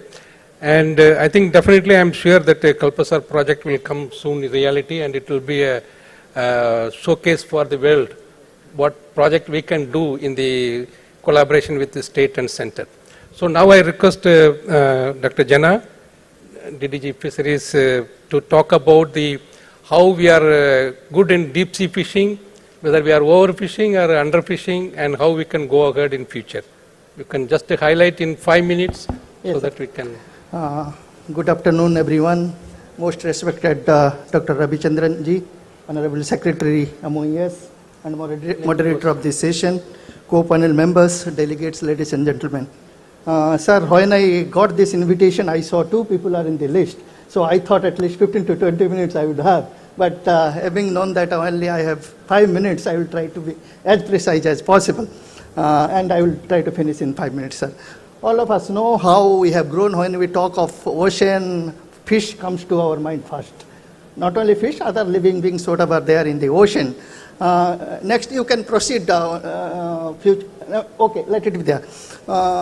When we talk about the fisheries, first marine fisheries come to our mind. In 50s, we never thought of aquaculture. everybody was looking at marine resources for exploitation. Whatever the fish production was there, 0.5 million ton, out of 0.75 million ton, 5 million ton, 0.5 million ton were coming from the sea. Sea was remaining same area still today, but we have been able to increase our production more than 8-fold, at least to the extent of about 4 million ton at this point of time we have been able to produce. But the problem all of us know when we compare with the temperate climate, all of us know when we compare with the tropical and temperate, our fisheries is multi-species fisheries. Even the commercial exploitation, whatever you see, more than 1,200 species we exploit at this point of time. But in spite of the fact that we have more than 2 million square kilometer of our EEZ, but only about 0.2 million square kilometer we have been able to utilize effectively, that is up to 50-meter depth. In spite of all our effort, mechanization, motorization happened, we have not been able to even exploit the continental shelf region 200-meter depth, up to 200-meter depth, which is about maybe 1/4 of our EEZ, about 0.5 million hectare. But looking at the future potential, we know that our conventional resources is somewhere around 5.3 million metric ton, and we are harvesting somewhere around 4 million ton. So there is very little gap, about maybe less than 1.5 million ton at this point of time. But the non-conventional resources, what we have been talking at this point of time, whether the oceanic resources, tuna-like fishes, the purple, mainly the purple black squid, which we have not been able to harvest at all. For example, today we have, whatever the preliminary estimate says, that we have in the EEZ itself, we have about 6.3 lakh ton or 6.5 lakh ton around of the squid, which is, this squid grows to very, not the squid what we see in the territorial waters. This squid grows about 2 meter in size. Even the average size of the whatever the fisheries we have, 5 to 6 kilo per squid, and the squid per kilo, the mental squid itself, you will get $60 to $70 per kilo. That much we have not been able to exploit. The myctophytes, lanternfish, we do not know, because the depth at which it is present, about 500 meter to 2 kilometer depth, we know the fisheries is there, but how do we exploit? Even the mechanization and all, we have not gone to that level. Even the resources, whatever we have estimated, it is based on some of the preliminary estimate. We have not gone to that level of survey and estimating whatever is available at this point of time. So our major focus is how we exploit those deep sea resources in the jet. Besides this, the area beyond our national jurisdiction, which we have not thought of even exploiting. For example, today the krill resources, whatever we have, the Indian quota is about 90,000 tons every year we can exploit. But we know that for exploitation of maybe Euphausia superba, you need a factory vessels. But the vessels we have only 20 meter, 25 meter. What the Norwegian or Chinese vessels, you have more than 100 meter plus factory vessels where you have onboard processing facilities and all. So you need to have heavy investment on those lines also. Besides this, what we need to think also, who are the potential partners who can work together? All of us know ICAR Institute, for example, we have two institutes, CMFRI, Central Marine Fishery Research Institute. Since 1947, we have been working on different aspects. We have CIFT, Central Institute of Fishery Technology, working on the harvest and post-harvest aspects and all. So I sincerely believe the ICR Institute, CMLRI, or NIO, maybe NIOT, all of us need to come together for working on those first stage itself, survey. And sir was talking about we have not seen what is there in the bottom of the ocean. So one need to think is what is there inside in the benthic fauna and all, if at all there. Anything mainly we can use for bioprospecting. For example, over these years of work, for example, last 5 years, we have been able to develop few drugs, rather I would say, mainly for the arthritis, anti-arthritis, obesity, so and so forth from the seaweed itself. More than 20 such drugs we have been able to come out, and which has been patented and commercialized also. So what we think is in the coming days also, with the partnership of all of us, we should be able to see what are the potential bioresources what we have, and how do we explore those resources are so important. Friends, at this point of time, probably I have my presentation ready, which can be shared to others, everybody can look through this presentation and look what are the other aspects I wanted to say. Thank you so much. Thank you, Dr. Jana. I am sure that in order to increase the contribution of blue economy to the national GDP, it is imperative that we need to have go for a deep sea fishing as well as grill fishing. These are the two things which the country has not mounted any effort. I think we need to augment that such effort. So now, thank you very much, and I request Dr. Sunil Singh. So just maybe to highlight about what are the deep sea exploration in terms of non-living resources and how that will be benefited to the country's blue economic growth.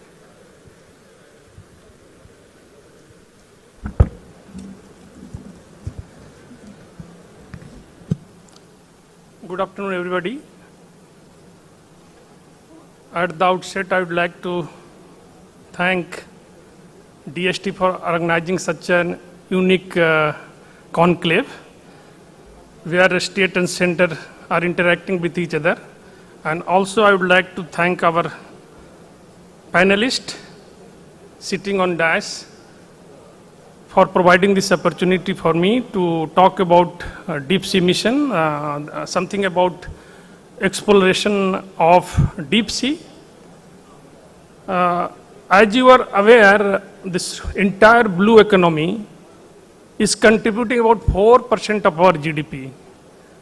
And India, to become or enter into the 5 trillion economy, we have to do something so that this blue economy should, the contribution should increase in double digit. And there I think we have to work hard in all the aspects, whether it is coastal or deep sea or anywhere. And in this regard, I think we know the importance of metals. So metals are important for mankind since beginning of our evolution. And you know, only the type of metal requirement is changing, like from iron to copper to now we are talking about critical metals. So just before our session, we are talking about renewable energy, green energy and all those things. And you know, next few decades we are going to utilize more and more green energy.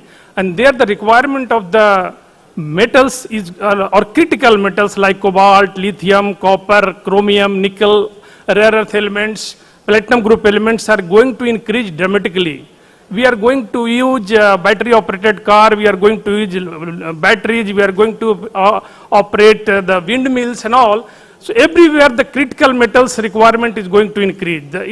In one estimate it has been shown that the increase will be 500% or 600%. Now the question is where those critical metals will come.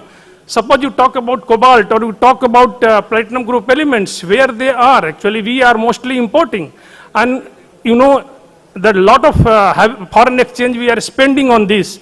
We have to make the India Atmanirbhar, I think we have to look into the resources, and only resource currently if you talk about these critical metals, we can find and we know for sure that they are present in the ocean, deep ocean. So we have a big Indian Ocean that is almost 70 million square kilometer is available for us to explore or to find or to exploit the entire ocean for this type of critical metals. So we, you know, because of our active earth, this top 70 kilometer of the earth is moving, and because of this plate tectonics activity, we have a huge this hydrothermal ridges are there, mid-oceanic ridges are there, which is like Karlsberg Ridge, Central Indian Ridge, and Southeast Indian or Southwest Indian Ridge, almost 6,000 kilometers long in the Indian Ocean. where because of the hydrothermal activity, a lot of this type of metals are getting deposited, like base metal like copper, zinc, lead, or rare earth elements, or very strategic metal like germanium, indium, and all these things are getting deposited in those areas. So there is a need to do a systematic study or exploration. Some work is being done there. We have already done MOES and National Institute of Oceanography. They have together done a lot of work in this area, and we have identified some of the plumes chemically, but because we have not identified exactly the vent, we are trying to do that. Not only the active vents, but also the fossils vents we have to locate to get these minerals. So first we have to explore, and then of course technology development will be there to exploit those metals. Currently, if you see, it could be a costlier prospect, because even if we are importing it, it's becoming cheaper, but we have to get ready ourselves for the tomorrow, because it should not happen in the case like, for the case we are not prepared for the petroleum, all suddenly a huge amount of petroleum we are importing. Now we know that critical metals are going to important. I think we have to invest, we have to get ourselves ready for the future, and hence actually the technology has to be developed to exploit or explore those things. The technology like remotely operated vehicle or autonomous underwater vehicle has to be developed. So those technology, I think industry participation has to be there. State people can be interested into that. And also the another aspect or another part where a lot of metals are available is the platinum, there's polymetallic nodule in the Central Indian Ocean. So that work has already been done since last, I think, 20-25 years, 30 years we are doing, and almost 3 lakh square kilometer has been mapped, and almost 75,000 square kilometer. We have found almost 350 million ton of polymetallic nodule where cobalt, nickel, and all those things are available. And now MOES with this deep ocean mission, they are trying to develop the technology to exploit that. So these are some of the area where a lot of technology intensive research has to be done, technology has to be developed, and in this regard, I think state people can partner for technology development and also the exploration purpose. Thank you very much. Thank you, Dr. Sunil. Yes, it is important to have a technology not only for hunting the hydrothermal vent area, but also to estimate the resource available and also to harness the metals. We need to have a technology. For that, only one of the mission of deep ocean mission is the technology development for harnessing the non-living resources. Thank you, Dr. Sunil. Now I request Dr. Bhatt, and he will be talking about maybe just to highlight about the importance of climate change advisories and its benefits to the coastal states.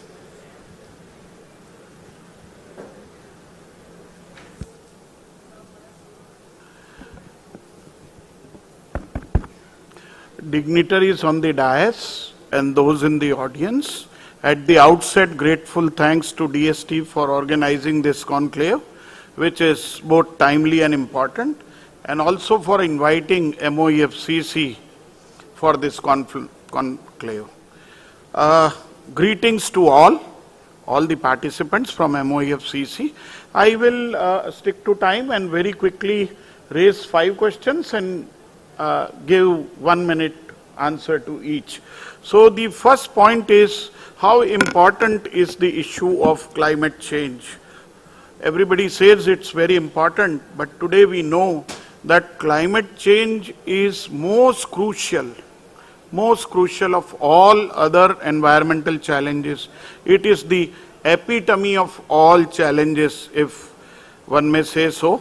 And why? Because without climate change in check, success with other challenges, even if they are achieved, will not carry lasting value. The second point I want to make is, what is India's policy about climate change? So India firmly believes in multilateralism, and our policy is informed by its vision of inclusive growth, eradication of poverty, climate-friendly lifestyles, and firm adherence to UNFCCC's foundational principles. Third point is, what is our contribution to the global climate change as a country? our contribution is rather minuscule. Our carbon footprint is very little. In a yardstick of 100, India's emissions stand at 4% of global cumulative emissions.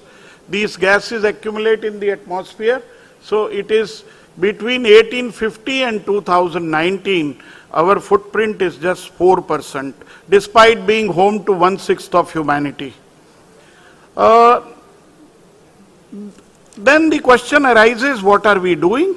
So we are having resolute actions domestically, and many speakers earlier said that renewable energy, for example, to highlight a point, renewable energy installed capacity has grown 22 times between 2014 and now. So apart from resolutely addressing climate change domestically, for the world, India has proudly created the International Solar Alliance and the Coalition for Disaster Resilient Infrastructure, and India is also co-leading with Sweden in the hard-to-abate sectors. My penultimate point in view of less time is that in terms of adaptation, we have all spoken. I would only say that research is basic to any developmental activity, and we need to anticipate and forecast more and more rather than react and correct. React and correct is important, but anticipate and forecast is what we should do more. In terms of the ministry to which I belong, I must add here that our jungles are in good shape, our forest and tree cover are increasing at a time when jungles have caught fire in terms of Amazonia, Australia, California, Turkey. Name any country and you would have noticed from the televisions that there are a lot of forest fires. We have been able to preserve our jungles, our wildlife. Our jungles are also teeming with wildlife. And why am I saying this? I am saying this because this is what has been demonstrated by India is that with good governance, both environment and development can go hand in hand. My last point pertains to the fact that let me say that let us remind ourselves of the very important guidance given by our Honorable Prime Minister at the start of this conference. And I would repeat those 2 points which were very beautifully rendered by him. Nurture science and use it for national development. Believe in our scientists and celebrate their work. There is a age-old timeless saying in the Rig Veda, roughly translated in English it means, let noble thoughts come to us from all sides. And it goes like this, Ano Bhadra Kratvo Yantu Vishwataha. So in view of all what we have discussed, let us continue our brainstorming, mid-course corrections, and nurturing science, technology, and innovation. Thank you for your patient hearing. Thank you, Bachap. I think it is very important that climate change issues we need to address and we need to equip for that. So that is why one of the vertical under deep ocean mission is to advise the what is the projection in the especially in the coastal in a decade or in multi-decade afterwards. So thank you, and next I request Dr. Prabir Banerjee to share his role of NGOs and how they partner with the blue economy and how they can contribute to the blue economy, or what is the interaction between these two. Dr. Ravichandranji, eminent panelists here, and all you wonderful people in the audience, wish you all a good evening. I'd like to thank DST for giving me this opportunity. Now, if you want to understand how science, technology, and innovation can help address environmental and social issue, you have to come to Pondicherry. We had a lovely beach, but thanks to harbor which was mismanaged, 10 kilometers of the coast had completely eroded, lives and livelihoods lost. The salinity, seawater intrusion had made the water aquifer up to 8 kilometers saline, and it was a huge crisis. And then we came for help to Ministry of Earth Science, and thanks to Dr. Shaileshji, Ramanamurthy, and the team from NIOT and NCCR, we worked for almost 10 years now, and if you come there, you will see that the beach is restored. There is, the reef is teeming with marine life, the fishermen are happy, and the tourists are abounding on the beach. So I'd like to express on behalf of people of Pondicherry a deep sense of gratitude to Ministry of Earth Science for this miracle. Now, we had made a documentary called India's Disappearing Beaches, a Wake-Up Call. But now it looks like we have to make a sequel of India's reappearing beaches, Time to Celebrate. So, continuing on the problem of erosion, according to Space Application Center and Central Water Commission, 45% of India's coast is eroding, which means what we are seeing in Pondicherry is happening all over India. Almost 50% of India's coast. So, in that aspect, while we need science and technology for finding solutions, but the bottom line is we need sand to restore the beaches. And in that regard, we have to do, like Shaileshji said, the mapping of seabed, and to find out not only the marine species and all that, but also to find where sand is available. Because what we are doing is not only losing valuable coastal space, but we are changing the geography of the country. So this is something which needs to be addressed, for which we need to get sand from offshore. The other thing is, while we are talking about blue economy and using marine resources, the health of the ocean, every town and city along the coast of India is dumping their garbage and sewage into the sea. I see it in Pondicherry. We have done a lot of mapping of the lagoon and the irrigation channels, and the amount of garbage which is coming in is unimaginable. So first thing is to know. So we have been doing this mapping to find out which are the places which requires intervention. And unless we stop this nonsense of putting all our garbage and sewage into the sea, we can't say that, we want to develop economy through livelihoods, but in sewage water and in the midst of garbage. Already the marine life is under serious threat. So I think we have to prioritize and first stop the mess that we are creating into the ocean, and while simultaneously thinking about the blue economy. And in this regard, we have done trained coastal communities in preparing GIS maps of their villages. And with the help of NCCR, we can train the communities to do this kind of mapping and create awareness in their communities so that we can stop this destruction of our marine life. And the other thing is we can develop a lot of artificial reefs which will enhance the marine life, which is happening in Pondicherry and can probably in many other places. This will definitely help in our blue economy, and that is something that we as NGOs can interface with the coastal communities in creating awareness and getting their support. And last but not the least is that all this we are seeing is because of a serious disconnect between people and the environment. And this is what needs to get reconnected. So what is imperative is that in our educational curriculum, we introduce the subjects of coast and ocean, because while we say that 30% of the people live on the coast, I don't know how many people actually understand what is the coast and the ocean. So if we can inculcate in the youth this interest for the coast and the ocean, we will get a lot more people, young people, coming into this field of innovation and going into science and technology to sort out these issues that we are creating at the moment. Thank you very much. Thank you very much. And I am really, it is true that the Pondicherry beach restoration is one of the novelty in ocean technology, how we can demonstrate. And I am sure that in the coming years, more and more area, without distorting in other areas, we will make a large benefit, especially to develop ecotourism in the coastal regions.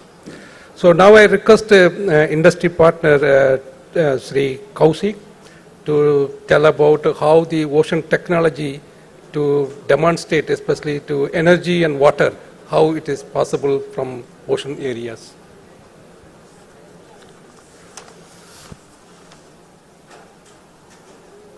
Good evening, one and all.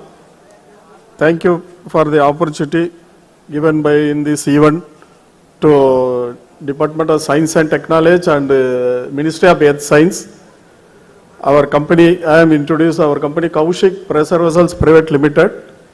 We are dealing with all MNC companies and many government organizations. We are ISRO and NIOT. Our major customer is the NIOT. We are traveling, working with NIOT from 2012. We started low thermal desalination projects executed. Still it is working successfully, producing the fresh water. That is, I will say proudly. Now I can participate, whatever our support to NIOT for this deep sea mission project is a concept only.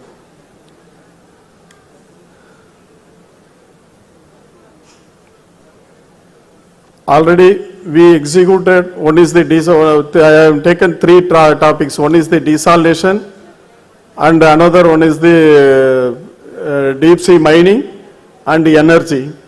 Regarding the desalination, we are already did 3 projects in 2012. Only equipments we supplied the system. It is working successfully. And another, now we are working, already commissioning the projects, 3 islands. In Lakshadweep Island, it is serve the people for drinking water. One already commissioned. 2 it is in the going to commission next year for before March. And one we are saying proudly, another one regarding the energy.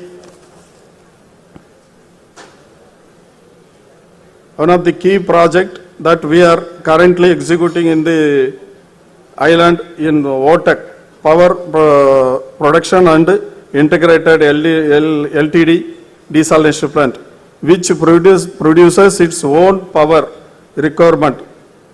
Once completed, this is going to be first place in the world to operate 100% independent of the power grid. Once it is commissioned and successfully we are proven technology, then it will useful for all, even for deep mining or gas extraction for ONGC, they can use as a floating body. This plant is installed on mooring floating body. It will produce the water and power. They can serve both the options. And one more thing I will tell you, we are planning one project for new concept for desalination. This next year it will come with working with one private company. We are doing that project. It is commissioned. It is competitive with RO. RO is everybody is know RO is not environmental friendly. Some damages is there. It is environmental friendly and footprint also less footprint is required, this one.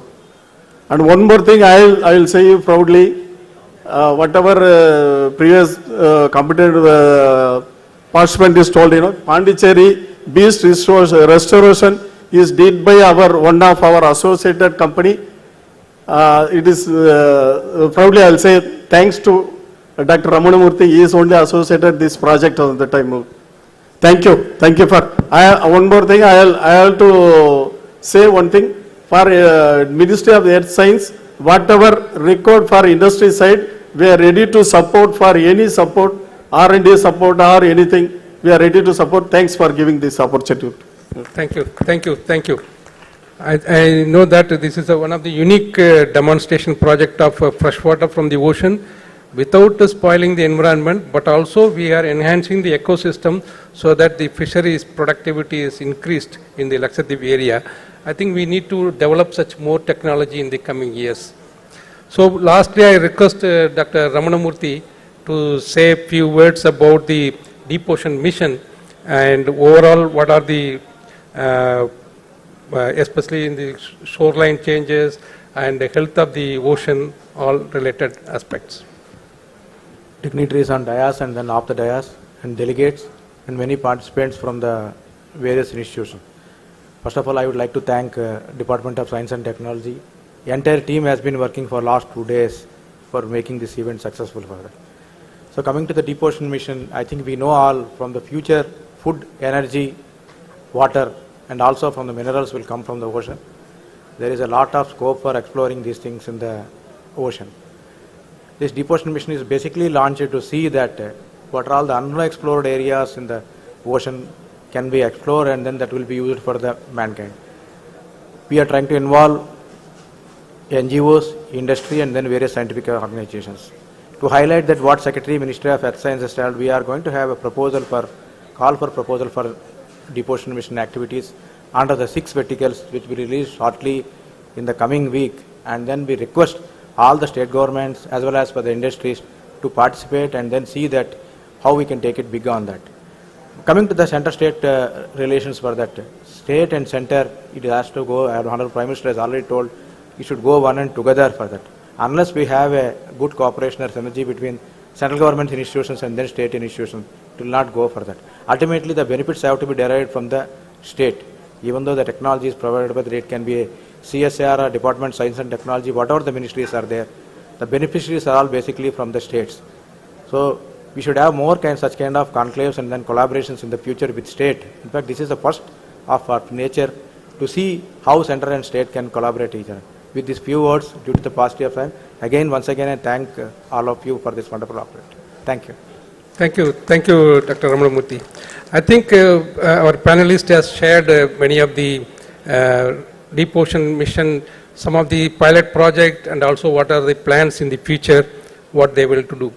I think you can see that in the panelists, right from the climate scientists, and then civic society, and the oceanographer, and the leadership role, and the leaders, and then state implementing agency, and private partners, and fisheries, and the other leaders.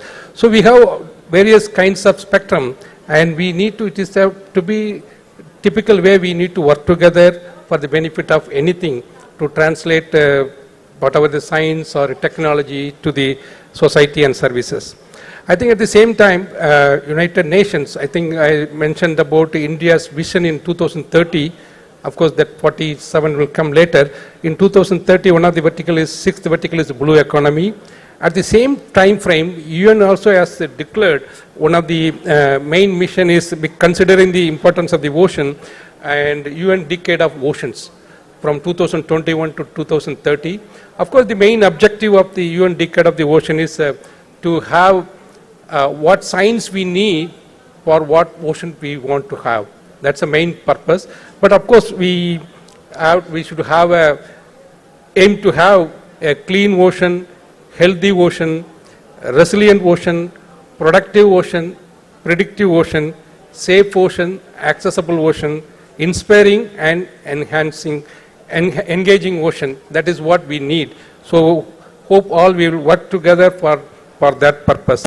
Now I quickly ask any of the pressing points our panelists want to convey. 1 or 2 sentences you can convey. Otherwise we will ask 1 or 2 questions from the audience. Then we can close our session. Okay, from audience, any quick questions or anything?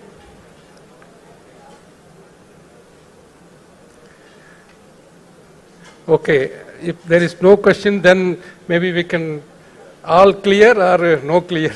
So thank you very much, and I think we will close the session now. Thank you. Many thanks to our moderator and our esteemed panelists for a thought-provoking session. We now request all of you to come forward for a group photo.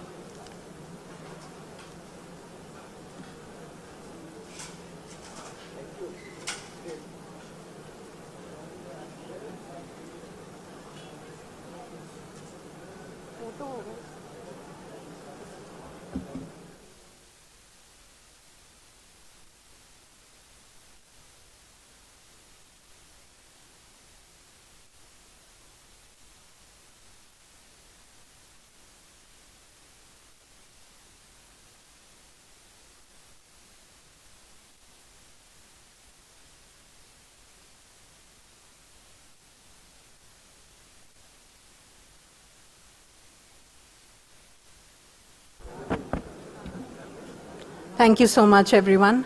We will shortly start our concluding session. Please remain seated.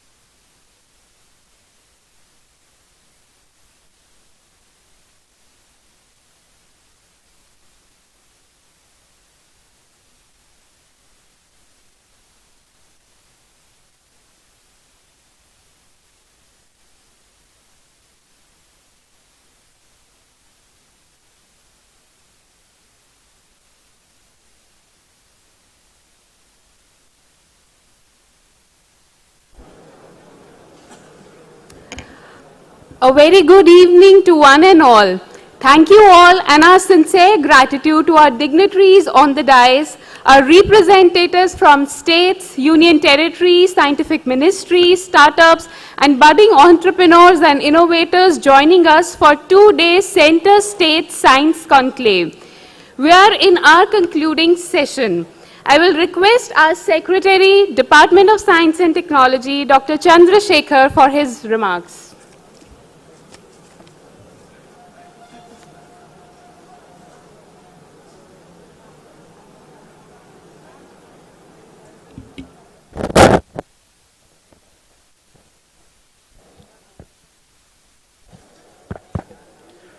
Honorable Minister for Science and Technology, Dr. Jitin Singh Ji, Honorable Minister for Science and Technology, Gujarat Government, dignitaries on the stage, friends in the audience. I'm happy that this concluding session has begun now, and the Center State Science Conclave which is aptly inaugurated by the Honorable Prime Minister, really has energized all of us for the last 2 days, and the discussions have been very fruitful. The Ministry of Science and Technology, under the leadership of Dr. Jitendra Singh Ji, is always open to bring in decisive changes in the system to strengthen the center-state partnerships in science and technology. We have seen the Gujarat model, which has showcased the kind of activities in this campus. I'm also happy that the Indian science and technology has risen to the commendable position as compared to science a decade ago. Technology translation is the next big thing in front of our scientific community. Indians are good at doing best science, known for frugal engineering, but need to embed value addition to their research through technology orientation. The Union government has put forward several means to foster novel, transformative and impactful research ecosystem through a strong industry-academia collaboration and also now the center-state relations. Another development I feel important worth talking today is the liberalized guidelines for the geospatial policy, and we're already seeing the success stories in the startups which have displayed their stalls in this campus. We also launched a new program called State University Research Excellence, where exclusively state universities are given a grant to promote science and technology. The 2-day discussions have promised several level playing fields, and we must all resolve to translate the recommendations of this conclave into policies, programs, and actions that deliver results. Substantial funding has been provided to states through state S&T councils, and we are willing to work more closely after this event. I know that several S&T state councils, including that of Gujarat, Karnataka, Punjab, Kerala, Uttarakhand, are performing exceedingly well, but now we believe that there should be a competition built amongst all of us to see that every state competes with other states, to see that everyone excels. The conclave is ending, but I'm sure it's the beginning of several S&T frontiers of common interest. We shall resolve to do better for a better future. Thank you. Jai Hind. Thank you so much, Dr. Chandrasekhar, for your remarks and the new interventions to be taken forward. Now I take pleasure in inviting our Principal Scientific Advisor to Government of India, Professor Sood, to present brief recommendations that we have deliberated across the sessions in our 2-day journey of this conclave. Over to you, sir. Can I have the presentation? Yeah. Very good afternoon. You would all agree that we had very action-packed 2 days, yesterday and today. And in all the sessions, we had number of recommendations. So here is a summary of some of these recommendations, and Dr. Akhilesh Gupta and his team have done a fabulous job in compiling all the discussions which have happened into very succinct form, and I have the privilege to present so that this acts as a reminder to us when we go back on what we need to do. So we all agree that this 2-day conclave, of course it was energized by our Honorable Prime Minister's inaugural address, and we had almost 750 delegates, almost every state participated, 9 ministers participated, and 9 sessions, which really had very important outcomes. So let me go one by one. So can I go to the next slide? So we had this first session on leadership session, and here in nutshell we had a clarity that we must create proactive engagements in science, technology and innovation between center and state through effective governance and institutional mechanism. So these mechanisms have to be now chiseled into some actionable items, and that's what the next engagement should do. Work towards strengthening the STI ecosystem of the states through appropriate policy intervention and fund support both at the center and state levels. Now, Government of India to identify individual state-specific technology needs, challenges and gap areas, and help state evolving viable solutions. it was also discussed in that ministerial meeting that each state to work for formulating their state STI policies. Few states have done it, but lot more needs to be done. And DST, Government of India, will provide all assistance for this. Now this one, next one is a very important point, which is not homogeneously available in all states. Each state to allocate R&D funds for undertaking research. So this should be a line item in the budget, which will really put the responsibility on the states to really focus on R&D. Some states are doing it, but many more states need to really learn from that. Suitable mechanism for facilitating the flow of STI information and data between center and state should be set up. So we should really see how we can set up a very effective dashboard, and that's what again needs to be worked out. All states and UTs may work towards promoting private sector participation in the state R&D. As it was discussed in one of the sessions, again this point will come up, even the FDI attraction into states should be really strengthened. And Government of India may set up a mechanism for facilitating capacity building for scientists, technologists and professionals from states in key technology areas. Can we go to the next one? Yeah, Vision 2047 was the second plenary session, and there was we had the 6 presentations, and it said that there should be a detailed mapping of states to identify technology needs of states, which can be facilitated by different science and department of the Government of India. And you had presentations from DST, DBT, CSIR, MOES, DOS and DAE, all these coming our under Honorable Minister. But of course there are other ministries also where S&T plays a role, and they should also be roped in.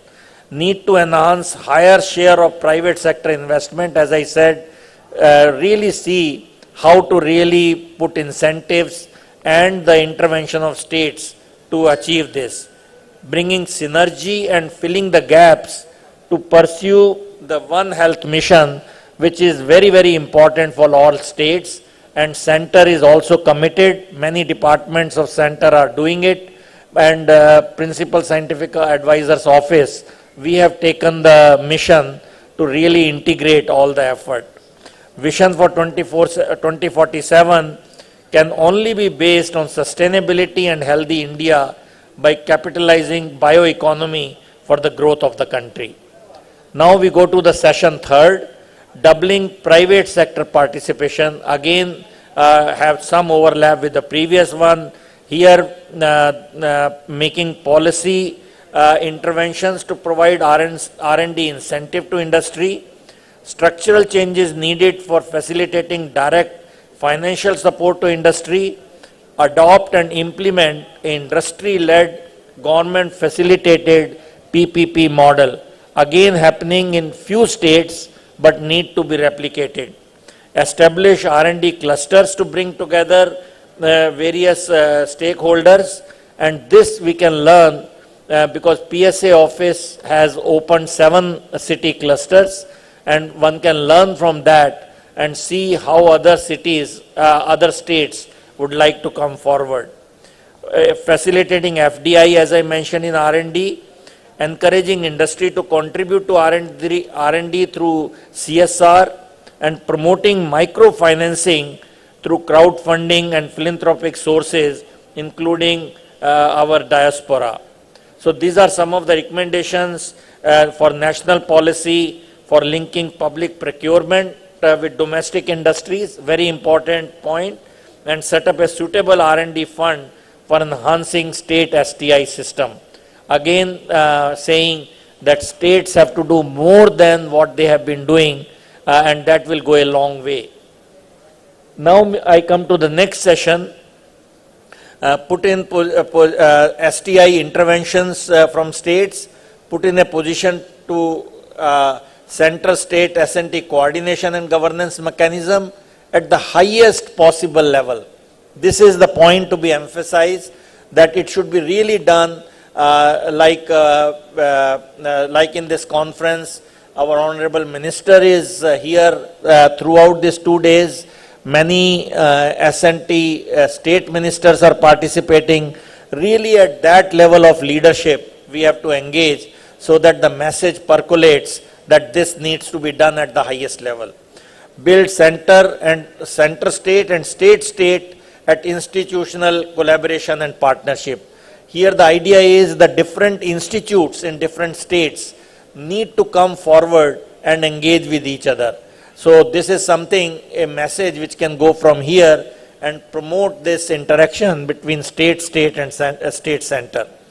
Next we had the agriculture session, and there we had the need for innovative technological intervention for strengthening agriculture domain, encourage climate resilient crop, new technologies such as agriculture drones, satellite photography and sensors, IoT-based sensor networks putting across the states, and government should focus on market network to enhance farmers' income, especially with the help of digital platforms.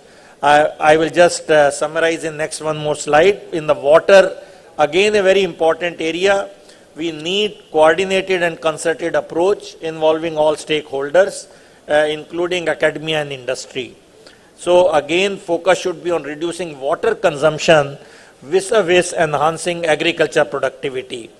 Apart from desalination method and aquifer recharge models, technologies should be developed and adopted for use of saline water. This has been going on in some institutes, but it needs to really amplify. And technologies developed by all these labs, public R&D labs, they should reach to states with appropriate mechanisms. So the last part is the last session which we had today. Last 2 sessions, one on energy and another on deep ocean mission. And here it was absolutely clear that clean hydrogen, green hydrogen is one of the way forward to meet our net zero emission promise. And here the specific vision is required to improve our energy security, reduce the import of fossil fuel, etc. And states are required to play an active role in producing, utilizing and storing hydrogen. Advanced technology tools can be applied to explore new avenues of alternate renewable energy resources, and then transitioning to clean energy and environment requires definitely resources, infrastructure, and state-specific policies are required in this area of clean energy.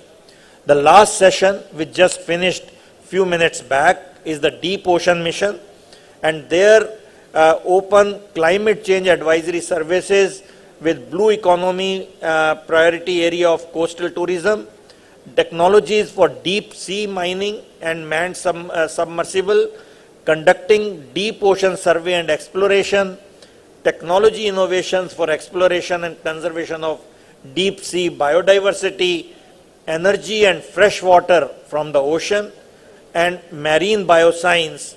Again, these are the areas which were discussed in this last session.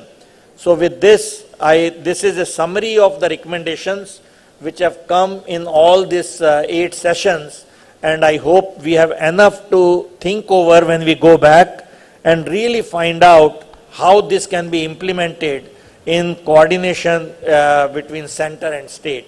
So I hope you will go back with this message, and we will be posting all these recommendations on the appropriate forum. Thank you so much. Thank you so much, Professor Sood, for highlighting the key takeaways and policy and program level interventions in different thematic areas to enhance the science, technology and innovation ecosystem along with the center state coming together. Now I take pleasure in inviting Shri Jitu Bhai, Honorable Minister for Science and Technology, Government of Gujarat, for his intervention and vision on the theme of this conclave. Over to you, sir.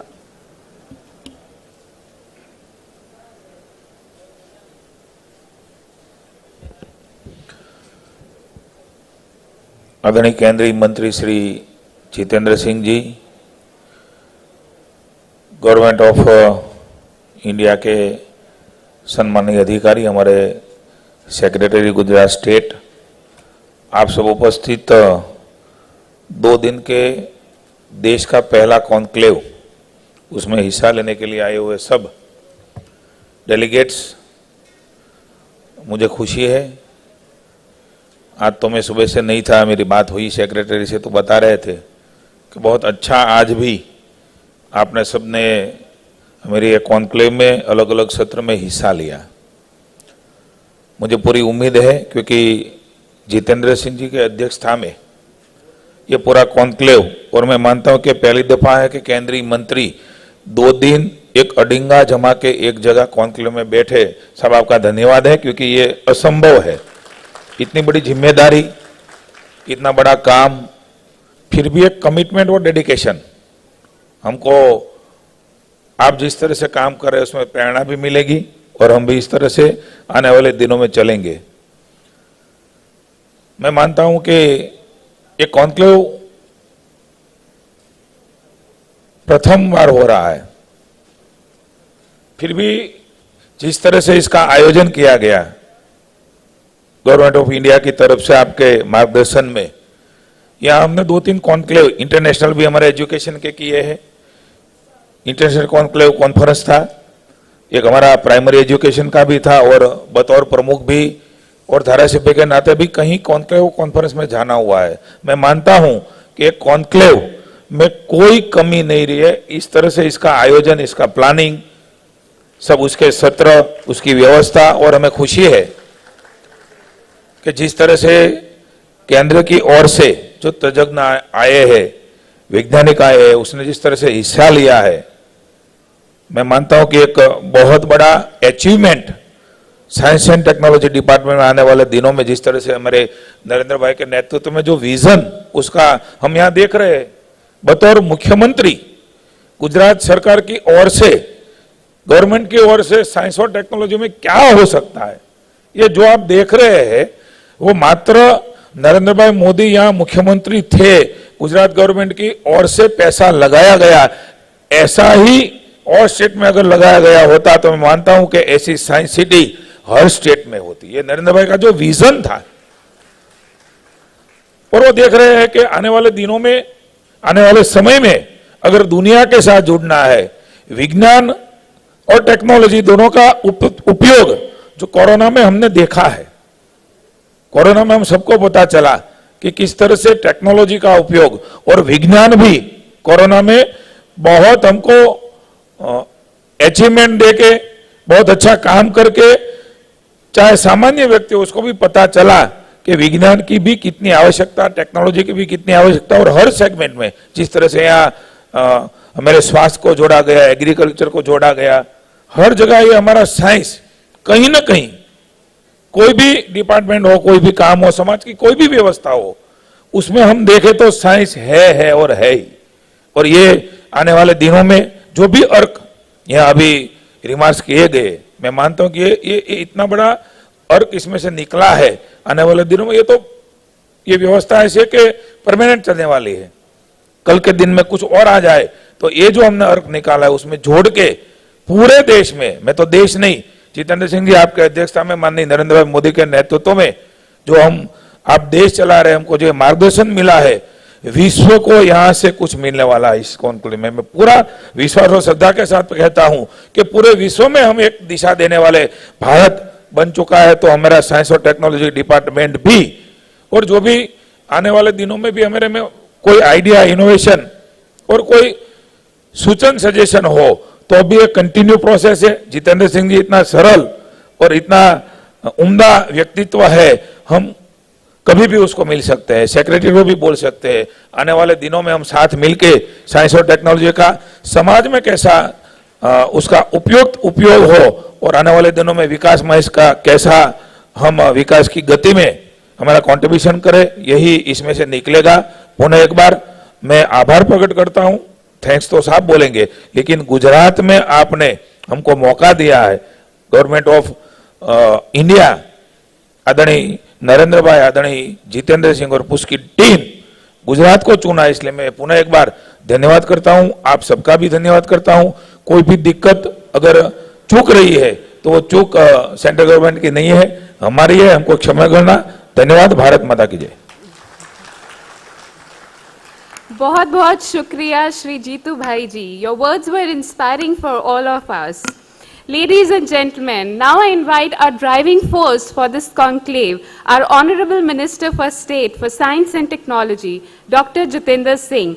With huge round of applause, Dr. Singh.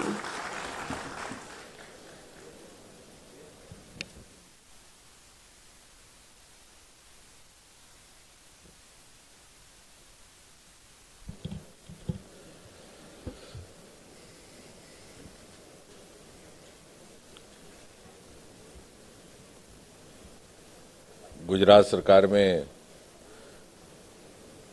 विज्ञान, प्राधिकरण और अन्य मंत्रालयों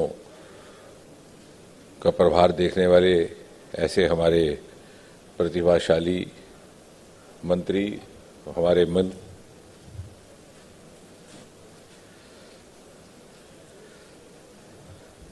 so I have grown taller in 2 days.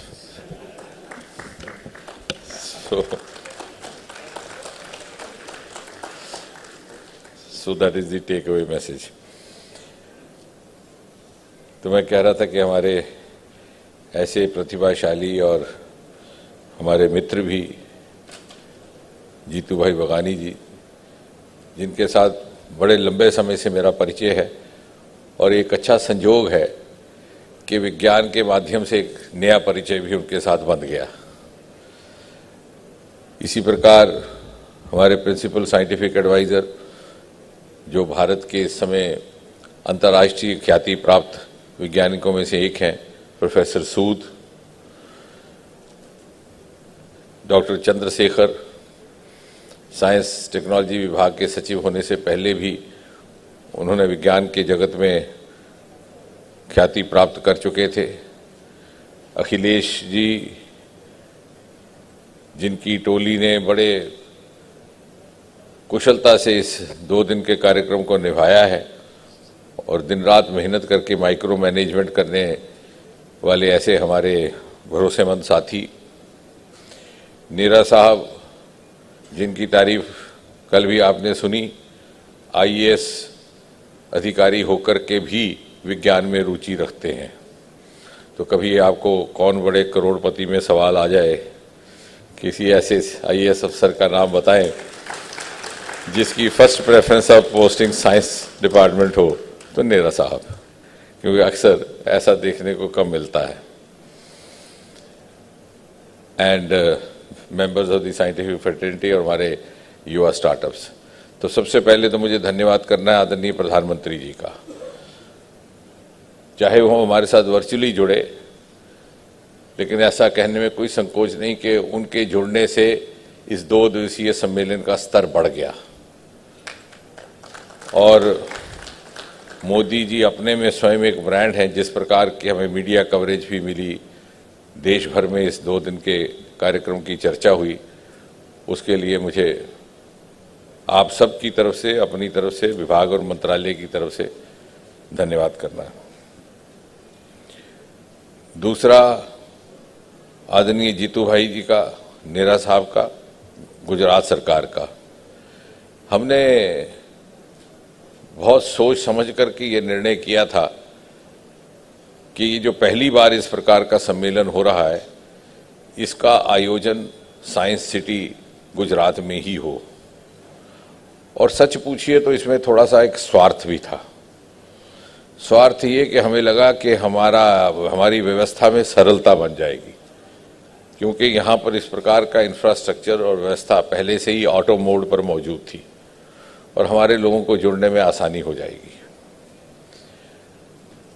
और इसलिए उनका धन्यवाद भी करना है, और शायद इसलिए भी कि ये चूंकि हम इसको एक वार्षिक फिनोमिना बनाने का प्रयास लेके आगे बढ़ रहे हैं और इस तरह की योजना है, तो शायद एक मापदंड भी तय हो जाए।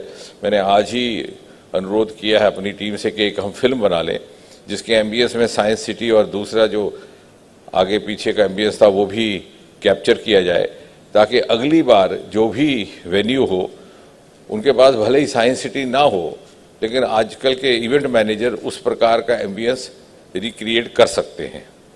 तो एक अच्छा आपने बेंचमार्क स्थापित किया है इस मेडन कॉन्फ्रेंस का, इसके लिए भी गुजरात को, गुजरात की सरकार को श्रेय जाता है। इस कॉन्फ्रेंस को लेकर के बहुत सी नए प्रयोग भी करने का एक प्रयास हुआ है।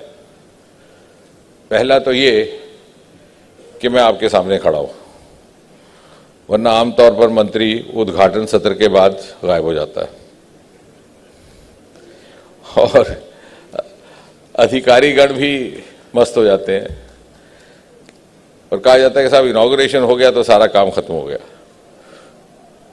लेकिन हमने सोचा कि मोदी जी ने जिस तरह से इस देश में एक नई कार्यशैली स्थापित करने का प्रयास किया है, हम उस पर पूरा उतरे and we should be serious about what we are doing. इसीलिए हमने जो विदेश यात्राओं में हमारे जाते थे डेलीगेशन, उसकी भी प्रूनिंग डाउन की, जो प्रेजेंट करने वाला वो जाए। और मैंने कहा कि मंत्री नहीं जाएगा जब तक बड़ी मजबूरी नहीं होगी, क्योंकि अदरवाइज क्या होता है कि मंत्री जाता है, वहाँ दीप प्रज्वलन करता है, उसके बाद टूरिस्ट बन जाता है।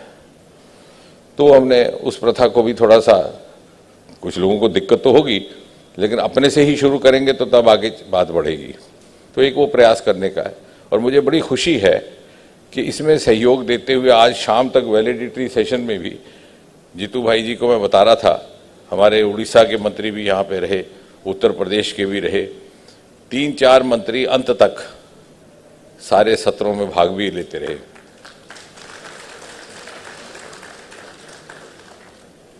और उससे ये भी होता है कि अधिकारियों में भी थोड़ा सा उसमें गंभीरता आ जाती है। दूसरा, हमने इस कॉन्फ्रेंस को ज़्यादा एकेडमिक स्वरूप देते हुए उसको थीम्स के आधार पर रखा, जैसे जल की थीम हुई, जो स्वास्थ्य सेवा में नवाचार हो रहा है उसकी थीम, जैसा अभी प्रोफेसर सूद ने आपको पढ़ के सुनाया। अन्यथा क्या हो जाता है कि जनरलाइज सी भाषणबाजी हो जाया करती थी और एक मिली जुली पैनल बनाने का प्रयास हुआ ताकि सब एक दूसरे के साथ सप्लीमेंटेशन कर सके। और उससे एक ये भी है कि जो हमारे यहाँ सरकार में एक स्वभाव बन जाता है कि मैंने टेलीफोन करना तो मैंने डायरेक्ट नहीं करना, मैंने ऑपरेटर को कहना। अगर ऑपरेटर आया है 9 बजे तो मैं 9 बजे तक इंतजार कर लूंगा, लेकिन खुद नहीं करूंगा। मैंने बड़ा कोशिश की है पिछले 9-8 साल में उस प्रथा को तोड़ने की, वरना मजबूरी ये आपके ऊपर बंदिश हो जाती है। फिर वो आएगा, फिर वो मिलाएगा, फिर पहले किसने उठाया इसका भी देखना है। तो मैं कहता हूँ कि साहब हम टेक्नोलॉजी विभाग से संबंध रखते हैं, तो हमारे पास टेक्नोलॉजी उपलब्ध है मोबाइल की, हम उसका इस्तेमाल क्यों नहीं करते? फिर भी हम ऑपरेटर पर निर्भर है। तो एडिशनल सेक्रेटरी को सीधा फोन नहीं कर सकता, मंत्री को इंतजार करना पड़ता है ऑपरेटर आए। तो हमने वो भी प्रथा कम से कम जो 6-7 विभाग से मैं जुड़ा हूं, मैं सीधा सबके मोबाइल रखे है, मुझे उससे बड़ी सरलता हो जाती है। तो ये सरलता अपने लिए, कामकाज और ऊर्जा बचाने के लिए। अब आज के इस 2 दिवसीय सम्मेलन को, जो कि ये वैलिडिक्टरी, अब बहुत ज़्यादा बात करने की आवश्यकता नहीं, इसको आगे कैसे बढ़ाना है। 1-2 मैंने सुझाव रखे हैं अखिलेश जी के आगे कि होता क्या है कि हम एक दूसरे की, जैसे कल प्रधानमंत्री जी कह रहे थे कि हम एक दूसरे की प्रैक्टिसेस को कैसे अडॉप्ट करें, लेकिन अडॉप्ट करने के लिए हमें जानकारी रहनी चाहिए। अंग्रेजी में कहते हैं I see what the mind knows. Mind को पता ही नहीं मुझे क्या चाहिए, तो आंख क्या देखेगी। अब जैसे राजस्थान, गुजरात, पंजाब में हमने हेलीबॉल टेक्नोलॉजी से पानी निकालने की प्रथा शुरू की, लेकिन मुझे हैरत हुई, मैं पंजाब और जम्मू कश्मीर में गया तो वहाँ जल शक्ति वालों को ही मालूम नहीं था कि ऐसी टेक्नोलॉजी हमारे पास मौजूद है। अब वो ज़माना जाता रहा कि कुआं खोदते थे, फिर पानी निकला नहीं निकला, मैन पावर भी ज़ाया गई, खर्चा भी हुआ। अब वो सीधा चित्र आ जाता है, लेकिन उनको जानकारी नहीं थी। तो हम एक महत्वपूर्ण जो निर्णय हम कर रहे हैं, जो मैंने अखिलेश जी को कहा है कि एक हम डैशबोर्ड तैयार करेंगे। हम टेक्नोलॉजी से संबंध रखते हैं, अगर हम भी टेक्नोलॉजी ना अपनाएं, अगर हम भी ऑपरेटर पर ही निर्भर रहे, तो भले दूसरे क्या टेक्नोलॉजी अपनाएंगे। तो डैशबोर्ड जिसकी एक्सेसिबिलिटी प्रत्येक राज्य को रहेगी, प्रत्येक केंद्र शासित प्रदेश को, और केंद्र में साइंस टेक्नोलॉजी मंत्रालय में, उसे जब चाहे मंत्री देख सकते हैं, जब चाहे कोई अधिकारी देख सकते हैं, जब चाहे वैज्ञानिक देख सकते हैं। यानी अगर आपको लगे कि मुझे जल के लिए इस प्रकार की एक समस्या का समाधान चाहिए, तो उस डैशबोर्ड से आपको जानकारी मिलेगी कि क्या किसी और प्रदेश में इस प्रकार का प्रयोग हो रहा है, क्या हो रहा है, तो हम उसके साथ संपर्क कर सकते हैं। और दूसरा, हर प्रदेश अपनी ओर से एक नोडल ऑफिसर नियुक्त कर दे, क्योंकि सचिव के लेवल पर हर चीज नहीं हो सकती, उनके पास और भी बहुत सारे काम रहते हैं। एक नोडल अधिकारी जो कि एक निरंतर संपर्क बनाए रखे केंद्र के साथ साइंस टेक्नोलॉजी से, और प्रदेश सरकार भी उसके जिम्मे कर दे कि ये काम तुमने ढूंढ के लाना है, और हमारी भी जिम्मेवारी रहे कि हमारे भी वहां से अधिकारी करें। तो अखिलेश जी उसका भी नोट ले रहे हैं। और तीसरा, आगे चल करके, आज तो नहीं, because I don't want to have a very loud ambitious thinking, लेकिन सोचा ऐसा मैंने अखिलेश जी से कहा कि कई कई देशों में जैसे कॉन्सेप्ट होता है सेंटर स्टेट साइंस काउंसिल का, जिसके सदस्य केंद्र के प्रतिनिधि भी रहते हैं, राज्यों के भी, मंत्री स्तर के भी, सचिव स्तर के, वैज्ञानिक, उस तरह की हम कल्पना कर सकते हैं क्या, उस पर हम काम करके शीघ्र ही आपके सामने लौटेंगे। लेकिन डैशबोर्ड का हम तुरंत ही एक उपलब्धि करवा देंगे, ताकि हमें पता तो रहे कि हम एक दूसरे से, और आगे चल करके तो उसकी ऐप बन जाएगी, तो हम मोबाइल से भी उसको एक्सेस कर सकते हैं। तो ये 2-3 महत्वपूर्ण हमने निर्णय लिए हैं अभी शाम को। अभिनंदन है, अभी मैं आप ही का उपाध्याय जी उल्लेख कर रहा था, मैंने कहा पहली बार एक नया इसमें एक नई संस्कृति देखी है इस सम्मेलन में, कि हमारे मंत्री महोदय अंत तक बैठे हैं 2 दिन, वरना उद्घाटन सत्र के बाद अपेक्षा नहीं रहती। तो देखिए मंत्री जी, अभी भी अगर हमें मालूम होता कि आप इधर ही हैं तो आपको मंच पर स्थान रहता, लेकिन अब हम समापन की ओर चल पड़े। तो ये 2-3 हमने महत्वपूर्ण फैसले किए हैं। हम समय समय पर जहाँ जहाँ भी आवश्यकता होगी इस प्रकार की बैठकें औपचारिक अनौपचारिक भी होती रहेंगी, और वर्ष में एक बार राज्य बदल बदल करके भी, या फिर कहाँ पर वेन्यू होती है, क्योंकि हमें राज्य ऐसा चाहिए जो रिलक्टेंट होस्ट ना हो, क्योंकि वो मेज़बानी करे मजबूर होके तो फिर वो बात बनती नहीं है। जैसे गुजरात जीतू भाई जी ने जिस दिन मंत्री पद संभाला, मंत्री परिषद के उस पुनर्गठन के बाद, तो पहले दिन ही इनका फोन आ गया, और दूसरे दिन ही जब ये दिल्ली पहुंचे तो हमें लगा कि जब इस प्रकार का उत्साह है तो उससे एक एनर्जी जनरेट होती है। तो इन सब बातों को ध्यान में रखते हुए अगली बार फिर से हम किसी न किसी वेन्यू पर मिलेंगे, लेकिन उसका अर्थ ये नहीं है कि बीच के अंतराल में हमारा संपर्क टूट गया। हम अनौपचारिक औपचारिक मिल सकते हैं। कृपा करके अपने मोबाइल का इस्तेमाल करिए, करते तो हैं लेकिन फिर भी नहीं करते।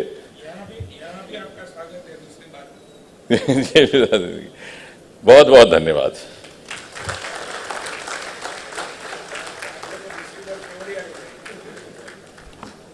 Thank you so much, sir, for visionary remarks, and big thanks for setting a guiding floor for us.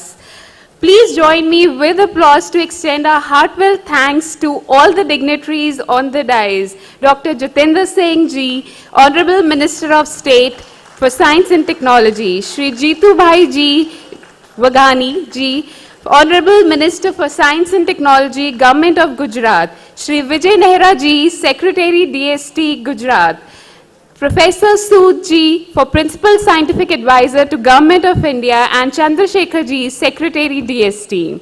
Now I take pleasure to invite Dr. Akhilesh Gupta for his final vote of thanks.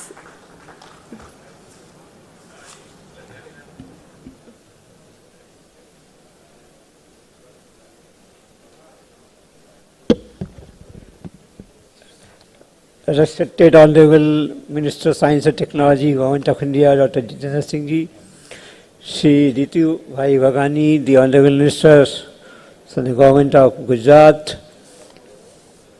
Shri Yogen Upadhyay Ji, the Honorable Minister of Science and Technology, Uttar Pradesh, Professor A.K. Sood, TSA, Sri Chandrasekhar, Dr. Chandrasekhar, Secretary DST, esteemed dignitaries, delegates and guests attending today's program. It is indeed my proud privilege to deliver a vote of thanks as we conclude the two-day Central State Conclave. First of all, let me express our heartfelt gratitude to Honorable Prime Minister Shri Narendra Modi ji for honoring us for his gracious presence at the inaugural session and his truly inspiring words, which sets the foundation to strengthen the Central State STI ecosystem and state the idea of cooperative, continuative federalism in STI. Many thanks to Honorable Chief Minister of Gujarat, Shri Bhupen Rajnikant Patel ji, for extending his constant support and guidance to organize this conclave in Ahmedabad. This conclave would not have been possible without his proactive involvement. Thank you, sir, so much. This script of conclave is entirely authored, planned, directed and implemented by our beloved Honorable Minister Dr. Jitendra Singh ji. In fact, for planning this event, he spent more than 24 to 25 hours. And he said, I remember he said 7 times and planned the entire event on this thing. So it is entirely his vision that finally came to reality. And as he mentioned that we will now set up a mechanism where this will be taken forward to next level. And as he advised us that now this will become a regular event every year. So today is being held in Gujarat. It will go to other states in rotation in future.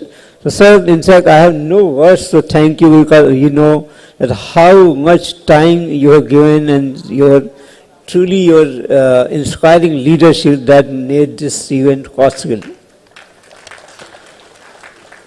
Shri Jitubhai Wagani, the Honorable Minister of Science and Technology and Education, Government of Gujarat, in fact, he has been so supportive. Our Honorable Minister had been in touch with him when this event was being planned, and he had personally deputed me to meet him. I came and met him, and so all that entire planning was in fact, he was very much, in fact, he desired that we should have this event in Kevadia, but somehow because of logistic reason this we could not have. But we can assure you, sir, that our event will try to have it in. So many thanks to the Honorable Minister. Also, we thank Mr. Vijay Nehra. In fact, he's as Honorable Minister mentioned, that he's a man who has so much, in fact, interest in science and so much of passion that he has been supporting, and we have been constantly working together. So thank you very much, Mehra Sahab and Nehra and the entire team that including Dr. Sahu and his entire team at GUJCOST and at DST Gujarat, and the team at the venue here at the Science City. They have been very supporting, and we are so grateful for Government of Gujarat and the entire team for working as one team with Government of India, and all the success today is all because of that collaboration. We are grateful to Dr. V.K. Saraswat, Dr. Kaul, Niti Ayog, Dr. A.K. Sood, Dr. Chandrasekhar, all the science secretaries of the Science Department, and 14 Science Department of Government of India, including the 6 which work under Honorable Minister of Science and Technology, for being not only supporting us but also participating in session here. Many of the secretaries are himself there, or senior level officials are there to support. Also, the large number of startups. This is the one event where nearly 150 startups with their people and industry, and also all the departments have their stall here. They have participated. So we really were grateful to all of them for coming and participating. once it becomes a regular event, then you will have more organized way of working, because we have very little time. So we definitely feel sorry that some of the startup could not participate here. A very big thanks to my entire team from DST Government of India, who indeed worked very tirelessly for last so many weeks and days in planning and executing this event. The team, I don't have a very long list, but I'll just name few. We have Radhika, Soumya, Nimita, Nidhi, Parvinder, Devanjana, Saikat, Rohan, Rahul, Hamida, Achita, Sanjeev, and so many. So I don't have a very long list, but I also wish to thank Honorable Minister OSD, Mr. Prashant Jha, who has, and Venkat, another, who has been, working behind the scene for this entire thing. I will fail in my duty if I don't thank the some core support that I had. Dr. Ravindra Kanigrai, scientist who has been working in the background but very intensely with me. Dr. Ekta Kapoor, Dr. J.V. Reddy, and some others who have worked with me as a team for organizing the event. At the end, I would say that Mr. Mohit Gupta, the CEO of the Expression 360, he has done a great job in organizing the entire event at a very short notice and done very hard work, and so all that logistic, hospitality, and putting the entire show here was coordinated and implemented by his team. I think I am really grateful to him for this kind of commendable work that at a very short notice.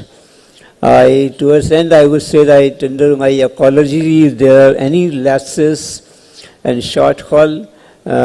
We take the entire responsibility for that, and the disruption that we experienced yesterday because of the heavy rain that disrupted one of our session. We sincerely apologize for that, and I might have missed some people in thanking them, so please do not mind. And I once again thank one and all for your participation and support. Thank you very much. Have a great time.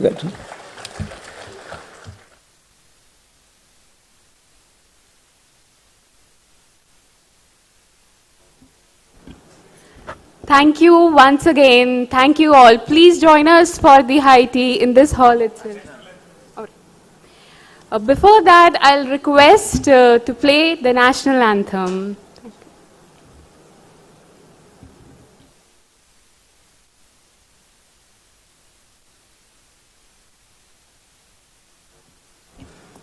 All right, let's sing together. Jana Gana मन अधिनायक जय हे भारत भाग्य विधाता पंजाब सिंध गुजरात मराठा द्राविड़ उत्कल बंग विंध्य हिमाचल यमुना गंगा उच्छल जलधि तरंग तब शुभ नामे जागे तब शुभ आशीष मांगे गाए सब जय गाथा जन गण मन अधिनायक जय हे भारत भाग्य विधाता जय हे जय हे जय हे जय जय जय जय हे जय जय Matram. Jai Hind, everyone. Please join us for the high tea. Shukriya. Jai Hind. I have a small announcement related to our Startup Expo. I will request everyone who has not visited our stalls to have a look and please go through each and every stall. We have some magnificent startups, industries, presentation there. All right. And we will also like to urge, please visit the Science City to have a wonderful experience of science in the city of Gujarat. And there is another announcement for our Startup Expo that it would be open for 12th and 13th September 22 as well. And all the necessary information regarding that